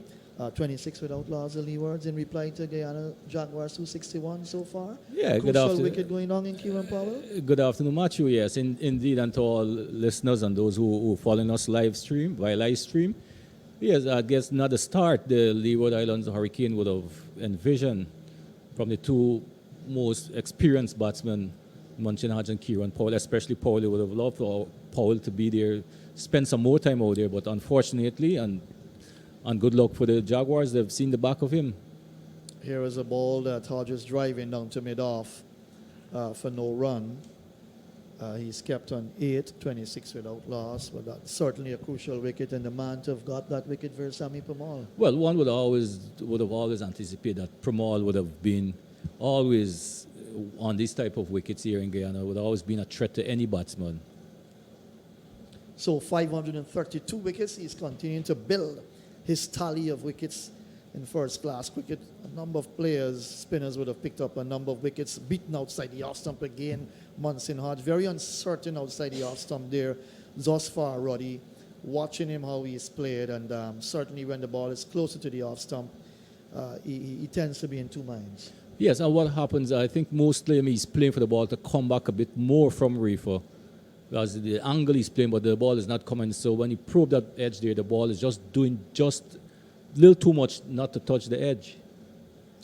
And talking about the likes of a Pamal as a spin in the Caribbean, 532 wickets now on this belt. We've got some spinners. I'll just call a few names of those who I can remember who've done well so far. Or, of course, in their career is a ball driven, nice shot to the left of the field at mid-off. Had to cover some ground. And what happened there? What happened? It ricocheted off the bat of the batsman. Okay. So he got a single for that shot. The carries total up to 9. It's 27 without loss. Nagamutu, 370 wickets. Bishu, 382. Our very own Clyde Motts, the former player who's with us in the analyst chair, 348. Carl Hooper, 555. Roger Harper, 567. Miller, Nikita Miller, who I understand is retired now, 538. Shillingford, 572. Imran Khan, 417 wickets. The spinners have done a lot of work in regional cricket. Yes, indeed, they would have. You know, if you look at the ratio of or percentage of wickets that would have gone, the spinners would have gotten a lot more. And to be fair to them, I mean, they would have been well-deserved wickets. They would have put in the work. They would have done what they would have to do, and they would have, and all in all, those spinners would have also served the country as well. That's true. And I guess what's funny about cricket and spinners in regional cricket or in West Indies cricket, they haven't taken a lot of test wickets, those who've gone on to play test cricket. Well, that's majority of them, save like Lance Gibbs and so, but Right, with the exception of Lance, of course. Let's watch for Mal. Comes up, he's in bowls to Hodge. Hodge is defending, works it down to mid-wicket. No chance of a run.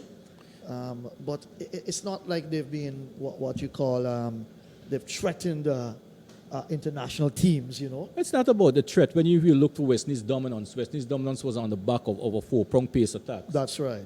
Here is a ball turned away through forward square. They're going to get 2 runs here as a chase is on for, is it Moti? Yes. And they pick up 2 more to Hodge. So he's beginning to pick up some runs now. He's gone up to 12. I make it. 11 the scoreboard says. It's gone up to 29 now without loss. 28? 30. Oh, sorry, 30 without loss. So the scoreboard need to tick over by 1 more. And Hodge moves to 11. Yes, you're talking about the 4-prong. Right, and pace we would attack look for many years. Right, that was a backbone of West Indies dominance, the four-prong pace attack. So if you had a spin in the West Indies team, he was more of a defensive bowler. No, Probably he was there about, but there. If you look how the wickets used to go, there was much need for the spinner at that time, and so there was the unfortunate time for those quality spinners to have prolonged their international career of getting prolonged runs in West Indies cricket. There is a ball that he gets out towards backward point. Also, there was Rajendra Dhanaraj, Dinanath Ramnarayan, some of these guys who would have. But the thing about it, they've all been rewarded for playing international cricket. Oh yes, certainly. Here is Pamal. Comes up, he's in bowls to Hodge. Hodge lets it go outside the off stump. Little bounce and turn on that occasion, taken by Bramble. No chance of a run.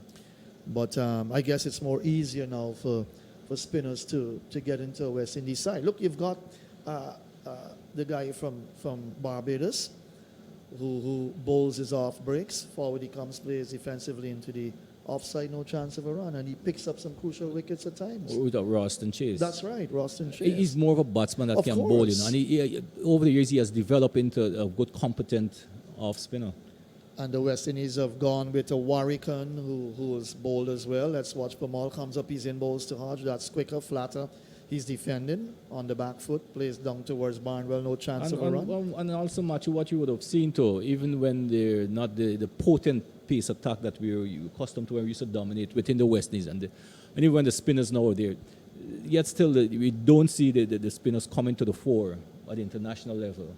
And it has a lot to do from where you came through in terms of the first class level you came Correct. through. Clydie was mentioning that before you came on, and the wickets as well, the type of wickets you because prepare. at the international level the wickets are a bit more prepared, and you're made to work a bit more harder That's to so achieve true. success. That's so true. That is a key part of it. And as Clyde said, if you're going to play a test match here, you're not going to prepare a wicket like that to play a test cricket at all. No, it will get a good 2 weeks of good preparation that will give a good quality, a bit more quality than. I observe in the calendar of events coming up for cricket, New Zealand will be touring here, I think, in July, and there are 2 T20s to be played here. I think the second and the third one in July. Then you've got South Africa coming as well, and all in preparation for the T20 World Cup in October. You know the thing about it. Any team that tours the Caribbean, I always give the West Indies a good chance to put a fight up, because there's a lot of things that are taken into consideration there. We talk about the conditions, also the wickets. So it's always there's always a challenge to any touring team that comes to the Caribbean. Yes, and I think it's all about putting in the hard work as well to ensure that it would always be challenging when a team tours the Caribbean. We have a change in bowling from the far end, and his first ball is a no ball. That's Kevin Sinclair, the Barbician, the young man, 30 for 1. And let's talk about Sinclair a bit. Right hand off spin, a bit flat through the air, a bit quick and flat through the air. Yes, I would love to see Sinclair give the ball a bit more flight, a bit more slow. I mean, he's learning his craft. Generally, Sinclair is a batsman that can bowl, Right. He's an opening batsman by nature. Right. So he's going to come into bowl to Ross Powell. Here is Sinclair comes up, bowls to Powell. Powell turns it away for his first runs. 1, they'll come back for a second. And he gets off the mark. with 2. 33 should be 33. The scoreboard says 32. They're 1 behind. 33 for 1. Ross Powell, the left-hander. We're having a look at him for the first time. Yes, I'm now seeing him bat for the first time, and rightfully, I think being the left-hander, I think Deon Johnson best option is to have his right arm off spinner bowling to the left-hander. Right. So Kevin Sinclair, I'll tell you how many wickets he's got at this level so far, first-class level. I think he's in his 5th game. He's got 8 wickets, a best of 2 for 12. Forward comes Powell, plays back to Sinclair. Another no ball signaled by umpire Smith. Well, Taylor, is it? From the far end. So another no ball. It's now 34. On the back foot goes Powell, turns it away to mid-wicket. No chance of a run, the left-hander. We'll keep a good eye on him and how he plays for the Leewards here. They've got him at number 9 on the board. But if you're going to bring him in at number 3, well, I don't know how he ended up at number 9 on the tins there. Forward he comes, plays back to the bowler, no chance of a run. 34 for the loss of 1. Sinclair gets 3 overs quickly as well. Looks as if the Jaguars are going to have an all-spin attack. Forward he comes, beaten outside the line of the off stump. Quicker delivery taken by Bramble. The score is kept on 34 for 1. Yes, indeed. And he was beaten more for pace on Sinclair coming out. He's looking for that one to come back in, but it just held it home outside the off stump and went through to Bramble. Right hand around the wicket brings Powell right forward, stretching the right pad right out. And equal to the task, defense back to the bowler. He's on 2-11 to Munson Hodge. There's still the likes of Jamar Hamilton to come and Casey Carty. Forward, back he goes and plays defensively back along the pitch for Sinclair to field. He overcomes to nil. To then asking the umpire what he's doing wrong since he's bowled two no balls in his first over. Yes, I guess that if you want to correct it, you want to know where you went over, where you went, and where you make that adjustment. Right, and of course, it is always correct for the umpire to point out to you where you're going wrong. Nothing's wrong with that at all. No, umpires and players must always have that mutual understanding. They must always be able to interact with each other, share the thoughts and share. It shouldn't be like, hey, I'm in charge and, you shouldn't be questioning me.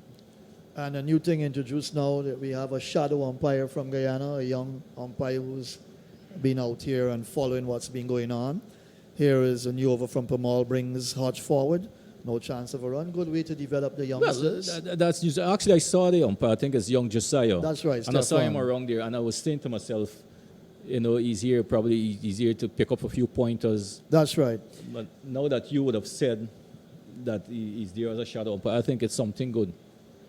It's a good feature for the umpires coming up now. He has just become fully qualified as fully qualified West Indian cricket umpire.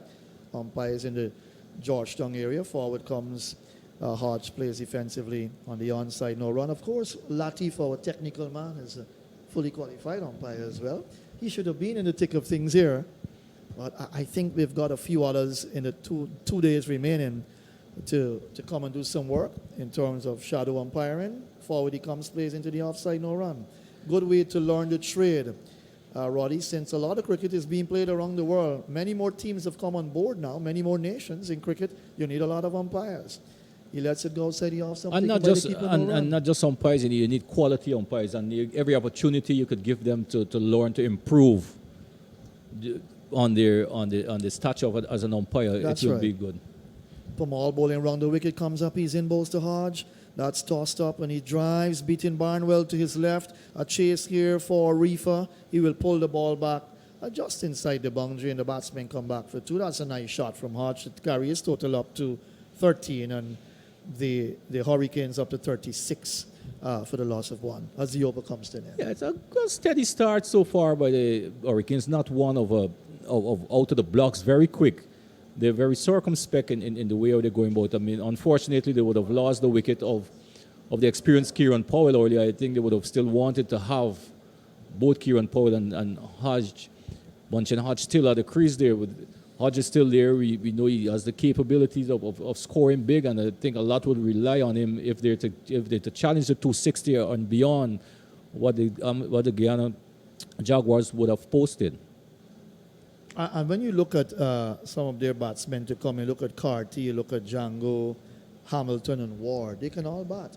And you look at the Guyana total of 261, it could probably look small if wickets don't fall. Yeah, we know they're capable, but it all comes on how they play the pitch.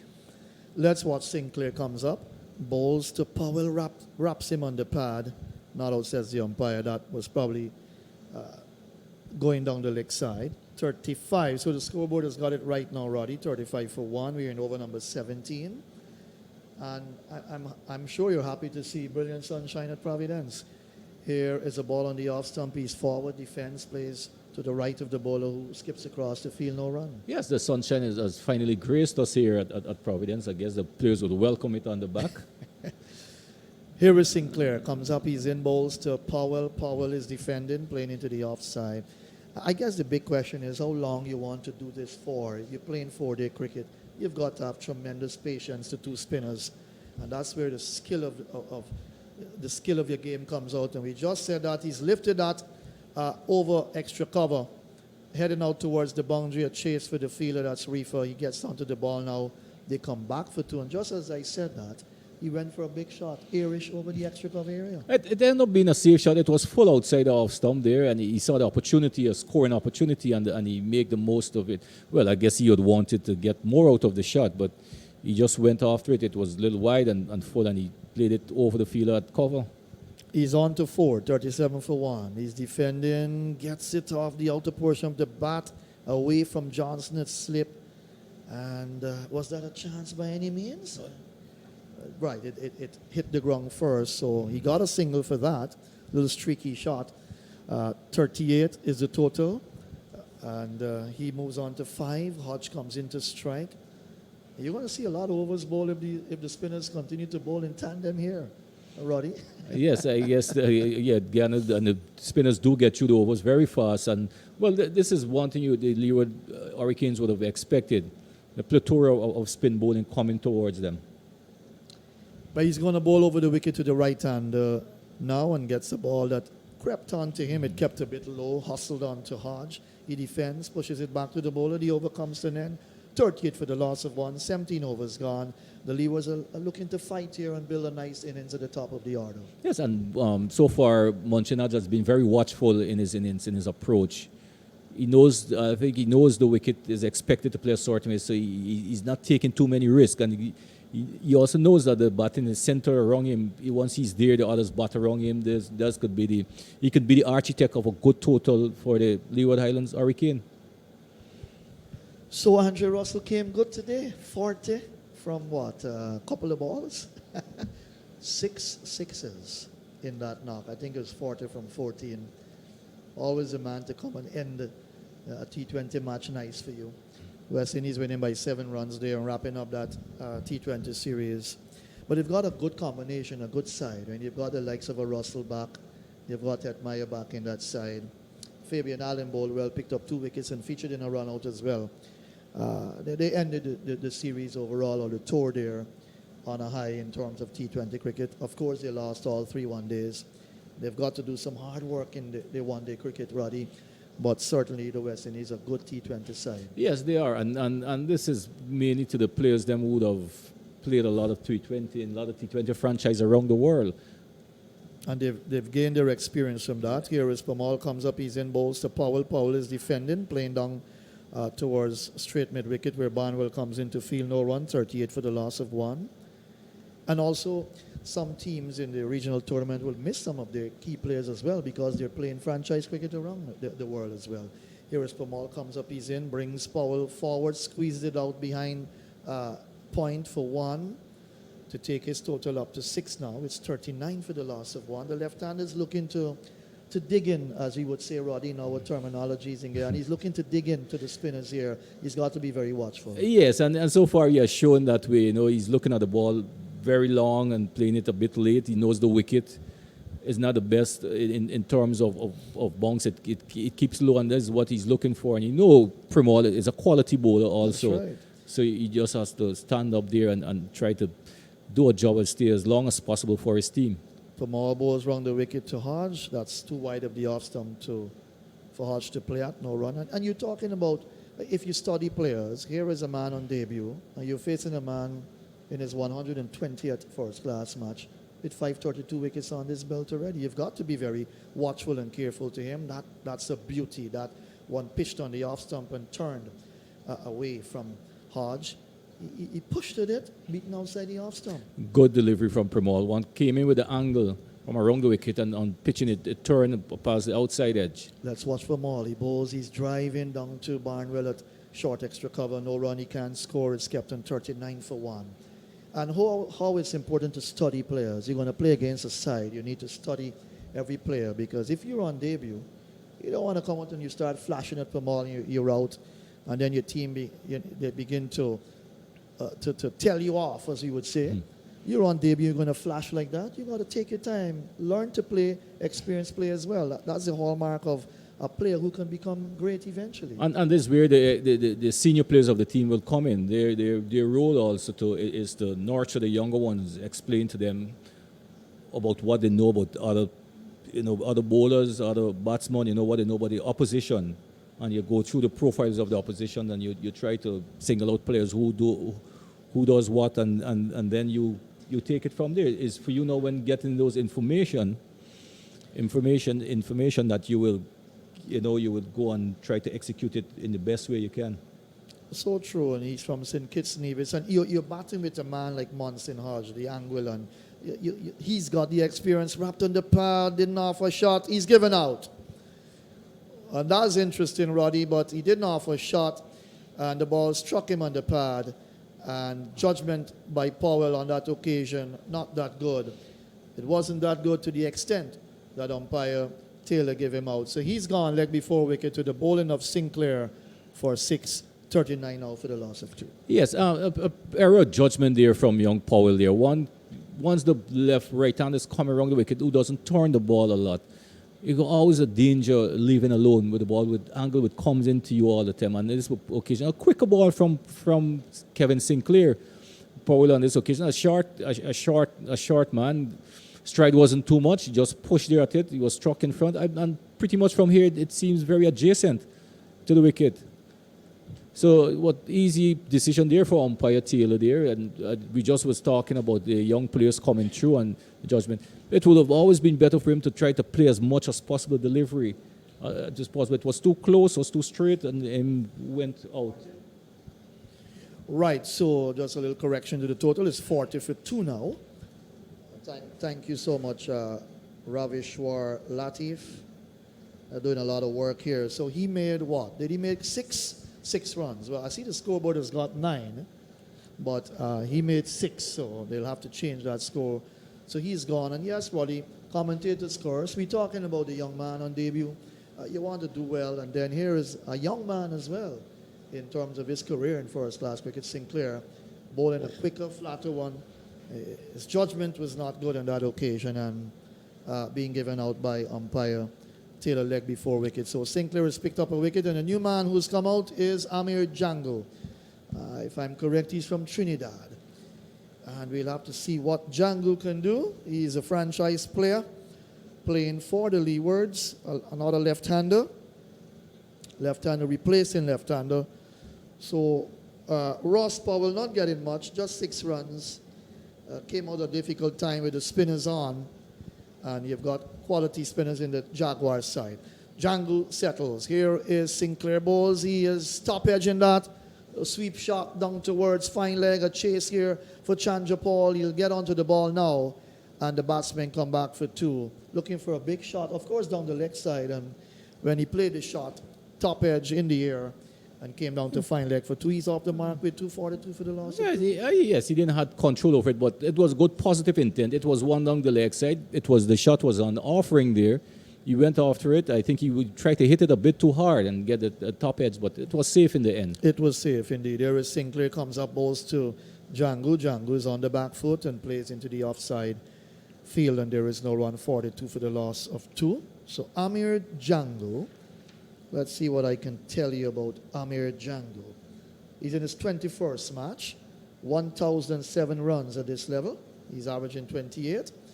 Jango drives down towards extra cover. No chance of a run. He's from Trinidad and Tobago. So he can bat, but his average is 28. Early days, his 21st match. Well, Matthew, when you look at anytime you over 20 matches, your average should be in the 40s and in some way towards the 50s. That's a good point, Right. Roddy. That's on the middle stump, turn to forward short leg, no run. And if the measuring rod for you getting into West Indies test team, international side, you've got to be averaging 50 with the bat. Yeah, and especially at first class level. Yes, certainly. Sinclair comes up. Django is defending, pushing forward, loud appeal. Not out, says umpire Taylor. The over comes to an end, 42 for the loss of 2. How good is Kevin Sinclair with ball in his hand? Well, on this wicket, his pace seems to be troubling the batsmen on this wicket. There was an excellent final delivery there, that over there. One that came in with the angle and just torn away, and actually it bounced, beaten the batsman and bounced over the off stump and taken them. I thought he had his man there. Excellent delivery. It seemed like his pace is the right pace on this wicket from the way he's bowling towards these batsmen there. They seem they've been a bit befuddled about his pace there. He seems to be a good player in the making. He's a young man. Let's watch for Maul, who's not that young, but young enough to be playing still. Forward he comes, steers it out to backward point, no run. And he says he's going to take it one day at a time now that he's past the 500 club. He's gone into the 500 club.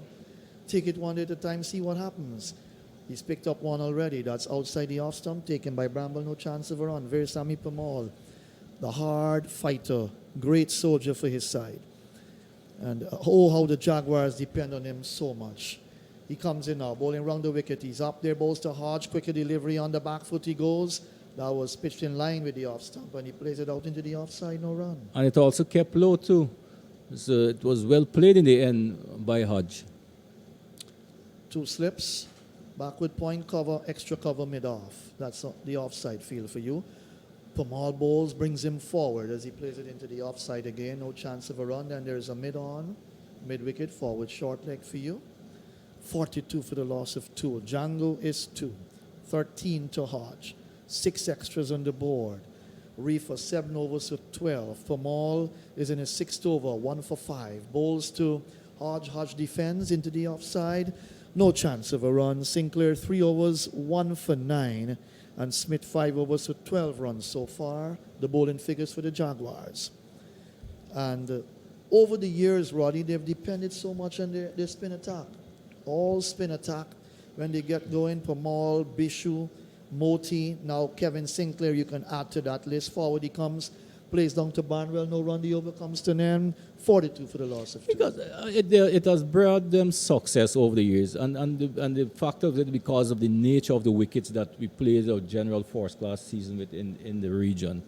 So it most suited for the slower bowlers and the spinners, where it's very unpredictable. And because if the improvement of the pitches if the quality of the pitches started to improve in the Caribbean, more work started put in for the first class games, and so I think you can get more better wickets. You can get the fast bowlers given a good equal share of the wickets. Sinclair continues and bowls to Django. Django is defending into the offside where Barnwell fields, and there is no run. He's kept on 2. But your technique has got to be spot on when you're going to play these spinners. You've got to be very patient. You've got to use your feet as well. This is not stand up inside the crease and play them. Back he goes, plays back to Sinclair. No run. B.C. Lara was so exceptional. Carl Hooper to spinners. Tremendous players. Ramnaris Sarwan. Here is a ball that's on the middle stump. He's defending. Playing down on the offside. No chance of a run, 42 for 2.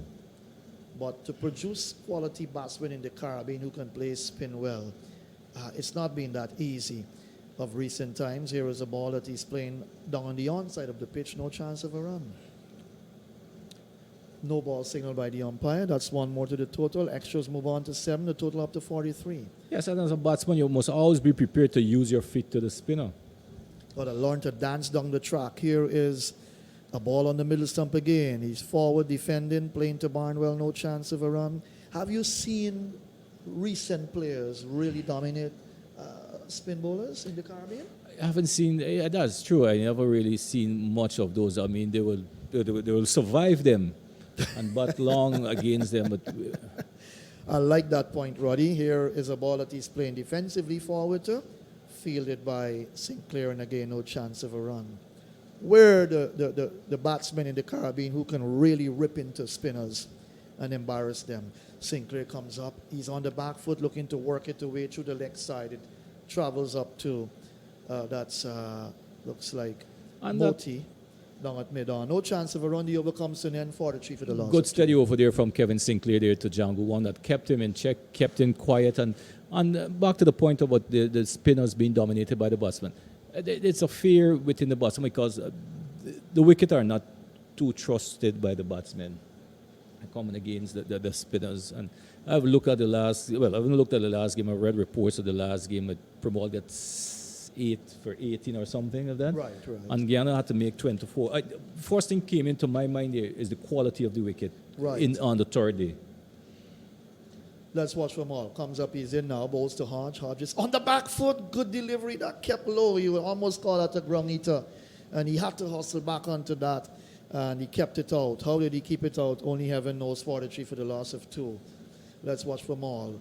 As he comes in now to bowl to Hodge, that's on the middle stump. Hodge is defending. And the thing about Pamal, he's always almost dead on target. Yeah, he's steady. He always steady there. And that's the hallmark of him getting that 500 plus wickets. Oh, yes. And that's what a spin bowler's got to do. You don't want to bowl short and wide. You're going to be spanked away. Pamal comes up, he's in bowls. That's on the leg stump this time.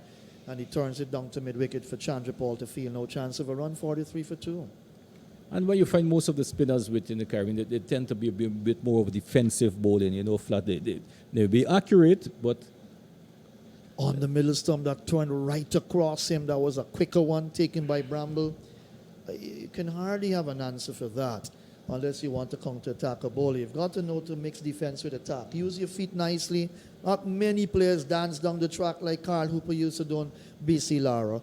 And of course, from the wrist, Sarwan, is that a chance? That went to forward short leg, straight into his rib cage area.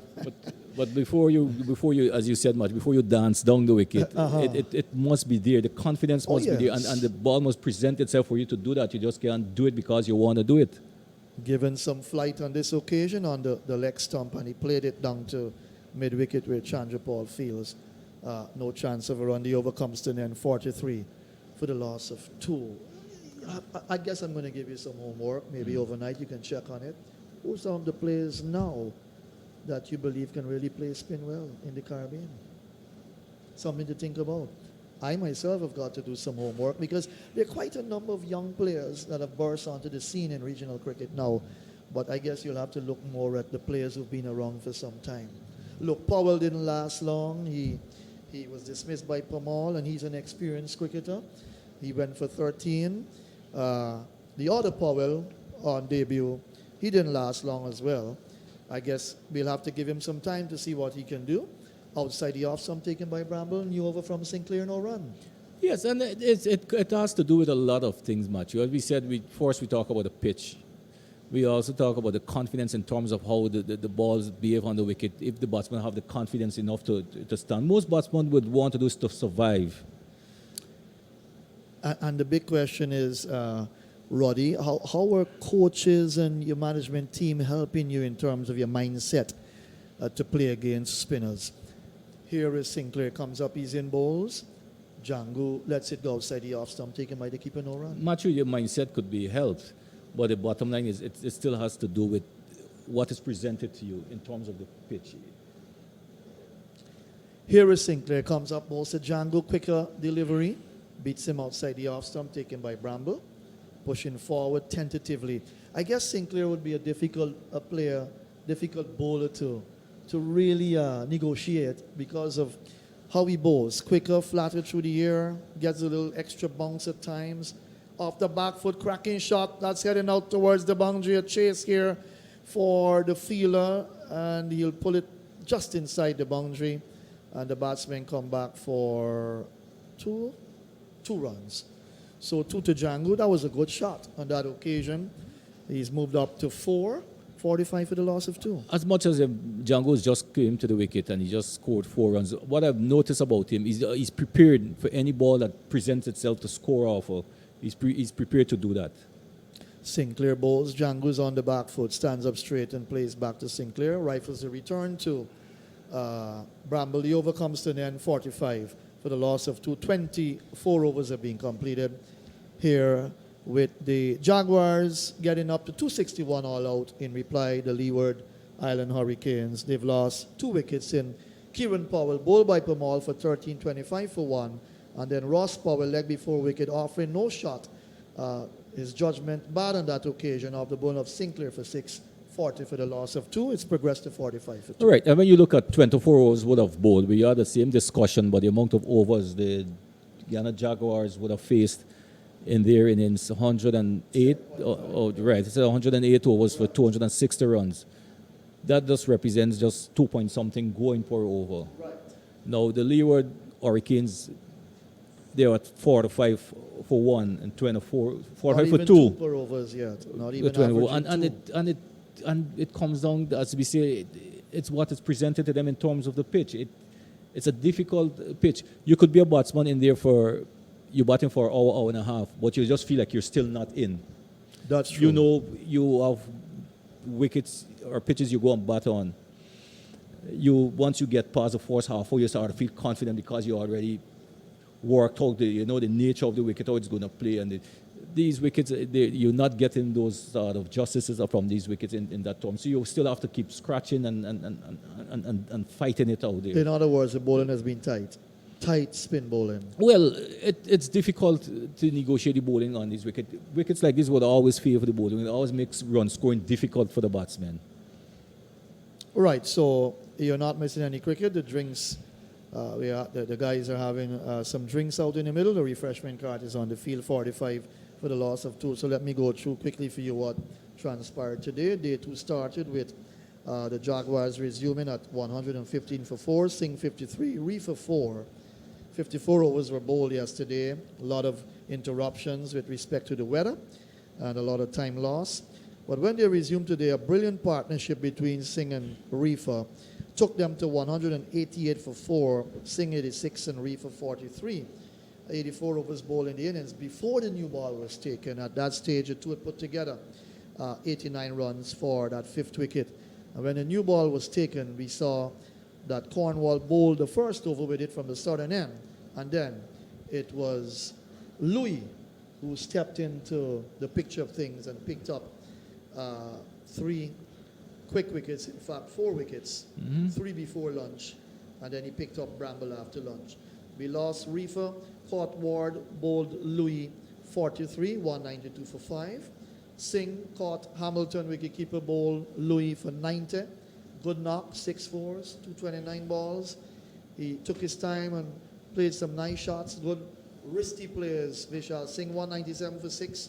Sinclair in the same over, bowled by Louis for a duck, 197 for 7 at lunch. 198 for 7. Bramble not out 6 per all yet to score. And in that period, 83 runs for the loss of 3 wickets in that session. Certainly a good fight back by the Leewards, with Louis picking up those quick wickets. Yes, and it's not just the good fight back. What they would have done between Louis and Pemberton, they would have given the team some bowling points, because the amount of wickets that the fast bowlers end up getting right. for the Leeward Islands Hurricanes. So it became the Louis show after the Jeremiah Louis show after the second new ball was taken. And then they could always say it was a good forcing to them, given the fact that the fast bowlers would have gotten 6 of the wickets. Well, he didn't stop there. He picked up Bramble, caught it cover by Hodge off the bowling of Louis, 23, 219 for 8. And then Moti caught Hodge at gully off the bowling of Pemberton. Good reward for the young man in his second game for the Leewards. He went for 17, 257 for 9. And then Smith, leg before wicket to the bowling of Pemberton for 1. So Pemberton picking up those final 2 wickets. 261 all out, 107.5 overs. From all unbeaten on 24, extras 9. 107.5 overs. Let's watch from all as we restart after the drinks break, and that's outside the off stump taken by Bramble. No chance of a run. When the Leewards started their innings, they went to tea at 10 without loss. 4 overs they played out. Powell 8 not out. Hodge had to score 2 extras. Tea taken at 2:45. Here is Pamal, comes up, he's in bowls. He's defending. Down to mid-on, no chance of run. Let's go back to the Leewards bowling. Powell, none for 4. Cornwall, 4 for 95 from 37 overs. Louis, 4 for 49 from 24 overs. Here is Pamal, comes up, he's in bowls to, that's Hodge. Hodge is defending, down to mid-on, no chance of a run. Pemberton, 2 for 52 from 17 overs. Berridge, just 1 over for 1 run. And Ward, 27 overs, none for 58. The bowling figures for you, for the Leewards. Let's watch from all. Comes up, he's in bowls to Hodge. Hodge is driving down to Barnwell at extra cover. And there is no run. So at tea, the Leewards 10 without loss. And then after tea, 2 wickets have fallen. Both Powells have gone. Kieran, the experienced player, he was bowled by Pamal for 13-25 for 1. And then Ross Powell, leg before wicket to the bowling of Sinclair. That's outside the off stump, taken by Bramble. Quicker delivery on that occasion. And would you believe it, Pamal's overs come to an end. Ross Powell, leg before wicket, offering no shot to Sinclair, 6. He made 40 for the loss of 2 in the 19th over. And now they progress to 45 for the loss of 2. 25 overs have been completed with Django on 4, Hodge on 13. And the Leewards are looking to battle on here with both spinners in tandem, Sinclair and Pamal. Roddy Lovell will take his leave, I guess, for the afternoon. Oh, you're still around. You'll be around. And Clyde has come back in, the veteran, would have bowled some long spells in his career. And he's having a long spell here as well on day 2. Clyde, good afternoon, as Sinclair comes back into the attack. That's outside the off stump, taken by Bramble, no run. Very interesting afternoon with the 2 spinners bowling in tandem. They've been very tight. They've been very economical. And we have seen the odd delivery turn and bounce as well from both spinners. So I think they've got a lot of work to do in this innings. Sinclair brings Django forward, plays to Barnwell at extra cover, no run. Slip in the gully. Backward point, there's a cover, extra cover in the mid-off. Forward short leg. Sinclair bowls, he's defending. Back to the bowler, no chance of a run. Backward square in the boundary in the mid-off. And whilst I was off, I was just having a little look at the Trinidad and Tobago Red Force game. And You'll tell us what's going on Pride there. game. Off the back foot, wrapped in the pad, that ball went out towards backward point, no chance of a run. And Give us the scores. the Pride at 212 for 6, chasing 236. The Pride was in a lot of trouble. They had lost 6 early wickets. My goodness And me. Ashley Nurse is now on 77, and Shane Dowridge is on 74. That's the young man I was talking about earlier, Shane Dowridge. When you've got those guys in your side, those are guys that show great determination. That's back punches down to backward point. He gets a single. That's Django to carry his total up to 5. It's 46 with a loss of 2 as Hodge comes in to strike. But it just goes to show what can happen in a game of cricket, because they had lost those 6 wickets for 50-odd runs or so, and they look to be in real trouble. And then those 2 experienced players in Shane Dowridge and Ashley Nurse has put up a big partnership. Wow. Ashley Nurse has actually been hitting the ball to all parts of the ground. So it looks like another easy win for Barbados here. Well, Yes. there's still a lot of time to go in that game. Well, so one true. never knows. He comes forward, plays down to cover, no chance of a run. The over has come to an end, 46 for the loss of 2. Continue on that Barbados Trinidad game. Well, I think what's happening there is that Barbados, the Pride is fighting back after being in some trouble, chasing 239 and losing 6 wickets, and most of their premier batsmen. And Ashley Nurse has come in and played a blinder. So it certainly put them on track of winning that game, or of actually saving the game, but to ensure that they get points as well, because they did get their full bowling points in the first innings, and they got some bonus points in that first innings as well. I think the fast bowlers got quite a few wickets. That's going to stretch the lead, Clyde, in terms of Barbados and Guyana. Yes, they've already got 1 batting point and 3 bowling points. Oh my, I tell you what a season this time around. Barbados are really doing it in this year's tournament, and why not? The Jaguars have won the title 5 years in a row, and they're looking for a 6th title. As Pamal comes in to bowl to Django, Django's defending down on the onside of the pitch, no run. I remember saying to some of my colleagues that this is not going to be an easy year for the Jaguars at all in terms of winning this title. They will have to work extra hard, because teams would have been watching their performance down through the years. There is a ball outside the off stump. He defends, plays a silly point, no run. I think what has happened too is that a lot of the Barbadian players have been available to them Correct. this year as well. So Whereas correct. in previous years they weren't around. So I think they have got a better squad out this year, and they're certainly showing it. Pamal bowls just side the off stump. He gets it off the outside edge, steers it away down towards the third man here. It's heading down towards the boundary. Will it hit the ropes? No, it does not. Picked up inside the boundary by Vishal Singh, and they come back for 3 runs. So 3-2. Django takes his total up to 8, and the total now, the overall total up to 49 for the loss of 2. And certainly the spinners getting through. They're over so quickly, Clyde. We don't have much time to discuss a lot of things in between, you know. Well, a lot of people watching the stream wants to know what is going on with the game as well. Yes, So, of course. that's fine, but certainly it's been some good, tight stuff. As we've had some good cricket. I think on both sides have played some reasonable cricket, and they've kept the pressure on each other. Yes, Monson Hodge comes in to strike the right-hander, and he's defending. That ball is gone. Where? Just out of the reach of Johnson, heading down to the boundary area. They're coming back for 2.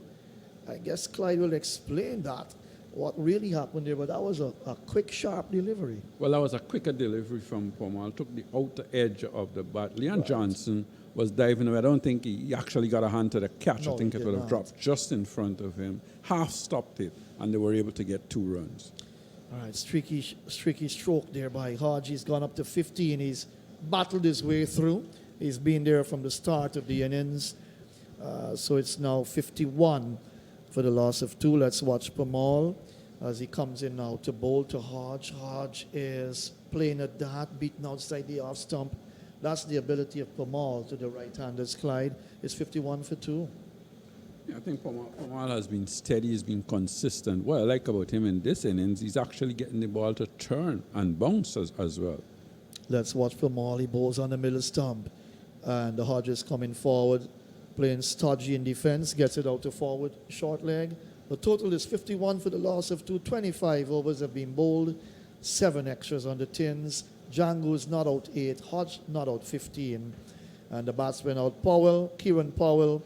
He was bowled by Pamal for 13, and Ross Powell, leg before wicket to the bowl of Sinclair for 6. It was 40 for 2 then. It's now 51 for 2. Yeah, and certainly with the 2 batsmen in, they will need to try and bat out the afternoon. I'm sure the Leewards would be thinking that they need to have these 2, or if not, at least Hodge must be there when they come back tomorrow. He's the experienced player at the top, and they certainly need him to stay out there and bat long for them. Django gets the ball on the leg stump. He gets it out towards Barnwell at extra cover. There is no run. So the scoreboard again is 2 behind. Maybe the youngsters are a bit tired now. It's 51 for 2. Over number 26 starts for the Jaguars in their bowling department. So the Leewards are battling on here. Here is Sinclair bowls. He's driving. Nice shot, but straight to, that's Smith, is it? Yes, down at cover. Just moved across to his left, no run. 51 for the loss of 2. Reifer 7 overs for 12. Sinclair in his 7th over, 1 for 13 so far. Pamal 9 overs, 1 for 9. Very mean as ever. Here is a ball on the off stump. He's defending. A little stifled appeal from the forward short leg fielder. Not out, says umpire Taylor. And of course, Smith 5 overs to 12 runs. We have not seen good Kishmoti as yet. Let's watch, even as two individuals just able to get across the side screen area. Here is a ball that he's defending, playing down on the offside of the pitch. That's Django, and there is no run. And Django is for supposed 2. to be a decent player of spin bowling as well, coming from Trinidad. That's right. And Tobago, so you will. Forward he comes, plays the spin well, down into the offside of the pitch. Barnwell fields, no run, so the score is being corrected now. It's 51 for 2. Thank you, youngsters who are listening. But we're heading down to the end of day 2. It's 4:30 in Guyana. Forward he comes, plays to Silly Point. No chance of a run. Another steady over from Kevin Sinclair. He's picked up 1 wicket thus far in that of Ross Powell. Pamal has picked up Kieran Powell. It's 51 for the loss of 2. Now a steady over from the young Sinclair bowling, just on or about the off stump. Still bowling a little too quickly for my liking, but I guess that's what he's accustomed to. I think as time goes on, he will bowl slower. He will cause some more pressure because he's consistent with his length and his line. Yes, he would like to rip the ball a little bit more. When I say rip, I mean turn it a little bit more and get it to bounce. I'm going to ask you a question after this delivery from Pamal, new over, as he comes in now to bowl to Hodge. Hodge is defending, playing into the offside, no run. Do these guys ask Clyde Butts for some help as a veteran off spinner? Do you find some of these youngsters asking you for advice and help in between? I think most times a lot of them do. And I know Sinclair has actually been over to see me yesterday, and we've had a little chat, but I'm going to have a little word with him later on. Very as well. nice, Clydie, very nice. He's a good young man. I've seen him around when he plays for the Army and so on. He tends to open the batting as well for the Army when he plays. So a lot of people think he's more a batsman than a bowler. But in this context here, he's playing more as a bowler than a batsman. I'm glad you've shared it because, you know, you might say you're a big man now, but you're still helping these guys, and that's so important to mentor these When players. you say a big man, what you mean? Well, I mean in terms of you're getting older now in size, age, okay. you know, but it's so good that they can call upon a Clyde Butts for help in between. That's so nice. Forward he comes, plays back to the bowler, no chance of a run. And if I know Clyde Butts, you're always willing to help these youngsters. I'm not so sure about that. Well, you know who you probably would want to help. Forward he comes, plays defensively into the offside. No chance of a run. I guess players with good attitude who wants to go on and really develop their skill nicely, I'm sure you would be willing to give them some help. I don't know. Where's the word? When you say good attitude, what do we mean by that? Here is Pamal. Comes up, he's in, bowls to Hodge. Hodge is defending, playing into the offside again. No chance of a run. Clydie's putting me under pressure now. Well, the thing is, you see good talent in them. They're humble enough to want to play cricket, play good cricket, play at the highest level, play consistently well, and be faithful and committed to playing cricket, whether for their club, their country, and so on. I guess that's what I mean.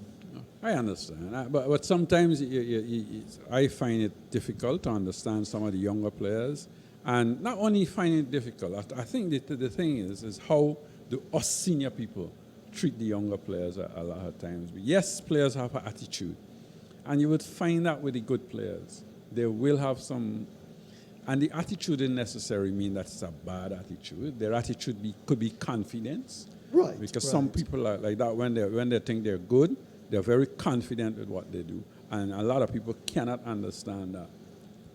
And I think most great players have that sort of confidence and an attitude like, I can do anything I want. Wraps him on the pad, loud appeal, and not out, says umpire Taylor.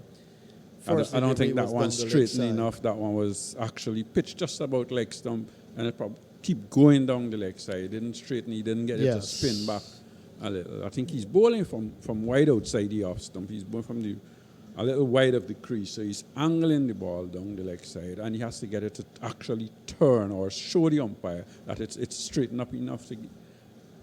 Sinclair bowls once more. That's outside the off. Some crashed away. Nice shot. Down behind point. Runs here for Django. 1. They're coming back for a second as the ball is knocked back just inside the boundary from Versami Pamal, who's a very fit cricketer, of course. Always fit himself and Bishu from Berbice, 2 of the fittest cricketers you could have found around in those days. And even up to now, it's 54 for the loss of 2. 2 good-looking runs to Django on that occasion. Clyde just wide of the off stump, and he smashed it down behind point. In fact, they got 3 as the right-hander comes in to strike. 54 for the loss of 2. Here is the angle changing, bowling over the wicket to the right hand. He's defending, playing down on the onside of the pitch as Sinclair comes quickly back to his mark and will come in to bowl to Hodges on 15. Here is Sinclair, comes up, bowls to Hodge. Hodge works it away. Nice little shot. They will take the quick single as the return comes in quickly from Pamal at short, fine leg to Bramble. And they get the run in the end It's nice little use of the wrist on that occasion. 55 for the loss of 2. He moves to 16 as the left-hander comes back into strike on 11. That's Django. Yeah, I think one of the things about Sinclair as well, he's got to try and get closer to the stumps to the left-hander. I think he's bowling from a very wide of the crease to the left-handers. He's got to try and get close to the stumps at times. Here was a drive down towards mid-off wide, no chance of a run. Would you advise him to bowl over the wicket as well to the left-handers? Well, it just depends on what he feels comfortable with. I think if he's going to bowl over the wicket, he has to try and stay close to the stump. If you're bowling wide of the crease when you go around the wicket and you can come over and get close to the stump, maybe he'll be just as effective. Right, so the over comes to an end, 55 for the loss of 2. And talking about Sinclair, you said he came to visit you, was it yesterday? He's a young man you certainly wouldn't mind working with, help him? Of course not. I think he's got talent, and not only as a bowler, as a cricketer on the whole. When you look at him in the field, he's always alive. He's probably one of the better fielders in Guyana at the moment as well, if not the best, but certainly one of the better fielders. And he is a capable batsman. Yes, here is Pamal, starts another over, brings Hodge forward. There is no run. There's another young man from Berbice as well, Kevlon Anderson. I haven't actually had a lot of word with Kevlon. I know him, I've seen him play. I think he's a capable batsman. I think he's very good, actually, a very good batsman. Forward comes Hodge, plays back to Pamal on the onside. And I remember I even asked the question last week when young Hemlock was dropped out of the squad. Right. That if Hemlock was dropped out of the squad, why wouldn't it be Kevlon Anderson who would have replaced him? That's a good question indeed. Forward he comes, plays into the offside, no run. Mind you, I don't think Hemlock should have been dropped out of the squad. Get your point. If you didn't have a chance, what did you do wrong to be left out of the squad? Pamal comes up. He lets it go outside the off stump that turned across the right-hander. No chance of a run. 55 for the loss of 2. Yes, but certainly he's a good player in the making, Kevlon Anderson. But certainly Kevin Sinclair has come on nicely, playing first-class cricket now. Forward he comes, that's Hodge, and plays back to Pamal, who skips around to his left to field. He's kept on 16. Pamal is in his 11th over, 1 for 9. Always mean as ever, Veersamy Pamal. Doesn't give too much of runs away at all. Back goes Hodge. Punches down to extra cover. Barnwell fields. 55 for the loss of 2. The over comes to an end. Not a good over from Veersamy Pamal, being consistent with what he's doing, keeping the batsman playing, not giving them a lot of loose deliveries to score off of either. So he's been consistent with his line and length. I think Moti is now going to come into the attack.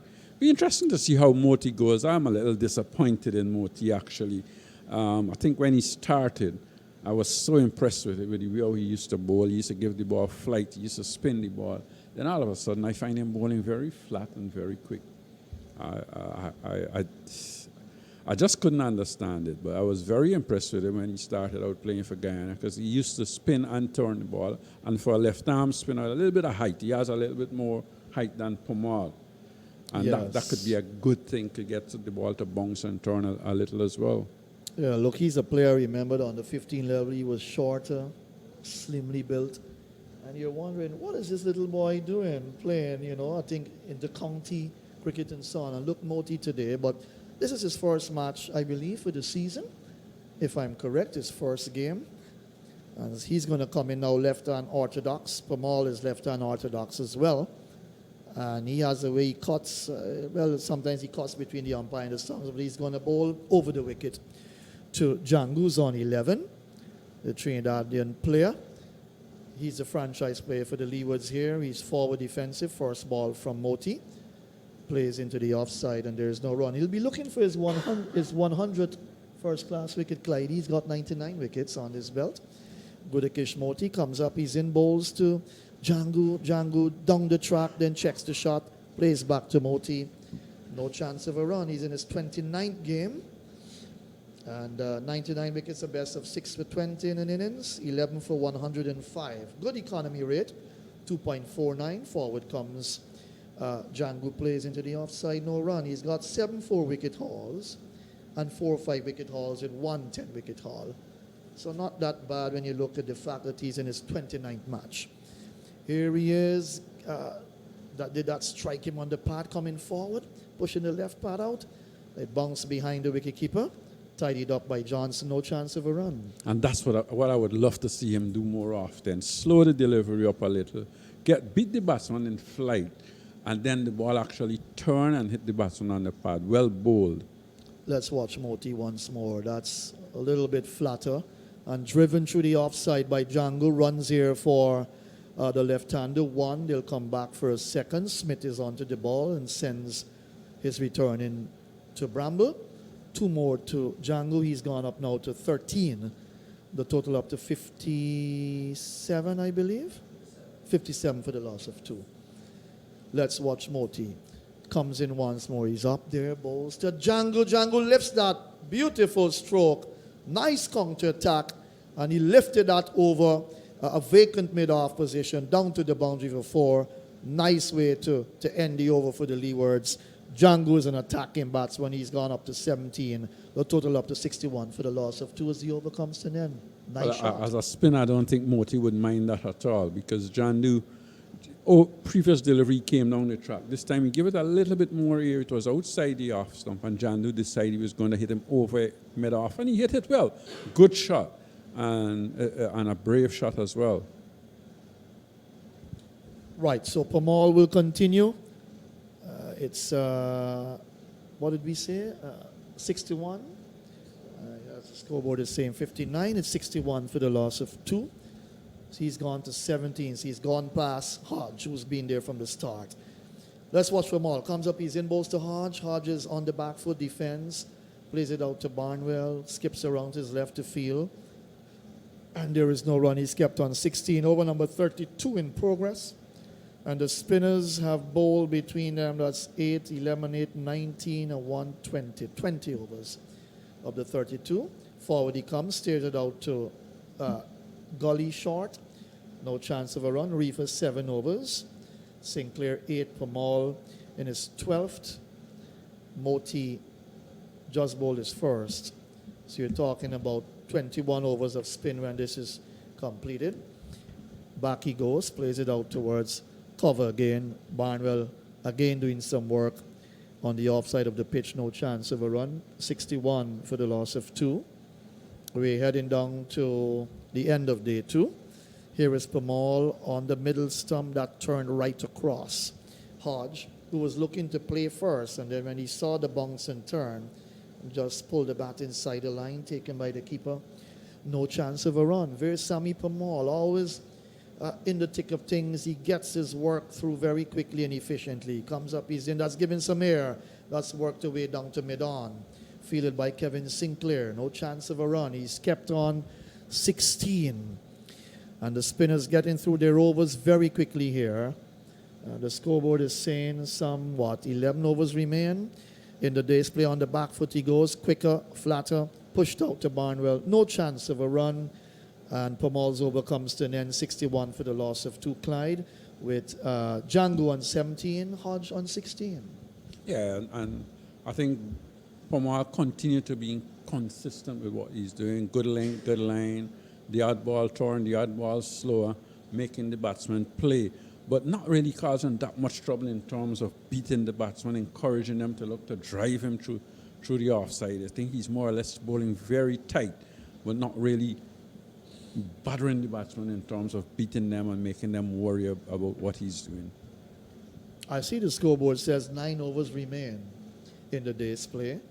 So they should get through as Moti bowls. That's driven up to mid-off. They should get through 41 overs in terms of the Leeward's innings before the close of day 2.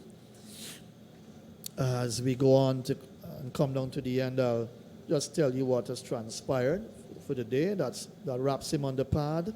Not out, says umpire Taylor. That was a quicker one, Clyde, and he came forward. Django, he's kept on 17, 61 for 2. Yeah, had a good delivery from Moti, pitching just outside the off stump, making the batsman look up a little. Here is Moti, bowls outside the off stump. That's a drive through cover. That will go away for 4. That's a lovely shot.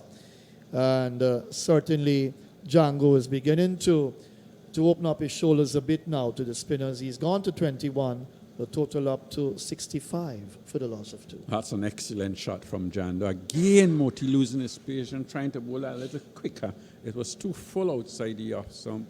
But Jandu played an excellent shot, not trying to hit it too hard, placing it nicely to the right of the man at cover and got 4 runs. Good looking shot. Right. What will Moti do on this occasion? He comes up, he bowls to Django. Django on drives. Moti feels well, getting both hands to the ball. 65 for the loss of 2 in over number 33. So 8 remain after this. Let's watch. Moti bowls, brings him forward. He defends. He's not looked that bad at all, Django. You said from Trinidad he should be able to play spin well. But it's all about your concentration, your patience. You've got to play these spinners with a lot of patience. Here he comes forward and plays it out towards Smith. Down at cover, no chance of a run. That's the second over bowled by Moti in this inning so far. And he's bowled 2 overs for, I make it 10 runs.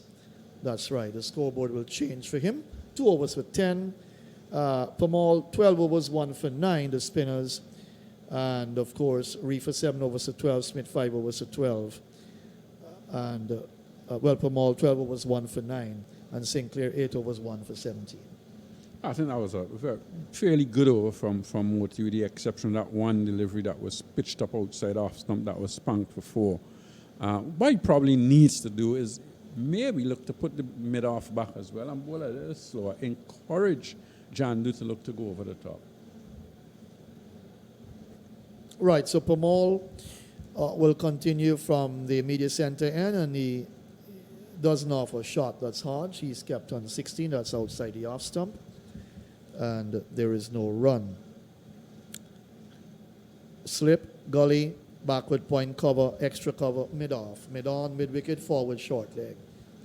Here, that's a good delivery from Pamal on the middle stump. And Hodge equal to the task. Defense gets it out to Chanjapal at mid-wicket, and there is no run. So the board is correct, 65 for 2. Let's watch Pamal. Comes up, he's in bowls. Hodge is defending, gets it off the inner portion of the bat, down again to straight mid-wicket. Chandrapal comes into field, and Pamal will get back to his mark very quickly as we come down to the end of day 2. It's been a gripping day of cricket. Here is Pamal. Comes up, he's in bowls to Hodge. Hodge is defending and using all his experience, Clyde, playing very patient indeed. He's shown a lot of patience thus far. He's on 16. And the score remains on 65 for 2. I guess Latif will tell me maybe how many balls he's faced thus far. Hodge, as Pamal misses his run, or he will come back to his mark. How many? 113 balls for his 16 runs. Is that the Munson Hodge? You know, Clyde Butts. Here is Pamal, brings him forward, drives. Barnwell is out there at extra cover. He can't find the gap. He's kept on 16. 65 for 2. I think he's playing situation here. The bowling has been good, and he knows that they've got to get 260 odd runs. So he's got the time, so there's no need for him to rush. That's the man from Anguilla for you. Another one to come later on in, I think, Hamilton, if I'm correct, from Anguilla as well. And certainly these are 2 guys who have done well over the years for the Leewards. He overcomes to an 65 for the loss of 2. You're quite right, Clydie. Monson Hodge is playing a different innings here thus far. Yeah, I think there's no doubt he's playing situation. He's looking at it probably saying, well, there's 7 or 15 minutes more to go for the close. I've got to try and stay here and look to bat out the afternoon, then come tomorrow morning fresh, and then probably look to play my natural game. So Moti will continue. He will bowl to the left-handed Django, who's on 21. Over number 35 about to start for the Leeward's innings. And when the spinners are on, I tell you what, they get through their overs very quickly indeed. Moti bowls, and Django was looking to on-drive. Got it off the outer portion of the bat, down towards a wide mid-off. No chance of a run, Clyde. Let's watch Moti. Left hand, orthodox, bowling over the wicket. The man from Berbice. Both left-hand orthodox spinners from Berbice. Here is a ball that's played where? Down to, that's Vishal Singh, backward square. Looking for an almighty swing over backward square, and he got it off the bottom of the bat down to Vishal Singh. No chance of a run. He's kept on 21. Here is Moti down the leg side. He came right across his stumps again, looking to help it around into that backward square area. Missed the shot taken by Bramble. Here is Moti in his, third over. None for 10. Comes up, he's in bowls. Django is defending. Will stifle the peel from the man at forward short leg. Not out, says umpire Taylor. Himself and Nigel Dugan. They've done a pretty good job thus far in this game. Here is Moti, comes up, he's in bowls to Django. Django drives. Doesn't find the gap. Reifer is out there at wide mid-off.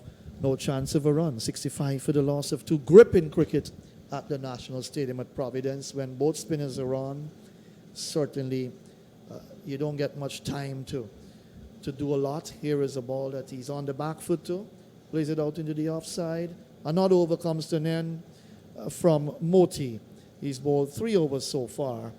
And the latest score from Providence. The Leewards replying to Guyana's 261 all out in 107.5 overs. They're 65 for the loss of 2.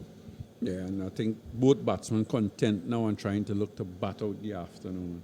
They are 65 runs on the board. They've lost 2 wickets, 2 early wickets, and they have decided they have got to try and bat out the afternoon to ensure that come tomorrow they can then decide to dictate the pace of the game. So Pamal starts over number 36 and forces Hodge onto the back foot as he plays down on the onside of the pitch. No chance of a run. So it's more of a shut-up shop time now for maybe especially Hodge, because I still have a feeling that Django will go for some runs if the ball is in place for that. He's on the back foot, drives, nice shot. Down through cover. Chase here for Reifer. 1. They'll come back for a second. Reifer is onto the ball now. Let's watch his return, a couple of bounces to Pamal. So he gets 2, he moves on to 18 now. That was a nice shot through cover. The total up to 67 for 2. Yes, it was a quicker delivery from Pamal, and he was on the back foot. He didn't try and hit it too hard. He more or less placed it between the extra cover and the man at cover and got 2 easy runs. I get the impression in this over as well that Pamal has decided to bowl a little quicker, a little flatter, try and force him to make a mistake. That's given some flight. That strikes him on the pad and then comes back to Pamal on the leg stump, outside the leg stump, 67 for the loss of 2. I want to say good afternoon to listeners in the Rupununi area and let him. Hello to all of you there. It's been a wonderful day of cricket at the National Stadium at Providence, outside the off stump. He doesn't play at it, taken by Bramble, 67 for the loss of 2.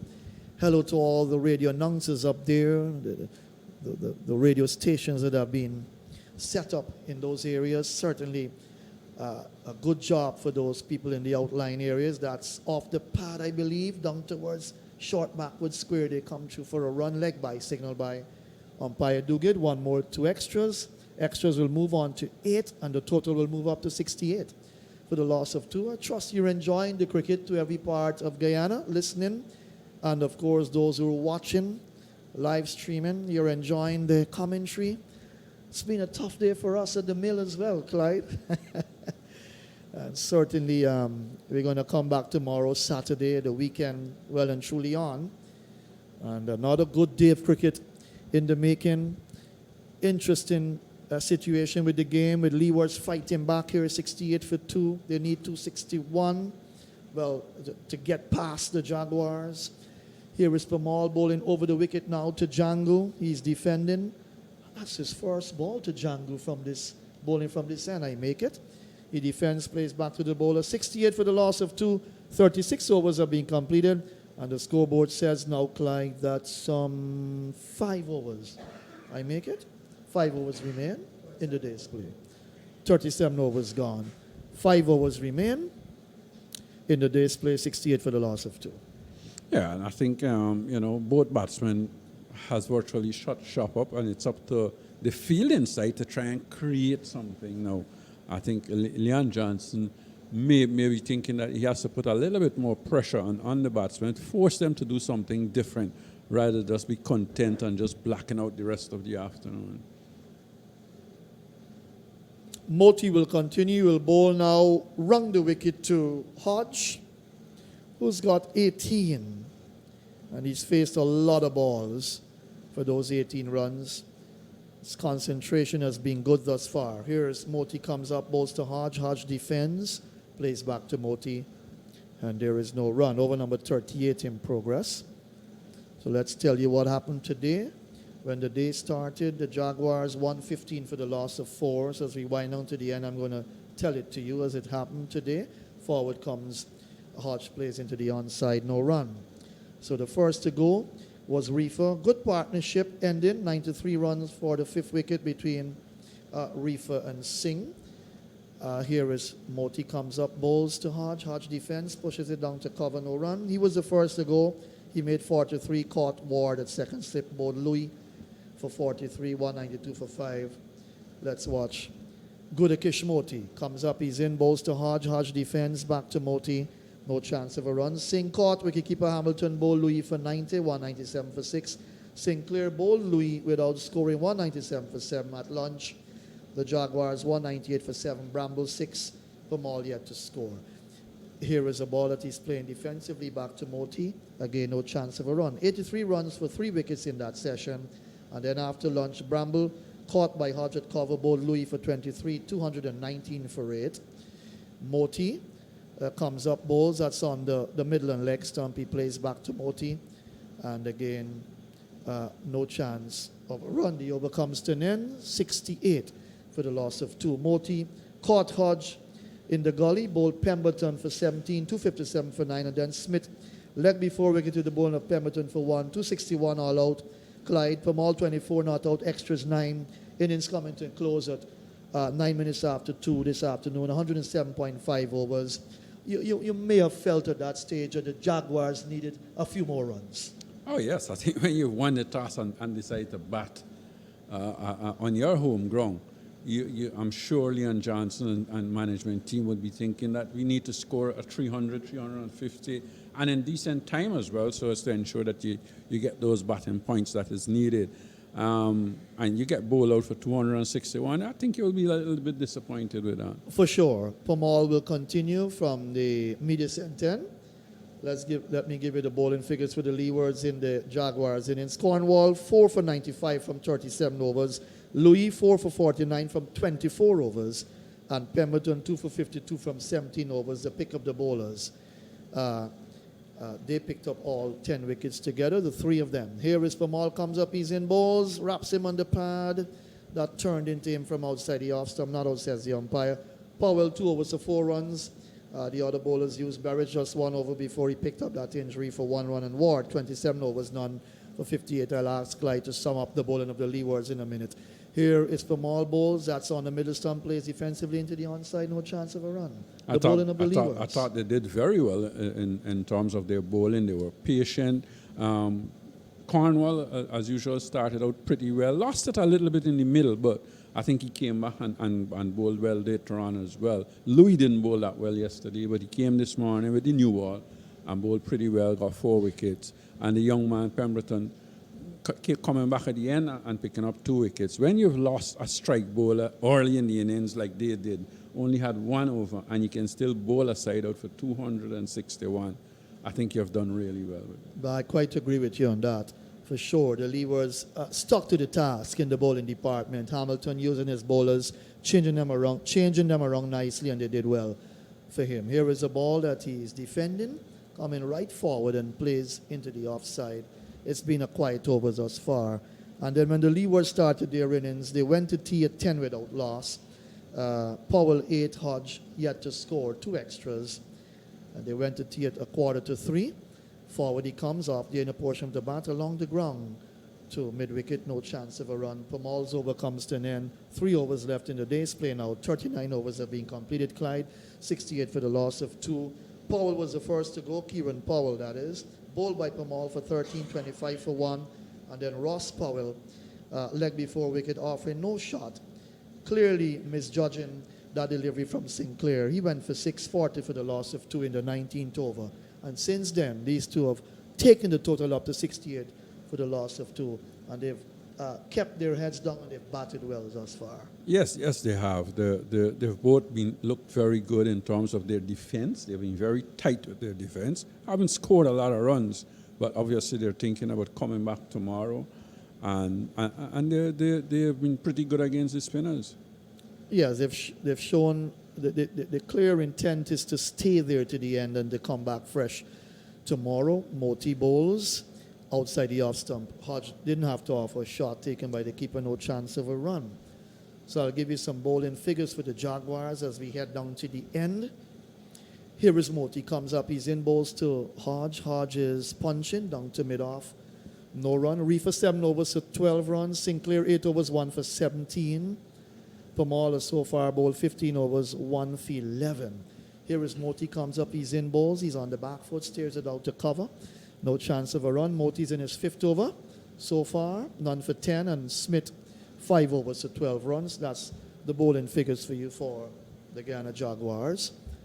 Here is Moti, comes up, he's in bowls to Hodge. Hodge watches it as it goes by to be taken by Bramble, and there is no run. So just 2 wickets to have fallen for the Leewards. I think the Jaguars would have wanted to maybe snap up one more at least, or to go to bed today with 4 wickets under the belt. It hasn't been thus far. Forward comes Hodge, very stubborn in defense throughout his innings. He's played well for his 18 so far, 21 to Django, 68 for the loss of 2. Here is Moti with a slip in a gully, brings Hodge forward. Moti skips across his right, he fields, and brings his over to an end. So he's completed the scoreboard will now say his 5th over, none for 10 Clyde, and the spinners and all the bowlers for the Jaguars have kept it tight. Yes, they've been very tight without being threatening.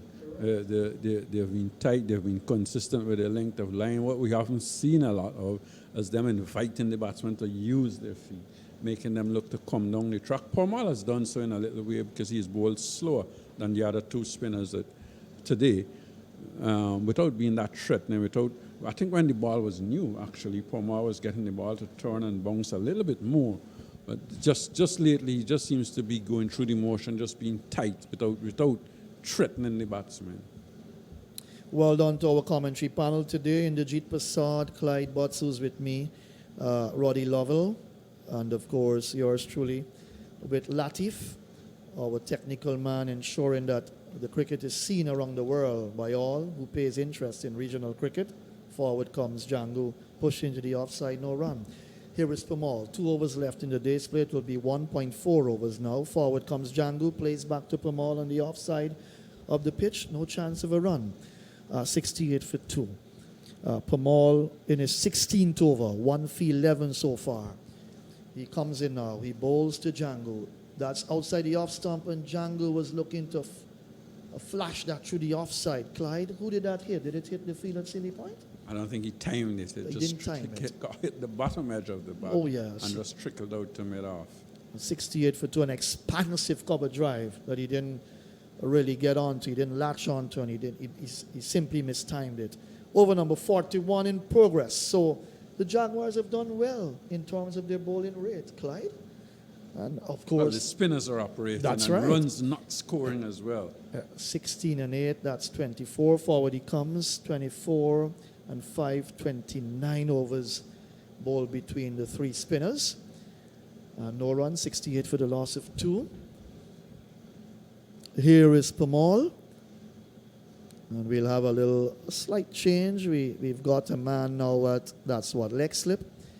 Leg slip position in place for Django. Here is Pamal, bowls, brings him forward. And I've got to confess that both batsmen have played the spinners pretty well.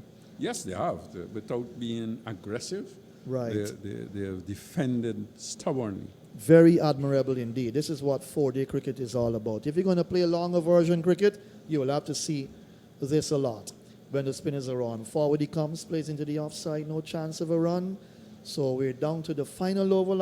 I would make it for the day. Pamal has just completed 16 overs, 1 for 11. That will be his tally for the day, as well as Reifer 7 overs for 12, Sinclair 8 overs, 1 for 17. Moti will bowl the final over. I would make it for the day. He will take his tally to 6 overs when he's completed, and Smith 5 overs for 12 runs.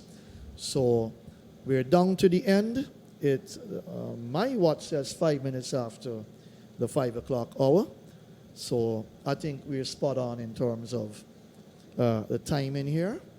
And the umpires have done a pretty good job in assessing the situation. Here is Moti, final over, brings Hodge forward, punching back to Moti. No chance of a run. It's 68 for 2, 5 balls left to complete date number 2 here in round 7 of this match between the Jaguars and the Hurricanes. Off the back foot, that's punched down to cover. They take a quick single. The return comes into Bramble. That's from Chandapal. They get home easily. Django comes into strike with 4 balls, I make it, remaining in the day's play. It's 69 for the loss of 2. The left-hander comes into strike, and the field will change over for the left-hander. I see Chandapal going out to mid-wicket on the boundary. We've got a slip in Johnson. There's a backward point cover and the mid-off. Forward short leg. Moti bowls. Django is defending, playing into the offside. No chance of a run. 3 balls remain, Mr. Latif. He's done a good job today for us again, hasn't he? 3 balls remain in the day's play, as certainly the light is not that good. There is a ball off the inside edge down towards, that's Vishal Singh at short, fine leg. He doesn't go for the run. He's kept on 21. 19 to Hodge. 69 for the loss of 2. The Leeward Island Hurricanes battling on here against the spinners. Moti comes up, bowls, brings him forward, plays it out to cover. No chance of a run. The score remains 69 for 2. Final ball coming up to close off day 2 here at the National Stadium at Providence in Guyana. Moti bowls. Django is looking to work it away. He gets it down into the fine leg area. They've taken 1, and that's all they'll be. And in fact, it's a leg bye. So that came off his pads. That completes the over for Moti. Let's see what the umpires will do. It completes the day's play. Day 2 has come to an end. Well, in fact, not as yet. Not as yet. So did the scoreboard mislead us, Clyde? Probably. Well, I think they're playing time. They're playing for time now. Okay, so they've got up to what? 5:15, I make it?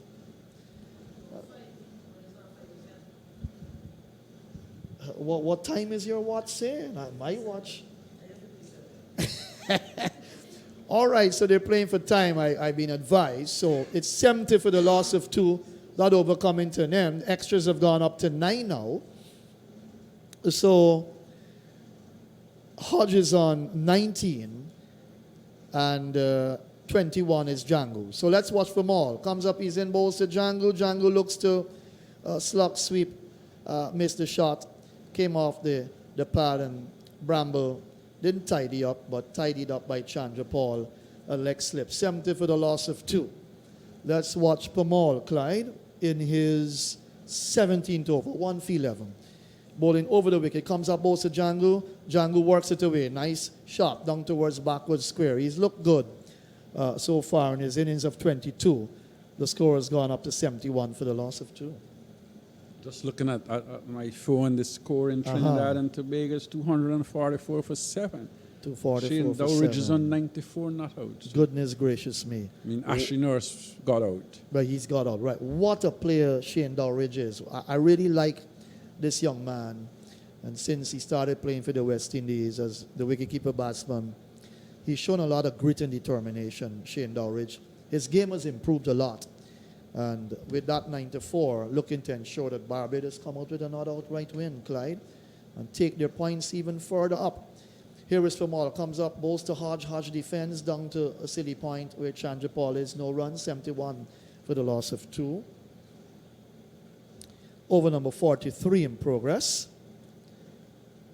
So because the spinners have got their overs through, We're now playing for time. And of course, that's all a part of the game and the rules of the game. That's the ball that's flicked away, down through square leg. Runs here for Hodge. 1. They'll come back for a second as Moti gets onto the ball and sends his return to Bramble, the wicketkeeper. 2 more to Hodge. He's gone into the 20s now. He's up to 21. 22 is Django. The total up to 73 for the loss of 2. Here is Pamal as Clyde continues to keep a tab on the scores. What's happening in the other matches here is Pamal comes up. He's on the back foot. Hodge plays it down to City Point. No chance of a run. 73 for the loss of 2. 9 extras. We're in over number 43. Pamal in his 17th over. 1 for 11. That's Versami Pamal for you. He comes up. He's in bowls. On the leg stump. He's back. Punches back to Pamal. No chance of a run. The over comes to an end. And the total is 73 for the loss of 2. The Leewards replying to the Jaguars. 261 made from 107.5 overs. And I want to say it's been a good day, Clyde. And I'm sure our listeners and viewers around the world have certainly watched and enjoyed gripping cricket today. Well, it's been a good day of cricket. I think, if you're a cricket fan, total cricket fan, it's been a good day of cricket. If you're a student of the game as well, it's been tight, it's been gripping. And I think the Leewards, though, can say that they have come out on top on a day like this when you've bowled out a side that is much higher in terms of the point system than you and have won more games this year than you as well. And you've bowled them for 261 and you're 73 for 2? That's right.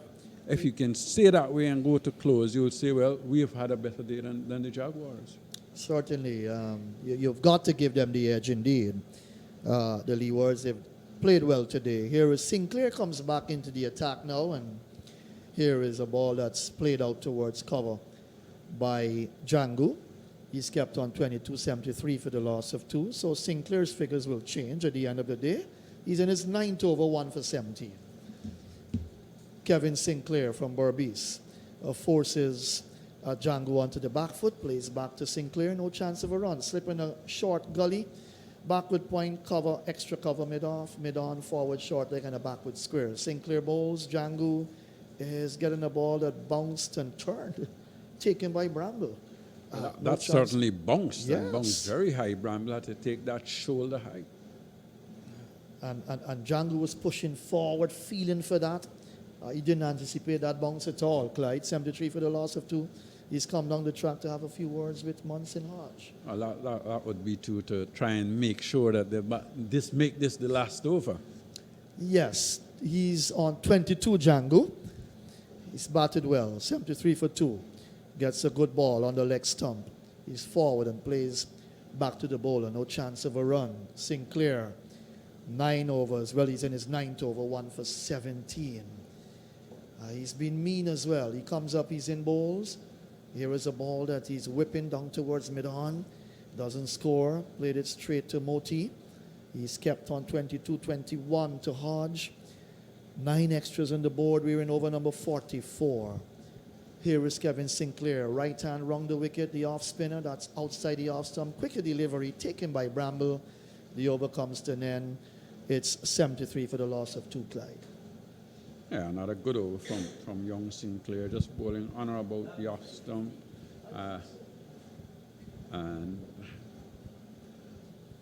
Well, I think the game is actually going to be going to 5:15 or thereabouts. Yes. Connecticut, I think if you recall, that water break was taken at 4:15. I think what may have happened as well to us is that this morning some time was lost. Started a little later. That's right.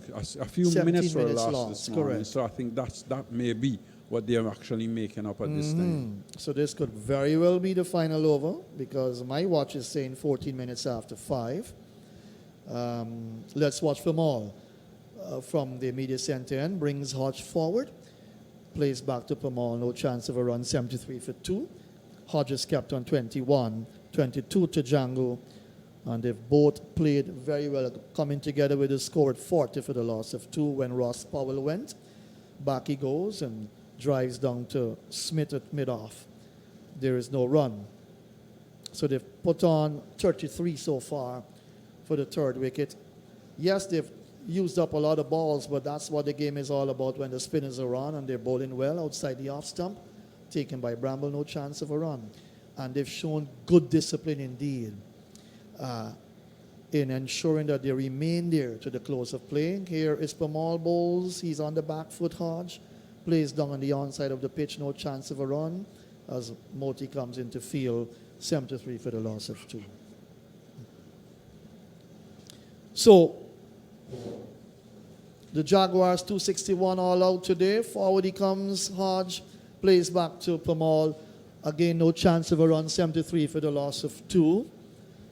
261 all out, 107.5 overs. Losing 6 wickets today for the addition of 135, 146. 146 for the loss of 6 today. The Jaguars would have lost. And good efforts from Louis indeed, who picked up 4 wickets and Pemberton 2. So the fast bowlers doing pretty well for the Leewards today. And in reply, the Leewards have gotten up to 73 for 2. They've lost Powell, Bowl, Pamal, 13-25 for 1. And that's Kieran Powell and Ross Powell. Leg before wicket to the bowling of Sinclair for 6, 40 for 2. These two have come together and they've done well. That's Hodge and Django. They've taken the total up to 73 for the loss of 2. Pamal bowls, he's on the back foot, gets it out towards point. The over comes to an end. That's the end of day 2 here at Providence. The Leewards will go to bed feeling satisfied. 73 for the loss of 2. Django unbeaten on 22. He's played some nice shots and strong in defense is Munson Hodge. 21 not out, 9 extras. 45 overs have been bowled in the Leewards innings so far. The bowling figures for you: Reifer 7 overs, none for 12. Sinclair 9 overs, 1 for 17. Pamal 18 overs, 1 for 14. Moti 6 overs, none for 9. And Smith 5 overs for 12 runs. Final toss from Clyde Butts, and then we'll say goodbye from Providence on day 2. I think the Hurricanes would be happy with the way how things have gone for them this afternoon. They've batted fairly well. They didn't lose too many wickets. They only lost 2 wickets. The bowling was steady, but without being penetrative.